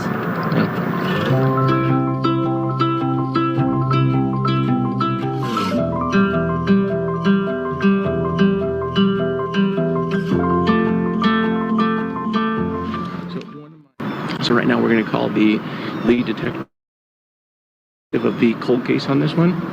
And This is actually the sergeant in charge of cold case. okay. Hey, Sergeant Rutsky, this is Karen Bennett. How are you? I'm doing well. All right. I'm standing here with Jared Lasik. Sir, this is Jared Lazik, and we're down here. We've actually found Bill Simmons' vehicle. We have not been able to identify whether Bill is inside or not. The car is currently upside down. We are in Lock 2 Park. We have the vehicle marked for you, and we're now notifying you and turning this over to you, and we're here to assist you in any way that you would like us to. But that's I'll send somebody down there and coordinate with you. I appreciate the help. Absolutely. Thanks. All right. Bye. Just had Doug run the plate on his towing software. Comes back 2005 Toyota Camry. It's his car. The driver's side door is cracked open. I'm not 100% confident that he's in there. I looked and a little bit. I didn't see anything. So besides the door, how are the windows? Windows are up. So windshield is intact. Windshield is. I couldn't tell the way it was sitting. Everything that I could see was up and intact. 100% the car. We'll see if he's in there. I'm leaning towards yes. Just with the position of the car, how everything is sat, the flow of the river. I don't even know how I want to present and share this. We have a very good representative within law enforcement that has really gone to bat for us and has talked to multiple departments with this. Nobody is telling us, AWP, we know you're in town, don't touch Bill's car. We're not telling you to do the car.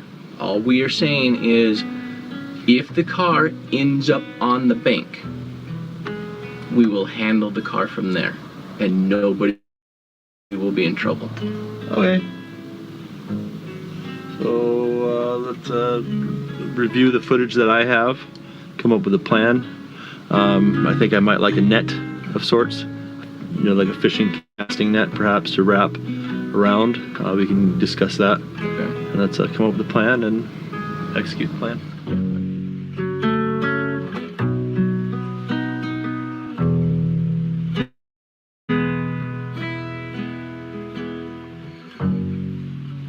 You ready?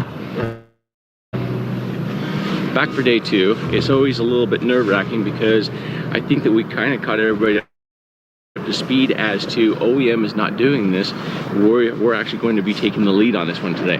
So we're going to set up a couple of lines, and we'll go into more detail with it, but we're going to feed the bags down. We have to use lift bags in this one, and using the lift bags in a current that's ripping as much as it is, we have to just be 100% on our game. So if we slide bags from the upper side downstream on a carabiner on the line that I already have attached to a chain around an axle on the car, it's going to make our job a lot easier working with instead of against. Now, it may not make a whole lot of sense, but we're going to talk more in detail with the crew in just a few minutes. So what they're doing right now is they actually have a grappling hook, so he's grappled onto the car right now, and he's feeding 100 to 150 feet of line over to the shore right now, which is going to bring us over to what we have going on.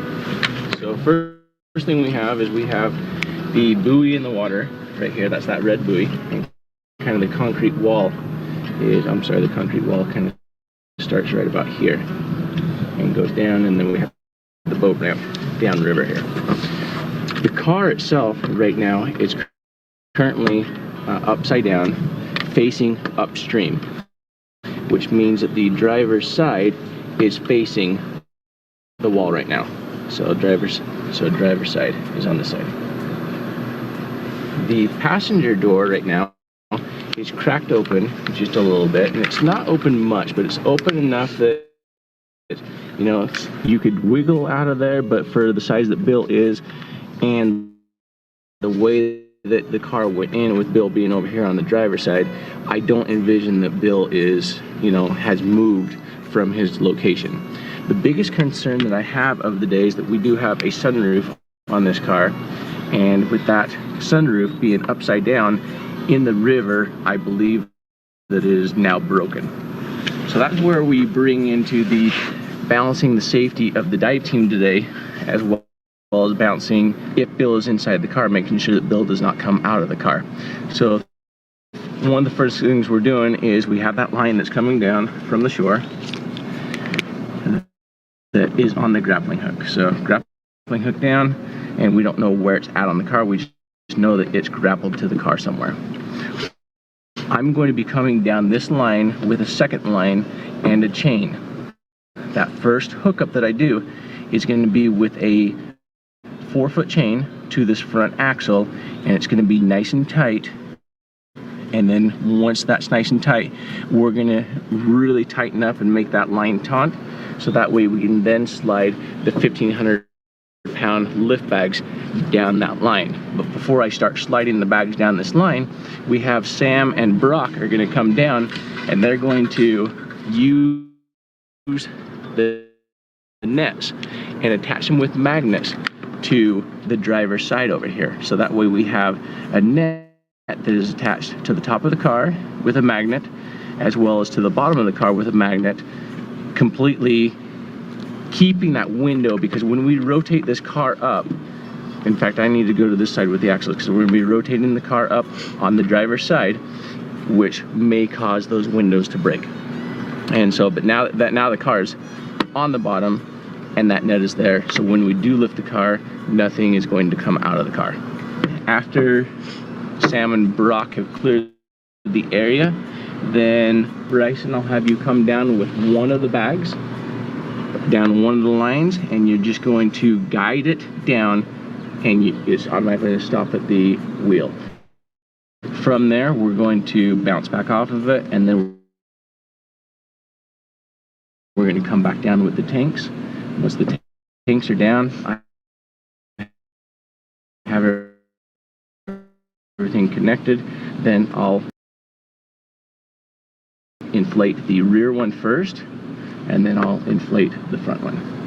It's then going to bring the car up, and because the car is attached to to a nice solid tree up on the bank up here, the current is just going to gently move it over to the retaining wall over here.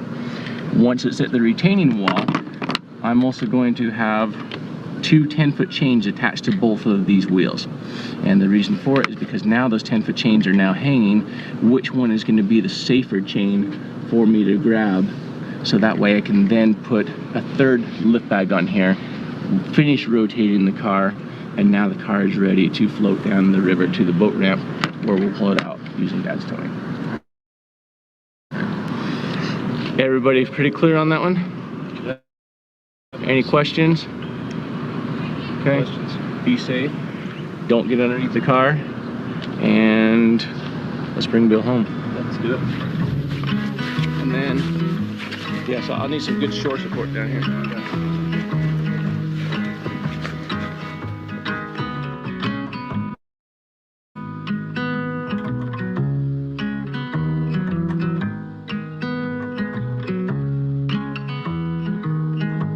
All right, check, check, check. We're good to go. Here we go.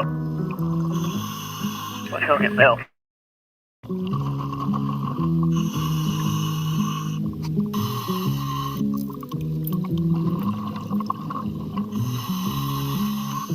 All right, current's getting stronger.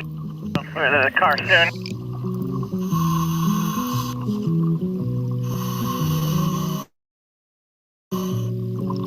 All right, we just bumped into the car. That's good. Now we're gonna have to unhook. This is the tricky part. I need to position myself on the car and unhook this line and get it hooked up to one of the axles without losing it. Let's just hang right here and see if I can actually get this line moved to the front.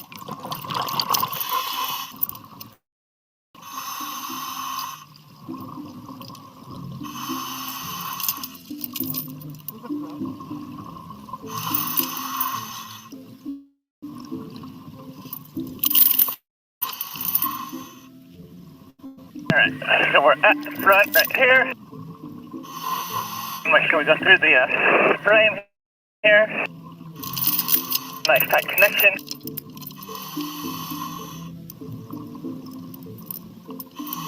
Alright, that chain is locked on.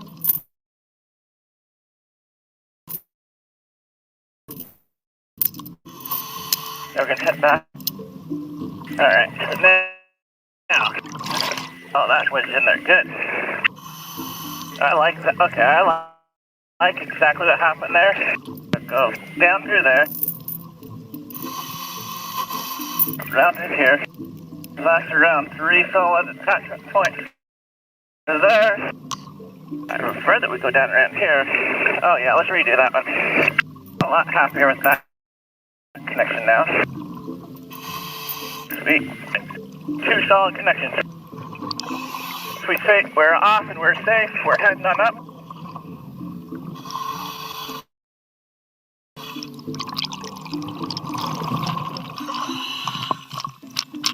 We're good.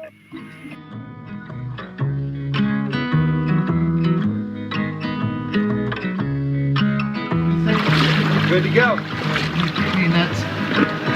All right, they're coming to you now. Y'all be safe, guys. I'm going to see Christy. Thank you, guys. All right. So, guys, what we have is here. Jared has pre-rigged the chains for the lift bags.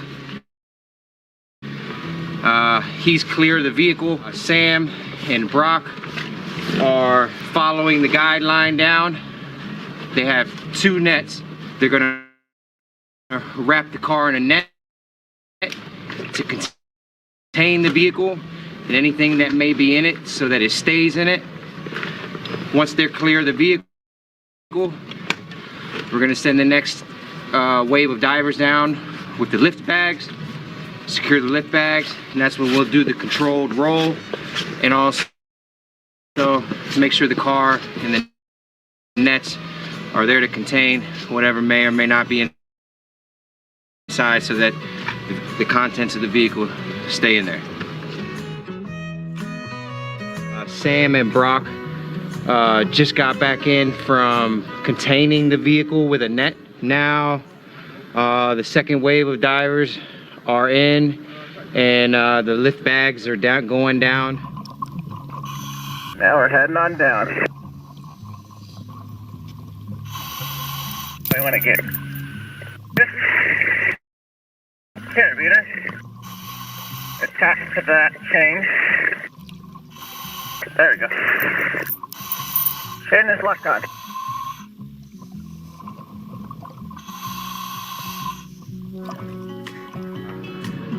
We have both lift bags at this moment that are down. Jared is preparing to get back in the water. He's gonna zip line 2 tanks of air down to those bags. And I would say here in about 15 minutes, we'll be floating. You're welcome.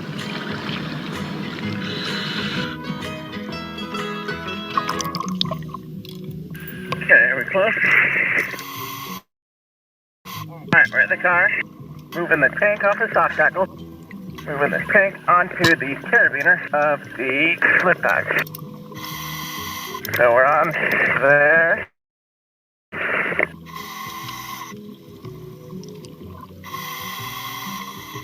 Now, take the hose. I'm looking for the hose. Okay, I got my hose. There we go. The hoses are now connected on the front wheel. We're gonna blow it. Alright, here we go. Showtime. So right now we have one lift back that's attached and fully inflated. Jared's going down to inflate the other lift bag, which is already attached. Okay, there we go. I can feel it lifting up. Alright, we're coming up. We should be hitting the surface any moment now. One up, we're up. We're up, alright. There we go. Turn it off. All right, we're floating. We got her. Yeah, we got her. The way that's acting, that has weight on it.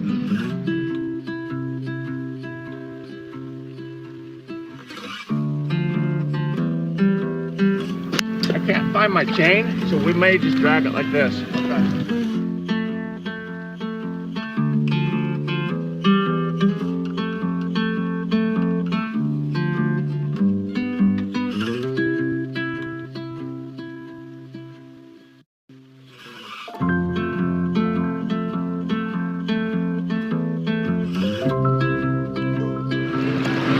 We have it in the position we want right now. Our ideal position would have been to put a third bag on there and to actually flip it. But because the car is, imagine this is the bottom of the car, we have our two 10-foot chains over here. Going down, we cannot get a bag and the chains properly and safely over here because we would be working directly underneath the car. So for that reason, we chose to just float it down here from, with just the two bags on there. What we're going to do now is we have Dad's towing us here. We're going to put two white bridles on here, or the big hooks, whatever they choose. The bottom is now touching, and so we're going to finish rotating it on its wheels, and then they'll turn and pull it up from there.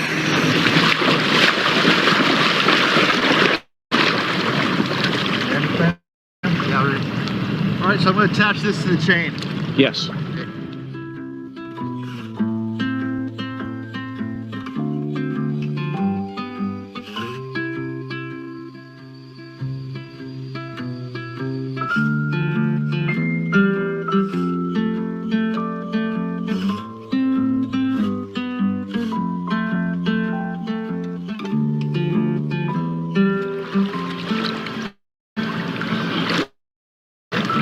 $500. So this is going to the back chain. Correct. To the other one. Okay. Yep.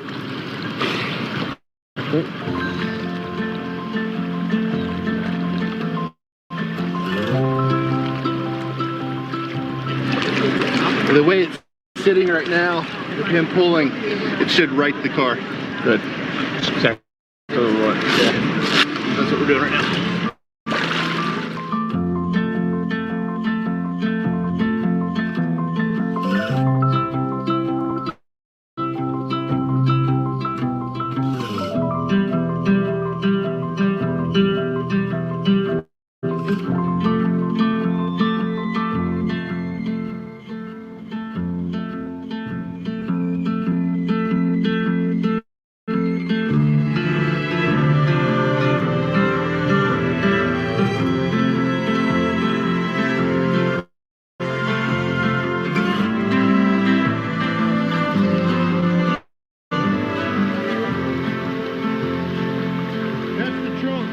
The trunk's just laying off to the side.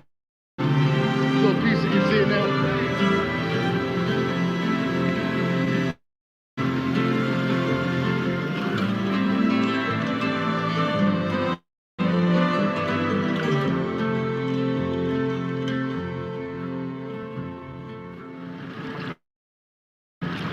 Oh, the sunroof is still closed. Yeah, sunroof's still closed. See, I was filling in the back.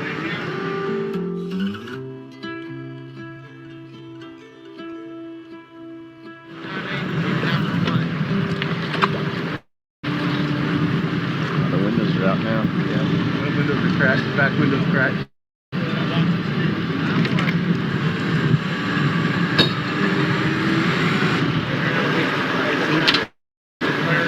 Hey, hold on a second. Hey. All right, there's your. Guys, bags off. Come on. Here. Yeah, hey, let's cover the windows. All right, tow crew and dive crew only. Everybody else to the top of the parking lot. Tow crew and dive crew only. Everybody else to the top of the parking lot.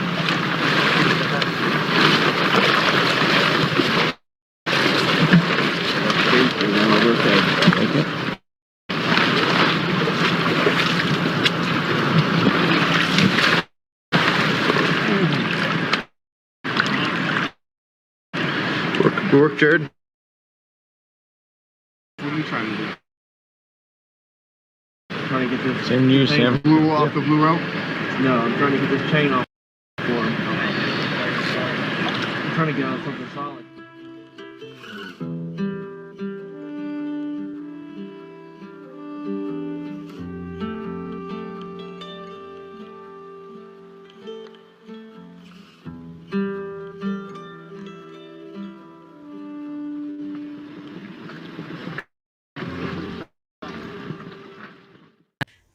on a large and a small scale. We've seen thermal imaging, helicopters, boats, underwater searching, ground searching, searching. But you know what? The question is still not answered.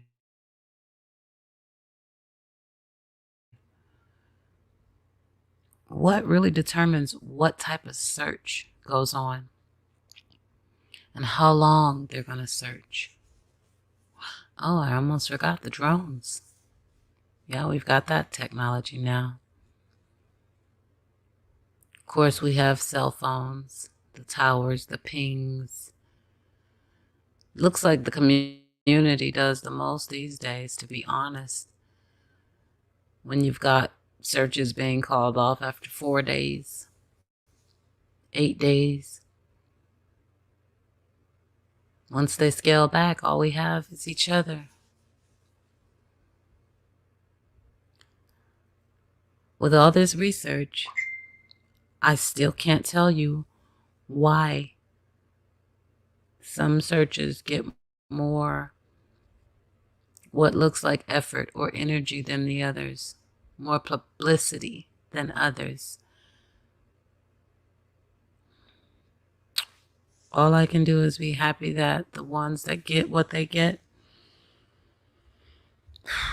what they get. I can say everything I've shared here was beautiful to see. The energy, the efforts. And even after all that, it doesn't always lead to a recovery or a rescue. But thank God for the searchers. Hold your family close. And remember,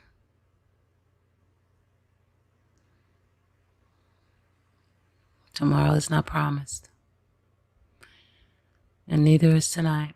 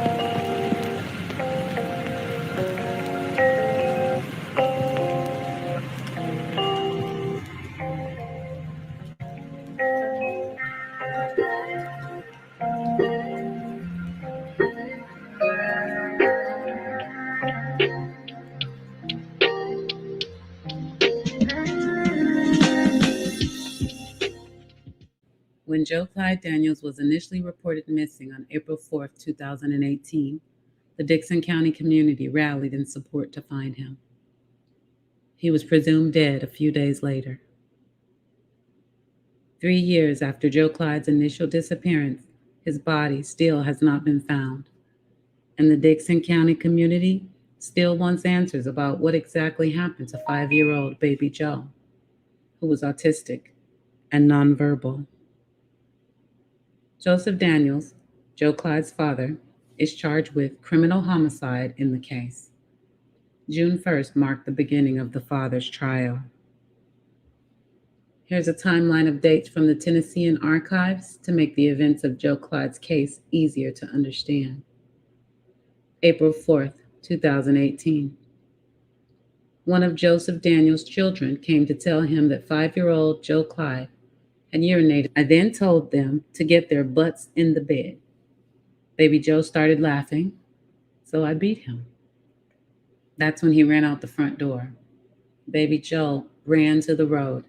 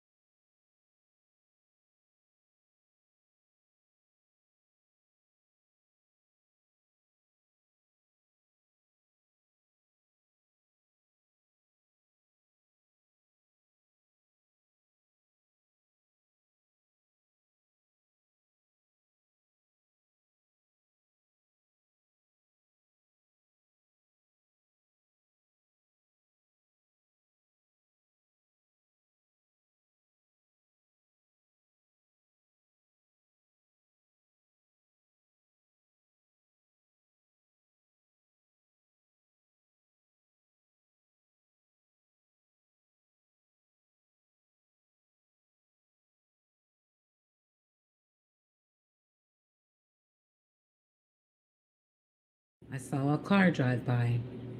I ran out and got him back in the house. I beat him some more. That's when I killed baby Joe. Joseph Daniels, who was 28 at the time of Joe Clyde's disappearance, also later told investigators, "That night, I got into my car and drove down McElhenney Road, and I got baby Joe out of the trunk. I had my wife's cell phone in my left hand, using it as a flashlight, and baby Joe was over my right shoulder." At some point on April 4th, Joseph Daniels called 911 to report his son as missing. The Dixon County community began searching for young Joe Clyde. April 5th. A few hours after Joe Clyde's initial disappearance, a McEwen man driving down Garners Creek Road, where the Daniels family lives, saw a person wearing what looked like a skeleton t-shirt. According to a written statement from the McEwen witness, later referenced in a hearing, the person, who looked like almost a teenager, was standing 10 or 15 feet away from the road. Another statement later presented in court recorded that a Dixon County woman driving at that time observed a man standing next to the guardrail on the east side of the road. She said she was positive the man was Joseph Daniels. April 6th.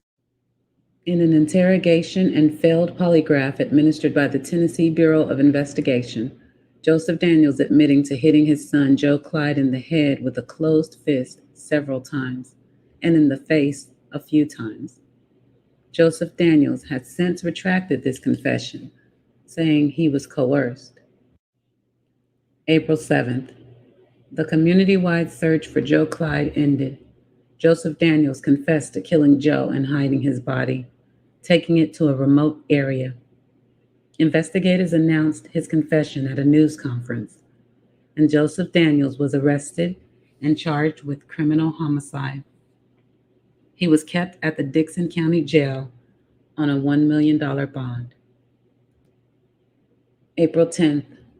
According to court documents, 27-year-old Crystal Daniels, Joe Clyde's mother, admitted to investigators to being present when Joseph Daniels intentionally caused the death of their son in the Garners Creek home. She was arrested and charged with aggravated child neglect or endangerment and held on $1 million bond. The affidavit read that Crystal Daniels failed to report the abuse and resulting homicide. May 2018, 2 more searches for Joe Clyde took place, both inconclusive. June 4th, Joseph and Crystal Daniels appeared for a preliminary court hearing at the Dickson County General Sessions Court in Charlotte. The case was moved to the Dickson County Grand Jury. June 2018, in a special called session of the Dickson County Grand Jury, Crystal Daniels was indicted on counts of criminal responsibility, aggravated child neglect, and filing a false report. Joseph Ray Daniels was indicted on counts of first-degree murder, felony murder, aggravated child abuse, filing a false report, and tampering with evidence. October 2018. A letter signed with the initials J.D. arrived at the home of Joseph Clyde and Bill Daniels, Joseph Daniels' father and stepmother. The letter, according to both public defender Jake Lockhart and Joseph Daniels himself, was from Joseph Daniels, despite it unintentionally appearing to be anonymous. Joseph Daniels claimed in the letter that Joe Clyde was still alive, that another man is involved with Joe's disappearance, and that he believes Crystal got Joe's clothes, packed them into a bag, and left Joe on the side of the road. July 1st, 2019. A recorded phone conversation revealed Joseph Daniels telling his father that Crystal Daniels killed Joe Clyde with a pillow. Joseph Daniels claimed that Crystal Daniels threatened to kill him. May 21st, 2020. Officials obtained a search warrant and dug along the Daniels' backyard fence at the home on Garners Creek Road. They found 26 bones and bone fragments. TBI and Agent Zachary Burkhart referenced a video from April 4th, 2018, taken on the security camera of a nearby home. The video showed that no car appeared to have left the Daniels home early that morning, although lights in the background could have been a car leaving the Daniels home. Interesting. I'm going to read that again. The video showed that no car appeared to have left the Daniels home early that morning, although lights in the background could have been a car leaving the Daniels home. Okay, got it. April 2021. Hearings for Joseph Daniels and Crystal Daniels began. June 1st, 2021. Jury selection begins for trial of Joseph Daniels.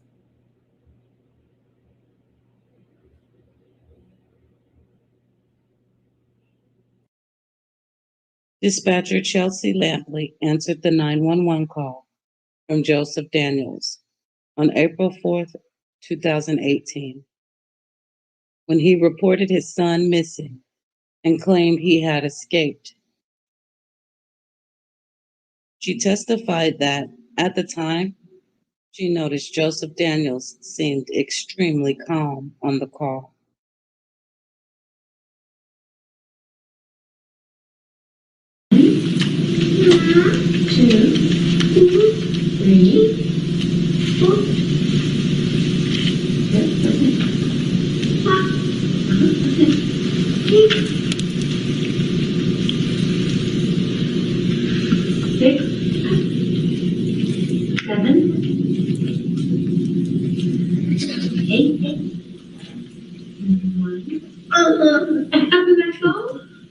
Good job.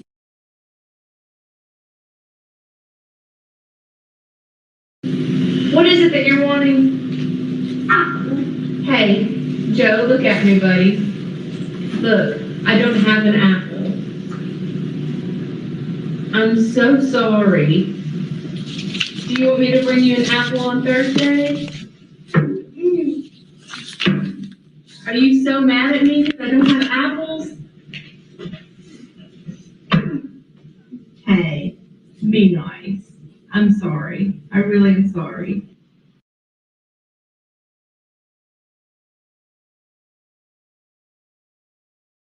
So by now, beautiful people, you've realized that we're talking about baby Joe Daniels. He also went missing from Tennessee. And I'm just doing what I like to do, love to do, and I'm trying to tell his story. Remember, when we roll through these stories, we start from the beginning so we can understand everything that transpired up until this point. So let's keep rolling.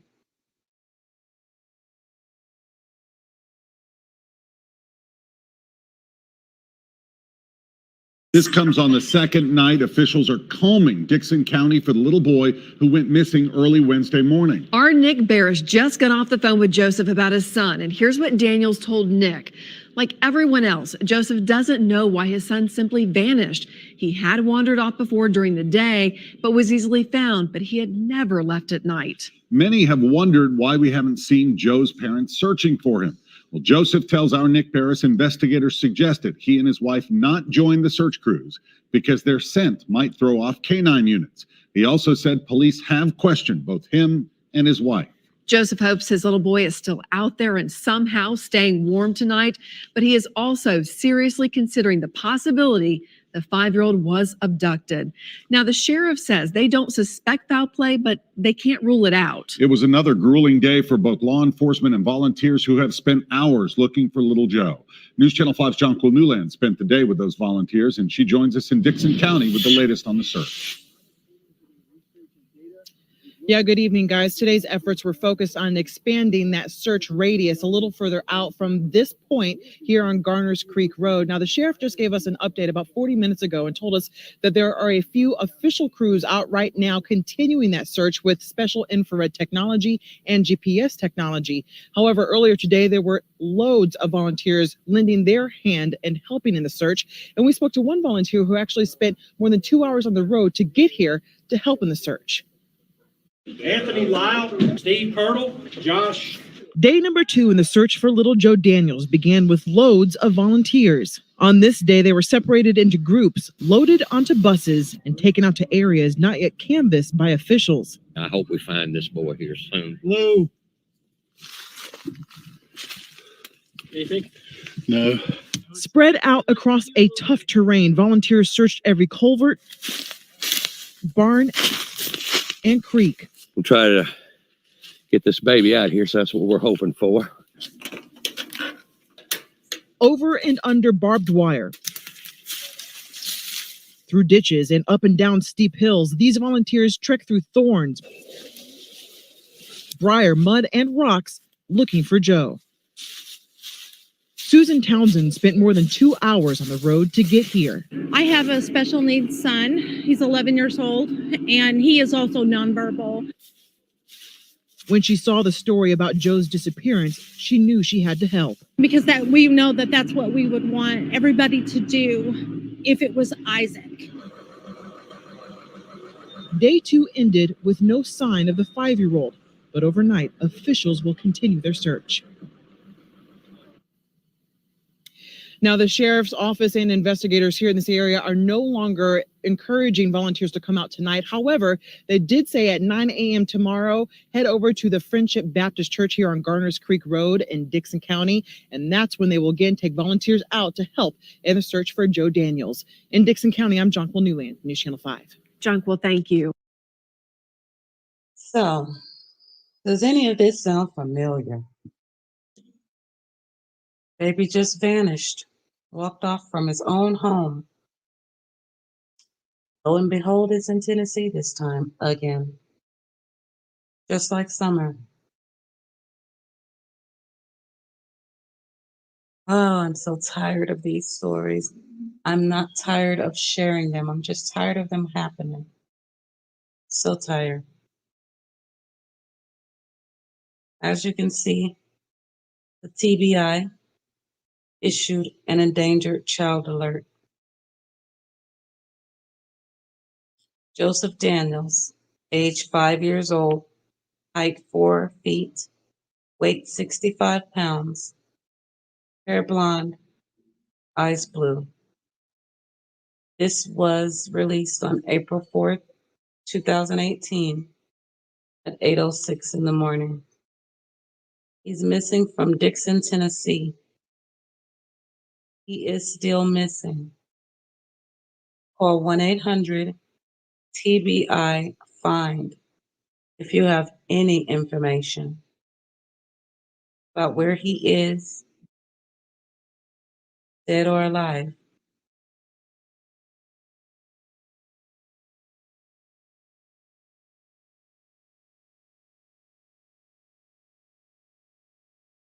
That handsome little man. He's out there somewhere. He's still out there somewhere.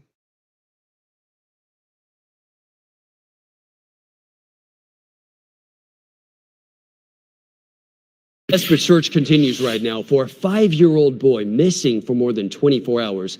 Joe Clyde Daniels disappeared from his home Tuesday night, but no one's giving up hope just yet. And News Channel 5's Sophie Nielsen Colding is following this search in Dixon. Sophie, they're asking volunteers for help now.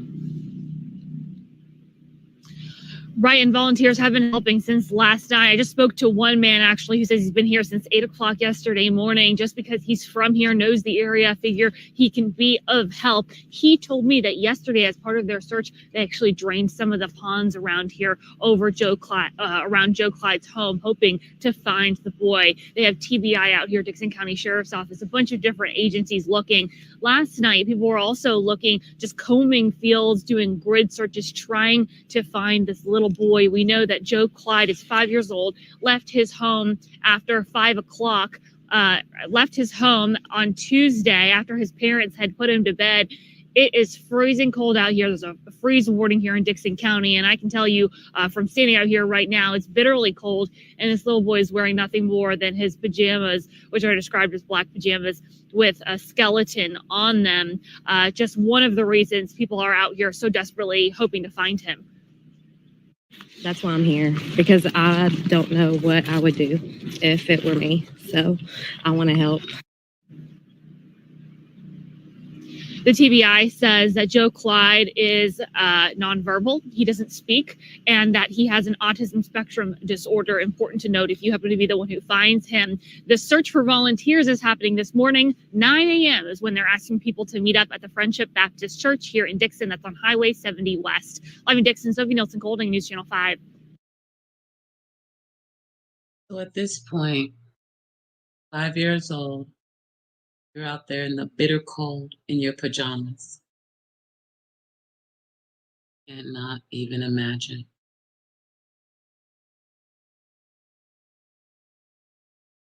A 5-year-old boy unable to speak is still missing tonight. The desperate search for little Joe Clyde Daniels continues, and the worry now, Carrie, is the temperature. It's terrible. News Channel 5's Jason Lamb is live in Dixon for us. And Jason, it is expected to get below freezing tonight.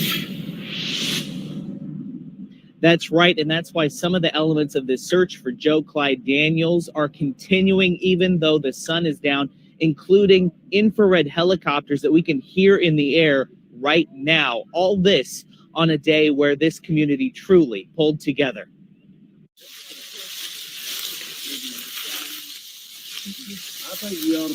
Tennessee's nickname as the volunteer state may never have proved more true than it did today in Dixon County. Would know if my kid was missing, then I would want everybody to be looking for it. Yeah. As hundreds of unpaid neighbors, friends, and parents Mom, helped search for hope hidden in a waist-high field. just cross the mat, that way we double check everything. Ashley Jenkins was one of those who said she'd help search for Joe Daniels, a 5-year-old autistic boy who can't speak. He left his home last night after his parents put him to bed. That's why I'm here, because I don't know what I would do if it were me. So I want to help. We'll get in there. Meticulous grid searches aided by GPS turned up no sign of the 5-year-old. That field looks pretty deep. He could be laying down or something, but I feel like the helicopters would have seen it. Searches by air and even by canine didn't turn up anything either.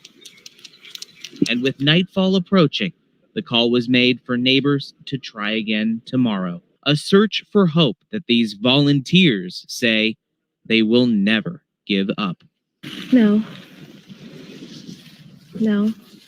You can't. Nobody can. I mean, as a parent, you just can't do that. Now, if you are turned away from your TV set or your screen, we want to give you another look at this boy. So pay attention here. This is Joe Clyde Daniels. Again, he's 5 years old, and he was last wearing black pajamas with a skeleton on it. Now, that little amount of clothing is why they're so concerned about the freezing temperatures tonight. More crews will be out here again tomorrow starting at 7:30 a.m. And if you want to help right now, you can share some images of this boy. We have some images I've pinned to my Facebook page in a post. Just go to Jason Lamb NC5 on Facebook and you can share it from there. Live in Dixon County. Jason Lamb, News Channel 5.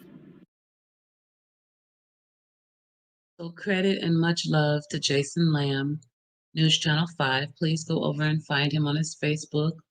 All I did was literally search for, and I did a Google search. I didn't go straight into Facebook. And I searched Jason Lamb, NC5, Joe Daniels. And it brought me right in. I'm going to share a little bit, but as they said, he followed the case from beginning to end. So I bet there's some good stuff.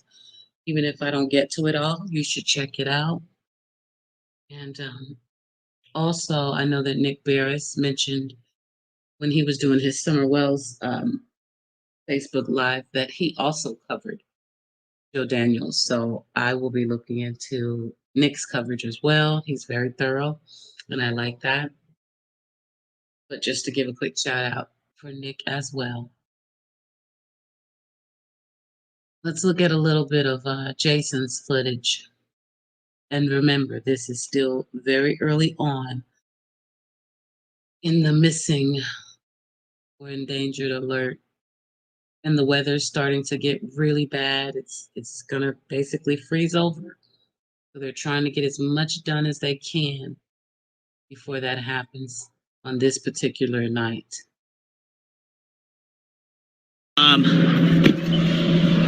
But yes, there were search dogs out there, Lori, and a lot of them have been operating further away, I should say, further away from this large scene, because they want those dogs to be able to pick up on the boy's scent, on Joe's scent, and not get confused or distracted by other human scents in the area.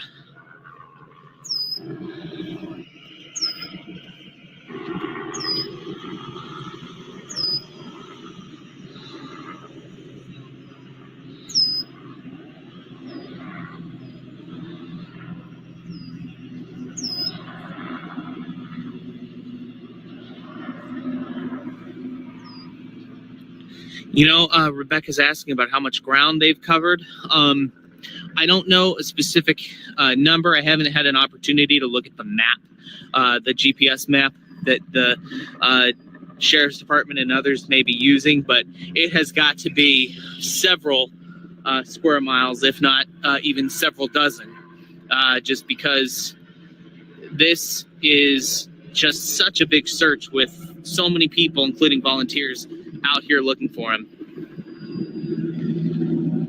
So, okay, hey, Katie, thank you for this information. Might be useful. She just posted that they did indeed stop registering volunteers around 4 o'clock. We knew that, but she says her husband's there, and he says another group is doing solo searches.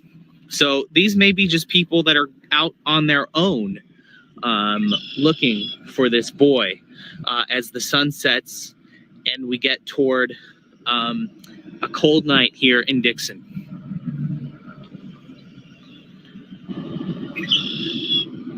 All right, for those of you who are just joining us, I know more people are tuning into this Facebook Live. And please, if you have just joined it, share this live video to your page, share it to others to spread the word. This is a live active search going on in Dixon, Tennessee for a 5-year-old autistic boy who is nonverbal. He does not speak.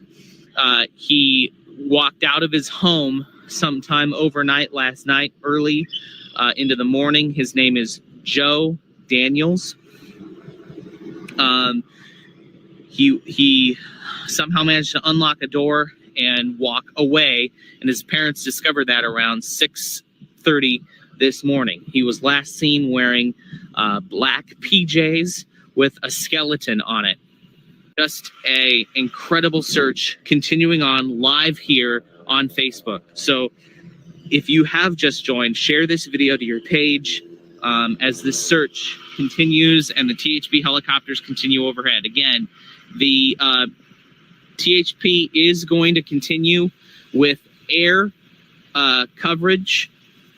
They will continue with air coverage after the sun goes down. They have infrared heat sensitive cameras that might be able to spot people outside even though they can't see them because it'd be so dark out. That will continue. We don't know exactly what else will happen. The crews are meeting right now to discuss that. All the different agencies talking about what resources are available to them, be it ATVs or ground searches or what else may be out there tonight.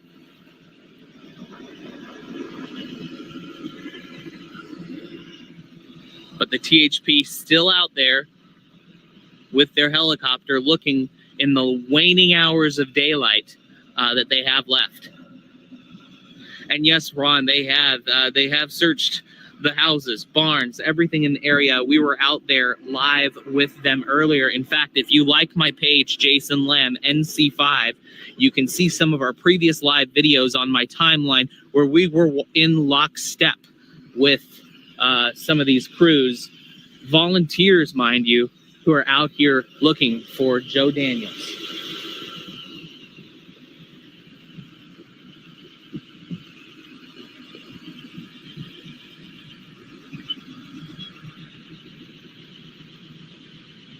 A lot of people watching now from across the country. This is a story that is making national headlines at this point, this search for a 5-year-old boy.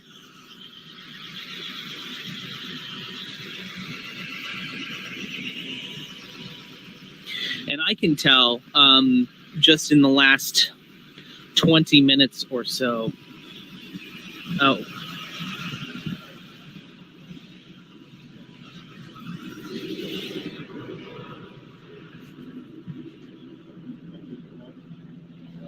Got about 10 ponds that we searched up to this point, and the ones that we could are water rescue personnel from those, and they're using sonar, which will map and tell what's laying beneath the water. And then some of the ponds, like the one over here, they've got such a thick vegetation underneath the water and algae and everything, they have to walk in, so the rescuers line up and walk and use different equipment they have to search. So every pond's been searched. We even had one that had some empty stones that are started apart. We put up with a bit dry, small one, but we identified and checked the area thoroughly.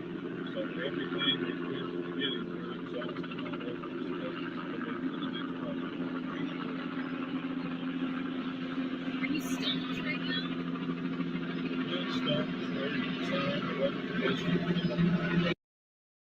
I know it's a little hard to hear him. Remember, there are outside helicopters going.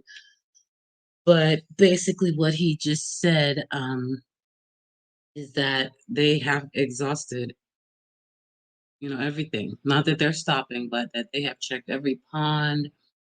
They are using sonar. They are really, really looking for baby Joe at this time.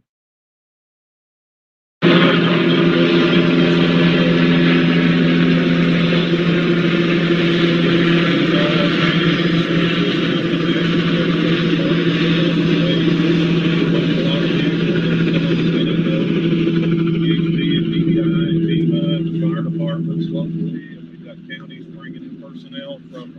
And it's just great to see that kind of outpouring support, and even from the volunteers in our community. Because when something like this happens, we're limited on the resources we have. If I put every deputy we have out here, first off, I wouldn't be able to, because we're still answering responses for calls for service going on. But even if we had that, we wouldn't have the volume of personnel that we have in all the agencies coming together. Plus the specialties we think JGC for training. What do you think that says about the people in this community, you know, out here, many of them obviously on their own time looking for this boy? It's just a care and compassion of people that, especially that's grown up in this community or live here, and they respect one another and know each other. And we know that it could be us tomorrow in the same situation, that we have to call upon our neighbors, our friends, and our agencies to help us in the same circumstances. How large has been the area that you guys have searched on foot, and then maybe have seen overhead, just as a general idea? Well, it's much broader, of course, from the aircraft and even the TBI's plane,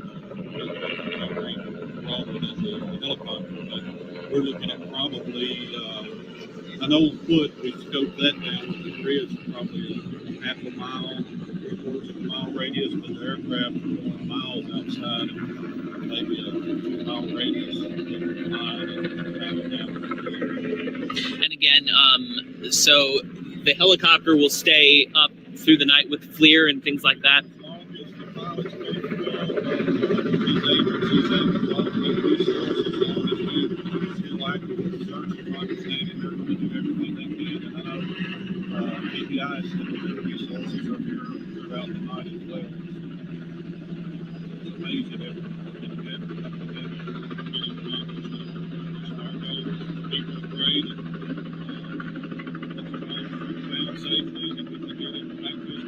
Do you recommend neighbors come out here overnight and search as well, or? No, we wouldn't recommend that, because it's a different skill set once we lose daylight, and we wouldn't want to have to start looking for other citizens that possibly get lost in the woods or get injured while they're out in the dark, and that would pull our resources to have to respond to that. Well, thank y'all for covering it, and let everyone know what it looks like, and we'll try to get you some information as soon as we can on where we'll stage in the morning. We may move it from the fire hall because we've limited on parking, and move it to one of the churches local. We're trying to make those connections now, but we may ask y'all to look that out for us, so let the volunteers know where we'll be in the morning. We're looking at 7:30 in the morning, and we'll get that distance to that. Any updates tonight? Yeah, as we go throughout the night, we'll try to keep you posted. I don't know how long your agent, your stations will let you stay here with us, but we'll get it out either through the social media, or we have everyone's email contact through your station. We'll make sure to keep you posted on it. Thank you. Okay, thank y'all.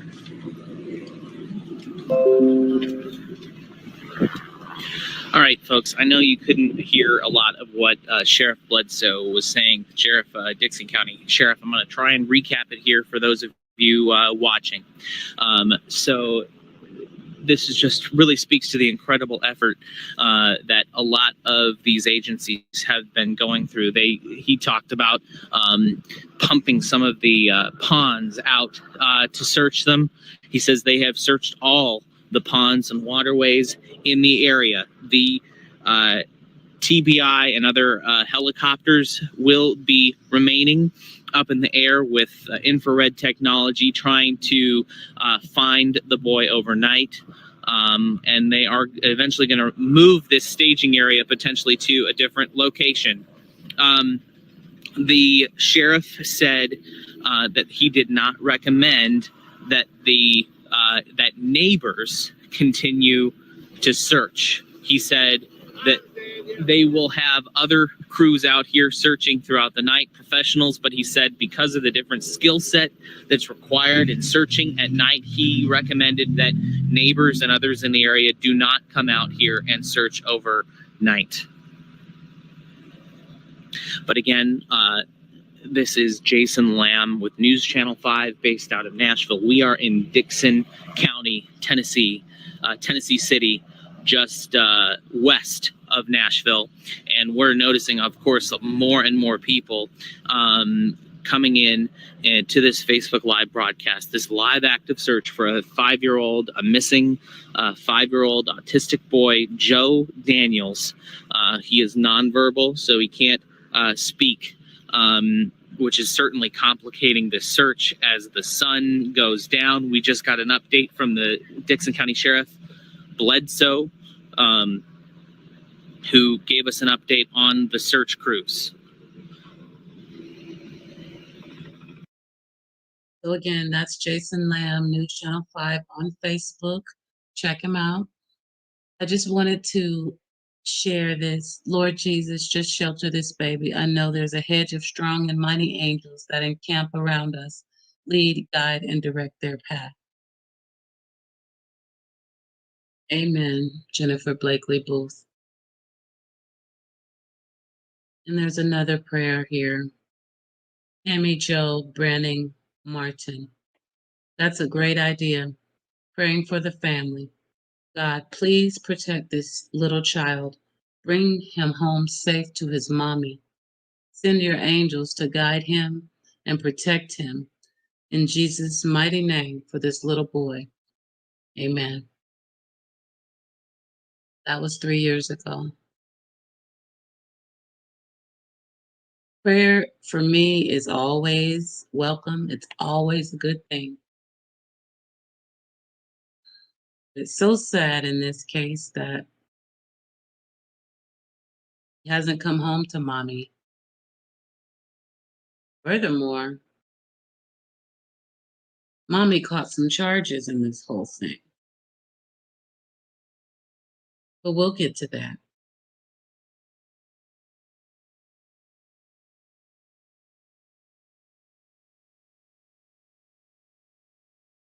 Now, crews search for an endangered 5-year-old boy. Joe Clyde Davis has not been seen since last night. News Channel 5's Jason Lamb is in Dixon tonight, where the search is still underway at this time. Jason, the little boy doesn't speak?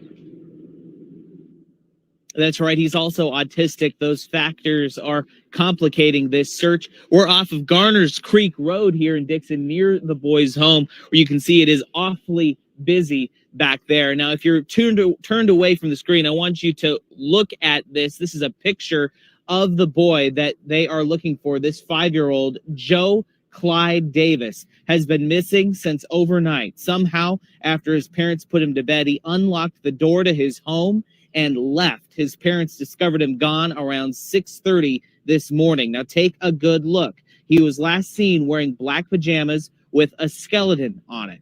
Meanwhile, the search today has been extensive. Crews used dogs to track the boy's scent. On top of that, helicopters have been in the air every 30 minutes or so. But perhaps most impressive has been the turnout of volunteers to look for Joe. At least 40 or 50 people have come out, meeting at the Tennessee City Fire Hall in organized groups to search for him, looking over every square inch of land nearby to see where he could be hiding. Of course, the hope is they can find him before the sun goes down, when the task will get a lot more difficult. We talked to a volunteer searcher who's also a mother. She says she had to come out and help look for the boy.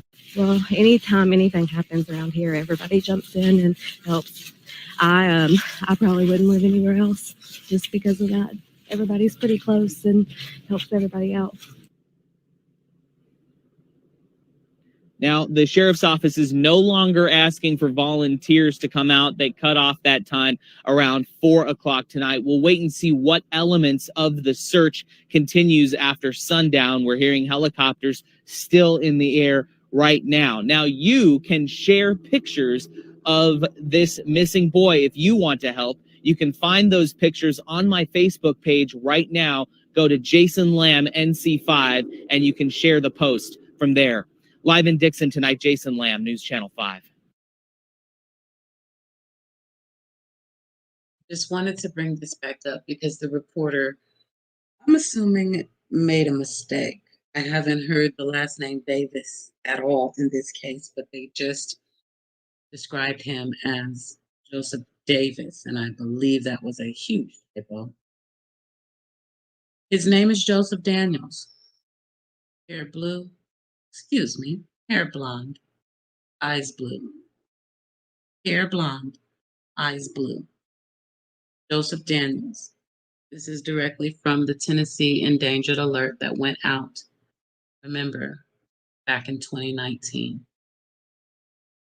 We are rolling through this story from beginning to end so that we all understand and we can all start to tell his story. I think it got a lot of coverage initially. I'm proud of how the TBI came out, and as you can see, the volunteers are just heaven sent. Super shout out to them, every single one of them out there in the cold at night. Thank you. Thank you so much. But we're going to keep rolling. Oh, I have so much to say, but I want to let the story unfold. And best believe we're going to chat about this one.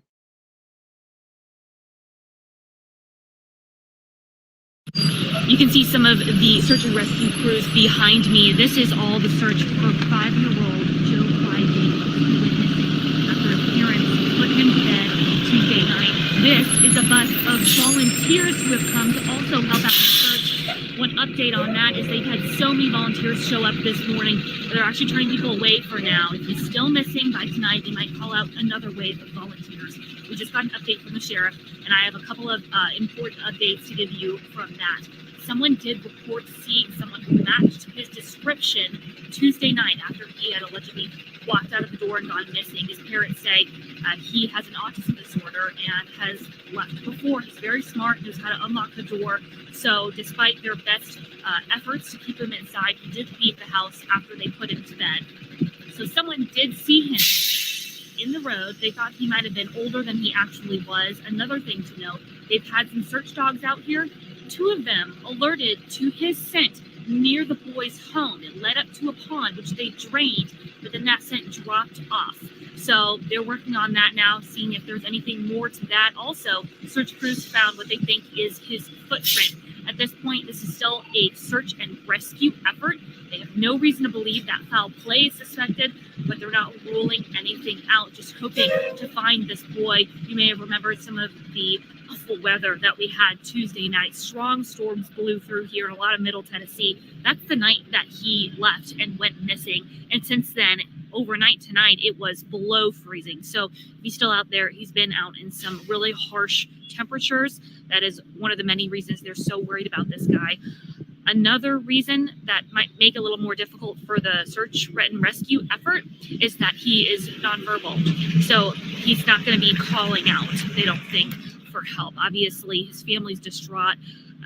So many people have come out to help, though. Really shows you this town coming together, this part of Dickson County near Tennessee City. So any other updates that we get on this story will be on newschannel5.com. That's the latest update that we have now. Anything else will also be in our shows on News Channel 5. Quick update.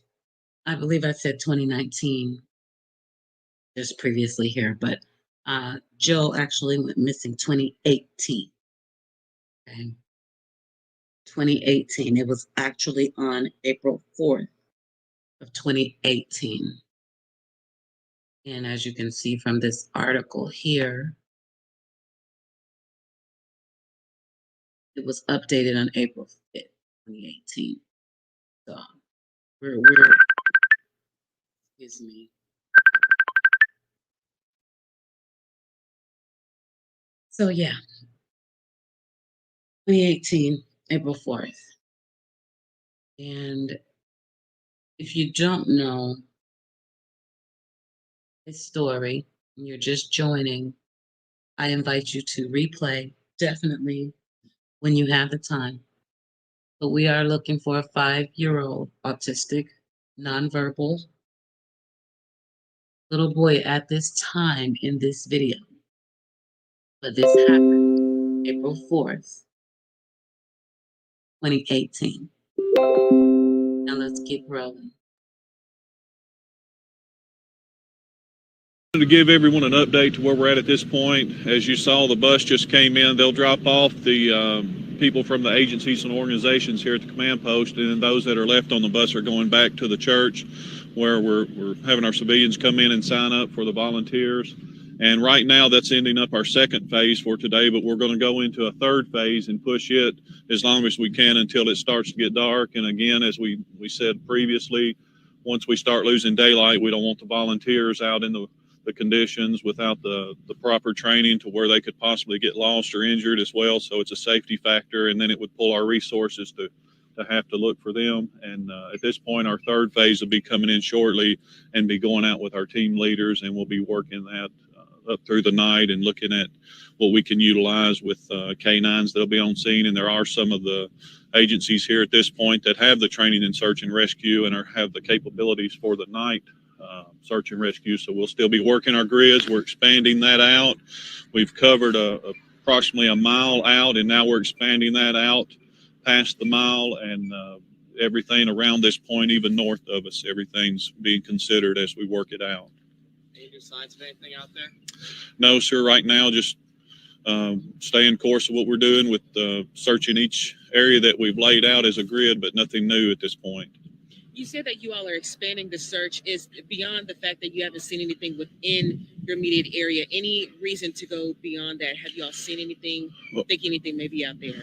We haven't seen anything or have any indicators, but we know from prior cases and learning from other agencies that's dealt with this that we're looking at distance, and depending on the condition of the person and their abilities, and him being a young child, that he may be more physically capable to get off further than that. So some of the other searches that we have been told about maybe went up to close to 1.5 miles to 2 miles out. So we want to look at all of those options and not just limit ourselves to that mile radius. So we're not really gauging it by that. We just tell you that to give you an idea of what we focused on up to this point, but we don't know how far that will grow or extend at this point.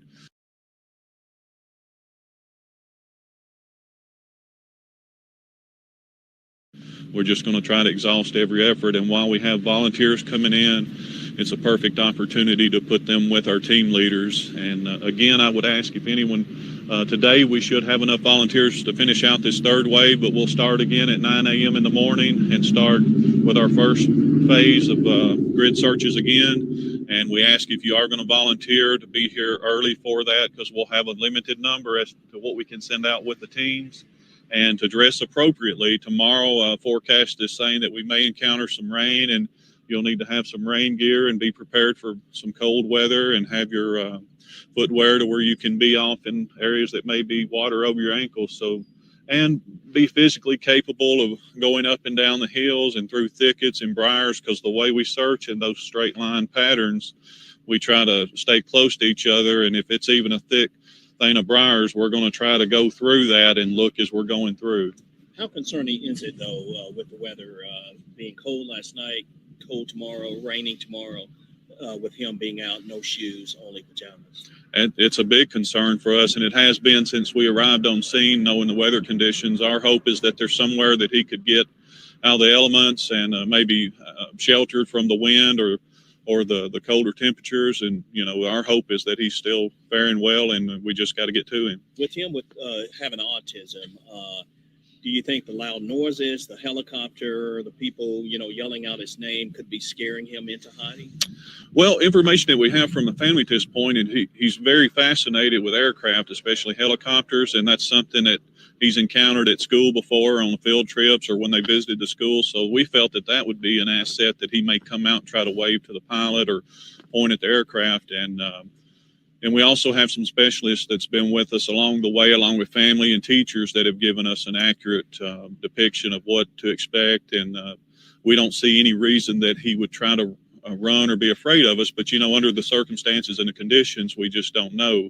And we work it from every angle as we can, and know that the family's given us the most accurate information. There was talk of some tips that were called in early this morning. Did any of those prove to be valid at all? Nothing at this point. There were some potentials that people saw some children that looked similar to Joe, and each one of those was checked out and was not a valid tip. Several things that have pulled us in different directions outside of the scope of the scene, but we've got the personnel with all the agencies supporting us, and our internal detectives are working leads as they come in, and we're just going where we're needed. It stretches our resources then, but everything's followed through. Now that you're getting into the second night of this, talk to us a little bit more about what you're telling the family as they kind of just continue and hope for Joe to come back. Well, with the people that I have that's been at the scene, and that's something that I'm planning on going to talk to them later, because they've been busy today working with us and answering questions and being available to help us with anything that we may think of that needs to be asked. But they've been great to work with, and I hope that I'm not sure if I answered your question or not with that, but what was the rest of it? Is there something that you're telling the family at this point now that you're getting into the second Oh, night? yes, ma'am. Sorry about that. We let them know along the way what we're doing each step of the way and what we're doing with each agency that's here that's helping, and how we've laid out our search patterns and how we're overlaying those where they're on a map, and with the GPS tracking that's laying that on there. So they know exactly what resources are here in each step of the way, what we're doing, and we're trying to make sure their needs are accommodated as they're here at their home too. So there's been a huge outpouring in the community that people have brought the foods and drinks for us. So we're making sure that the family's taken care of with that as well. So there's just a lot of outreach going on at this point. Thank you very much. All right. All right. Thank y'all. And to avoid getting the inside scoop. So before we roll on, let's just make sure we all are aware that we are only on day 2. TBI, I don't know if it's just how they get down or what, but not just the TBI. Dixon County, all of the volunteers, they were all over it for baby Joe. They were concentrating in the area near and around his home. Sound familiar? Please keep in mind, this is just day 2, because I'm telling you, after that, things got cray-cray, as my son would say. Things just started popping off, and it was like, wait, whoa, what? So, hang on to your hats. We're getting there. Let's take a look at Sky 5 aerials, Joe Clyde Daniels search.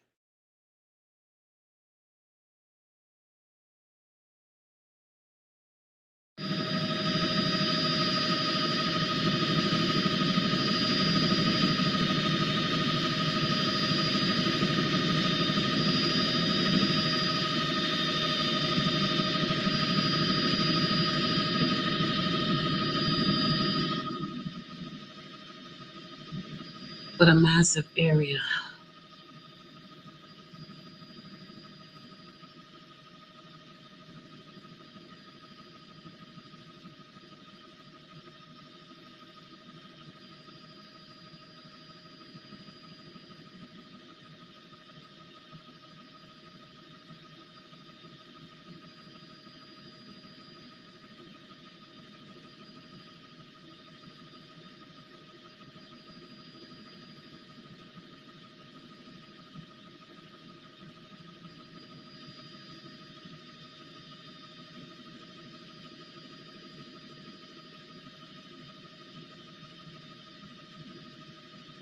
All the donations for the searchers. Awesome. Dixon County Emergency Management Agency out there.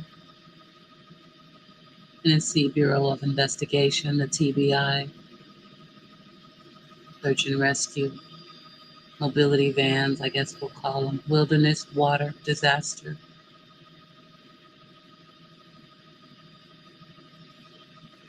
They had hundreds of volunteers.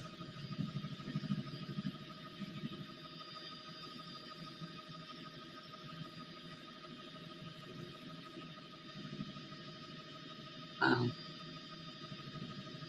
I'm not sure what he's doing, but that's interesting.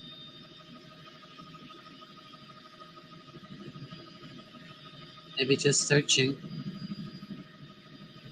I would say they pulled out all the stops. Thank God for that.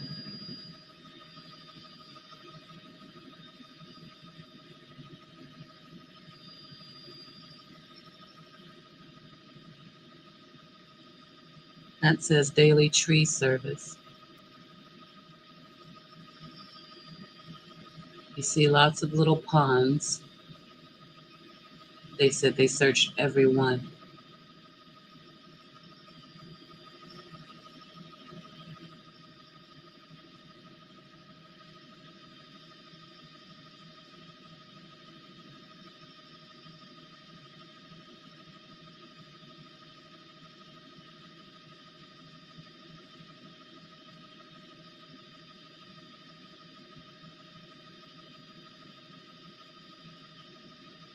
Quite a few neighbors around them.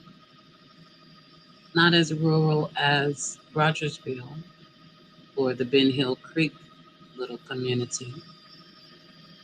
Just as many woods and thickets.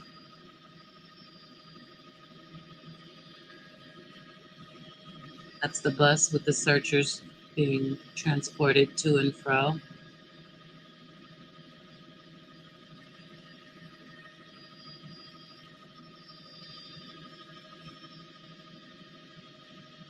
Such an expansive area to have no idea where that baby went. I cannot imagine being one of those searchers. I mean, you want to just teleport and be everywhere at once, but thank God we got the helicopters flying and the searchers on the ground, thermal cameras, sonars. Thank God for technology that we can see through this sort of terrain, because look at that. 1 million people couldn't search this terrain.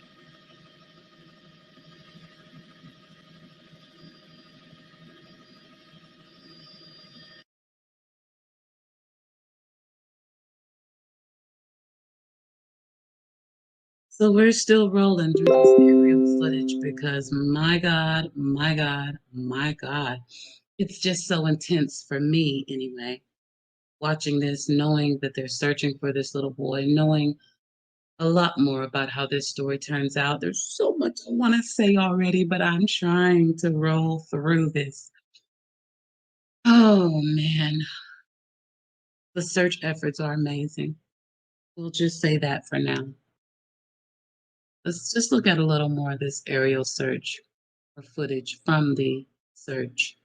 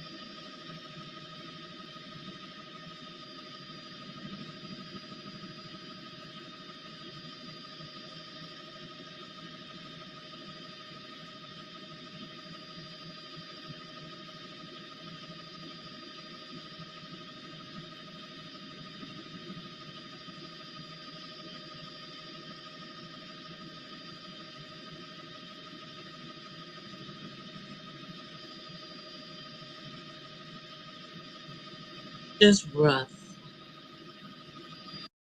It's just really, really rough to watch that. Thinking about what they might find, where they might find him. This is an excellent video. As you can see, it's over an hour long.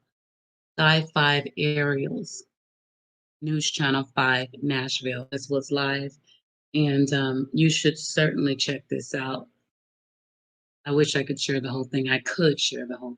There's so much more to this story that we have to get into. Just a little bit more of the aerial.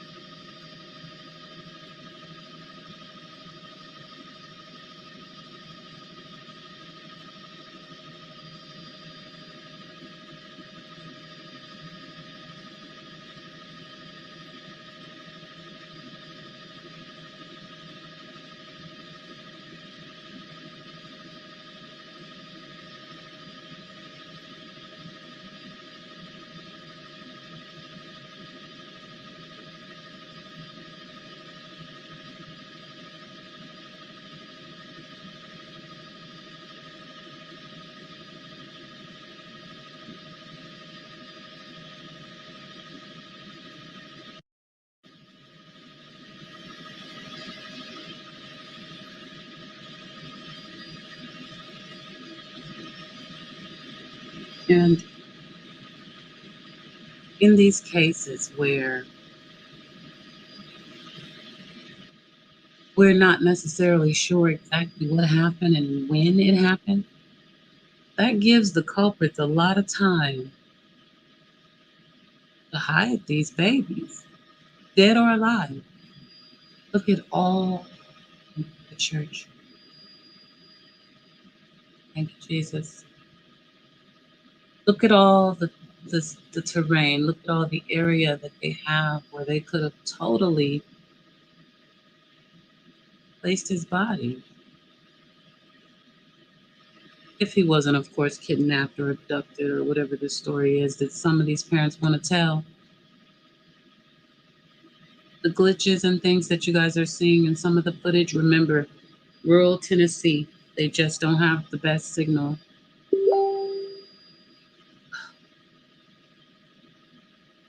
Where is baby Joe?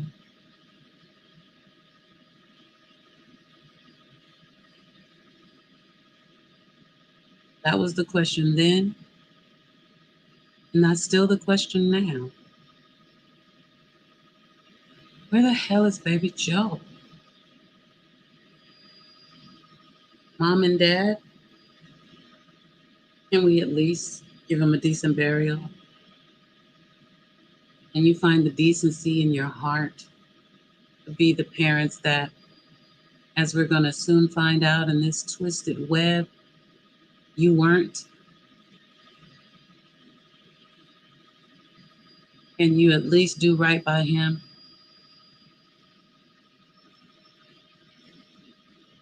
And give him a decent burial?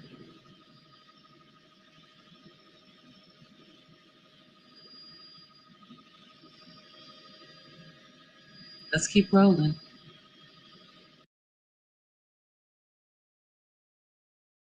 All right, let's get into the thick of things. Here is the 911 call from the father of baby Joe, Joseph Clyde Daniels. Call 1 on Wednesday, April 4th, 2018, at 6:22 a.m. with a GMT offset of -300 minutes. Agent ID is extension is 106. Where's your emergency? This is Dixon County 911. Yes, sir. Okay. I was on 1112 Garners Creek Road, Mm-hmm. and my son has escaped, and we cannot find him. Okay, how old is your son, sir? He is 5. Okay, you said you live at 1112? He has autism. Yes. Okay, and you said he has autism? Yes. Okay, how long ago was he last seen? Last night. Okay, all right. And what's his name? His name is Joe. What's his last name? Daniels. What was he wearing last night? He was wearing pajamas. What kind of pajamas? What do they look like? I tell you, my wife would know better than I would on that. Okay. Do you know how he got out of the house? He must have unlocked the door. Okay. And he got out. What's his date of birth? 7/30/12. Okay, sir. And you said his name was Joe. What was his last name? Daniels. Daniels. Yes. Okay. And what's your last name, sir? Daniels. Okay, what's your first name? Joseph. All right, Joseph. And what does he look like? He's got blonde hair.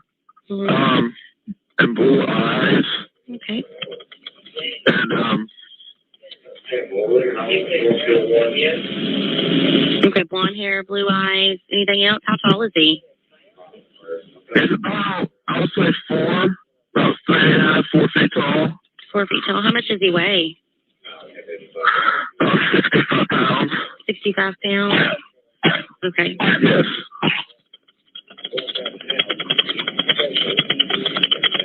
Okay. Do you know anywhere where he would go from your house? I do not know, because we don't know any of the names except for one neighbor. Mm-hmm. So I do not know where he would have gone. Okay. Is he nonverbal or is he verbal? It's nonverbal. Nonverbal. Yes. Okay. And how severe is his autism? There's also ADHD with it too, so that doesn't help any that matters. So, but it's not so severe, but it's pretty significant where he can't talk and he's unable to communicate. Okay. And we have to. He tries to bathe himself, but we have to bathe him. Okay. All right, sir. And what's your phone number? 29 867 6984. Okay. And did he take anything with him out of his room? I didn't see anything that he took out of his room. No stuffed animals, no blanket or anything like that? No. Okay. All right, Joe. We're going to get him en route to you, okay? Just hang out right there at 1112. We're going to get him out there to you, okay? Okay. All right. Thank you.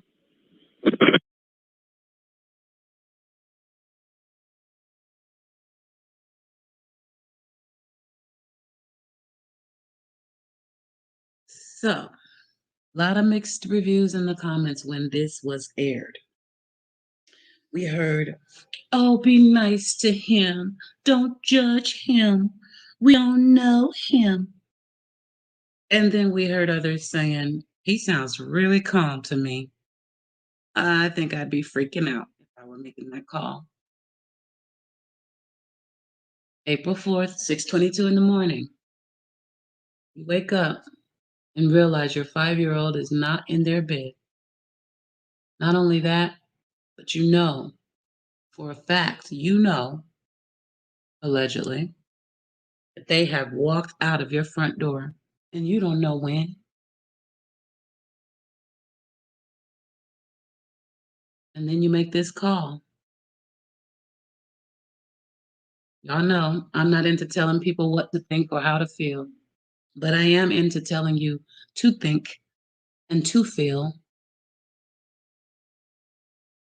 And with that said, we're just going to listen again.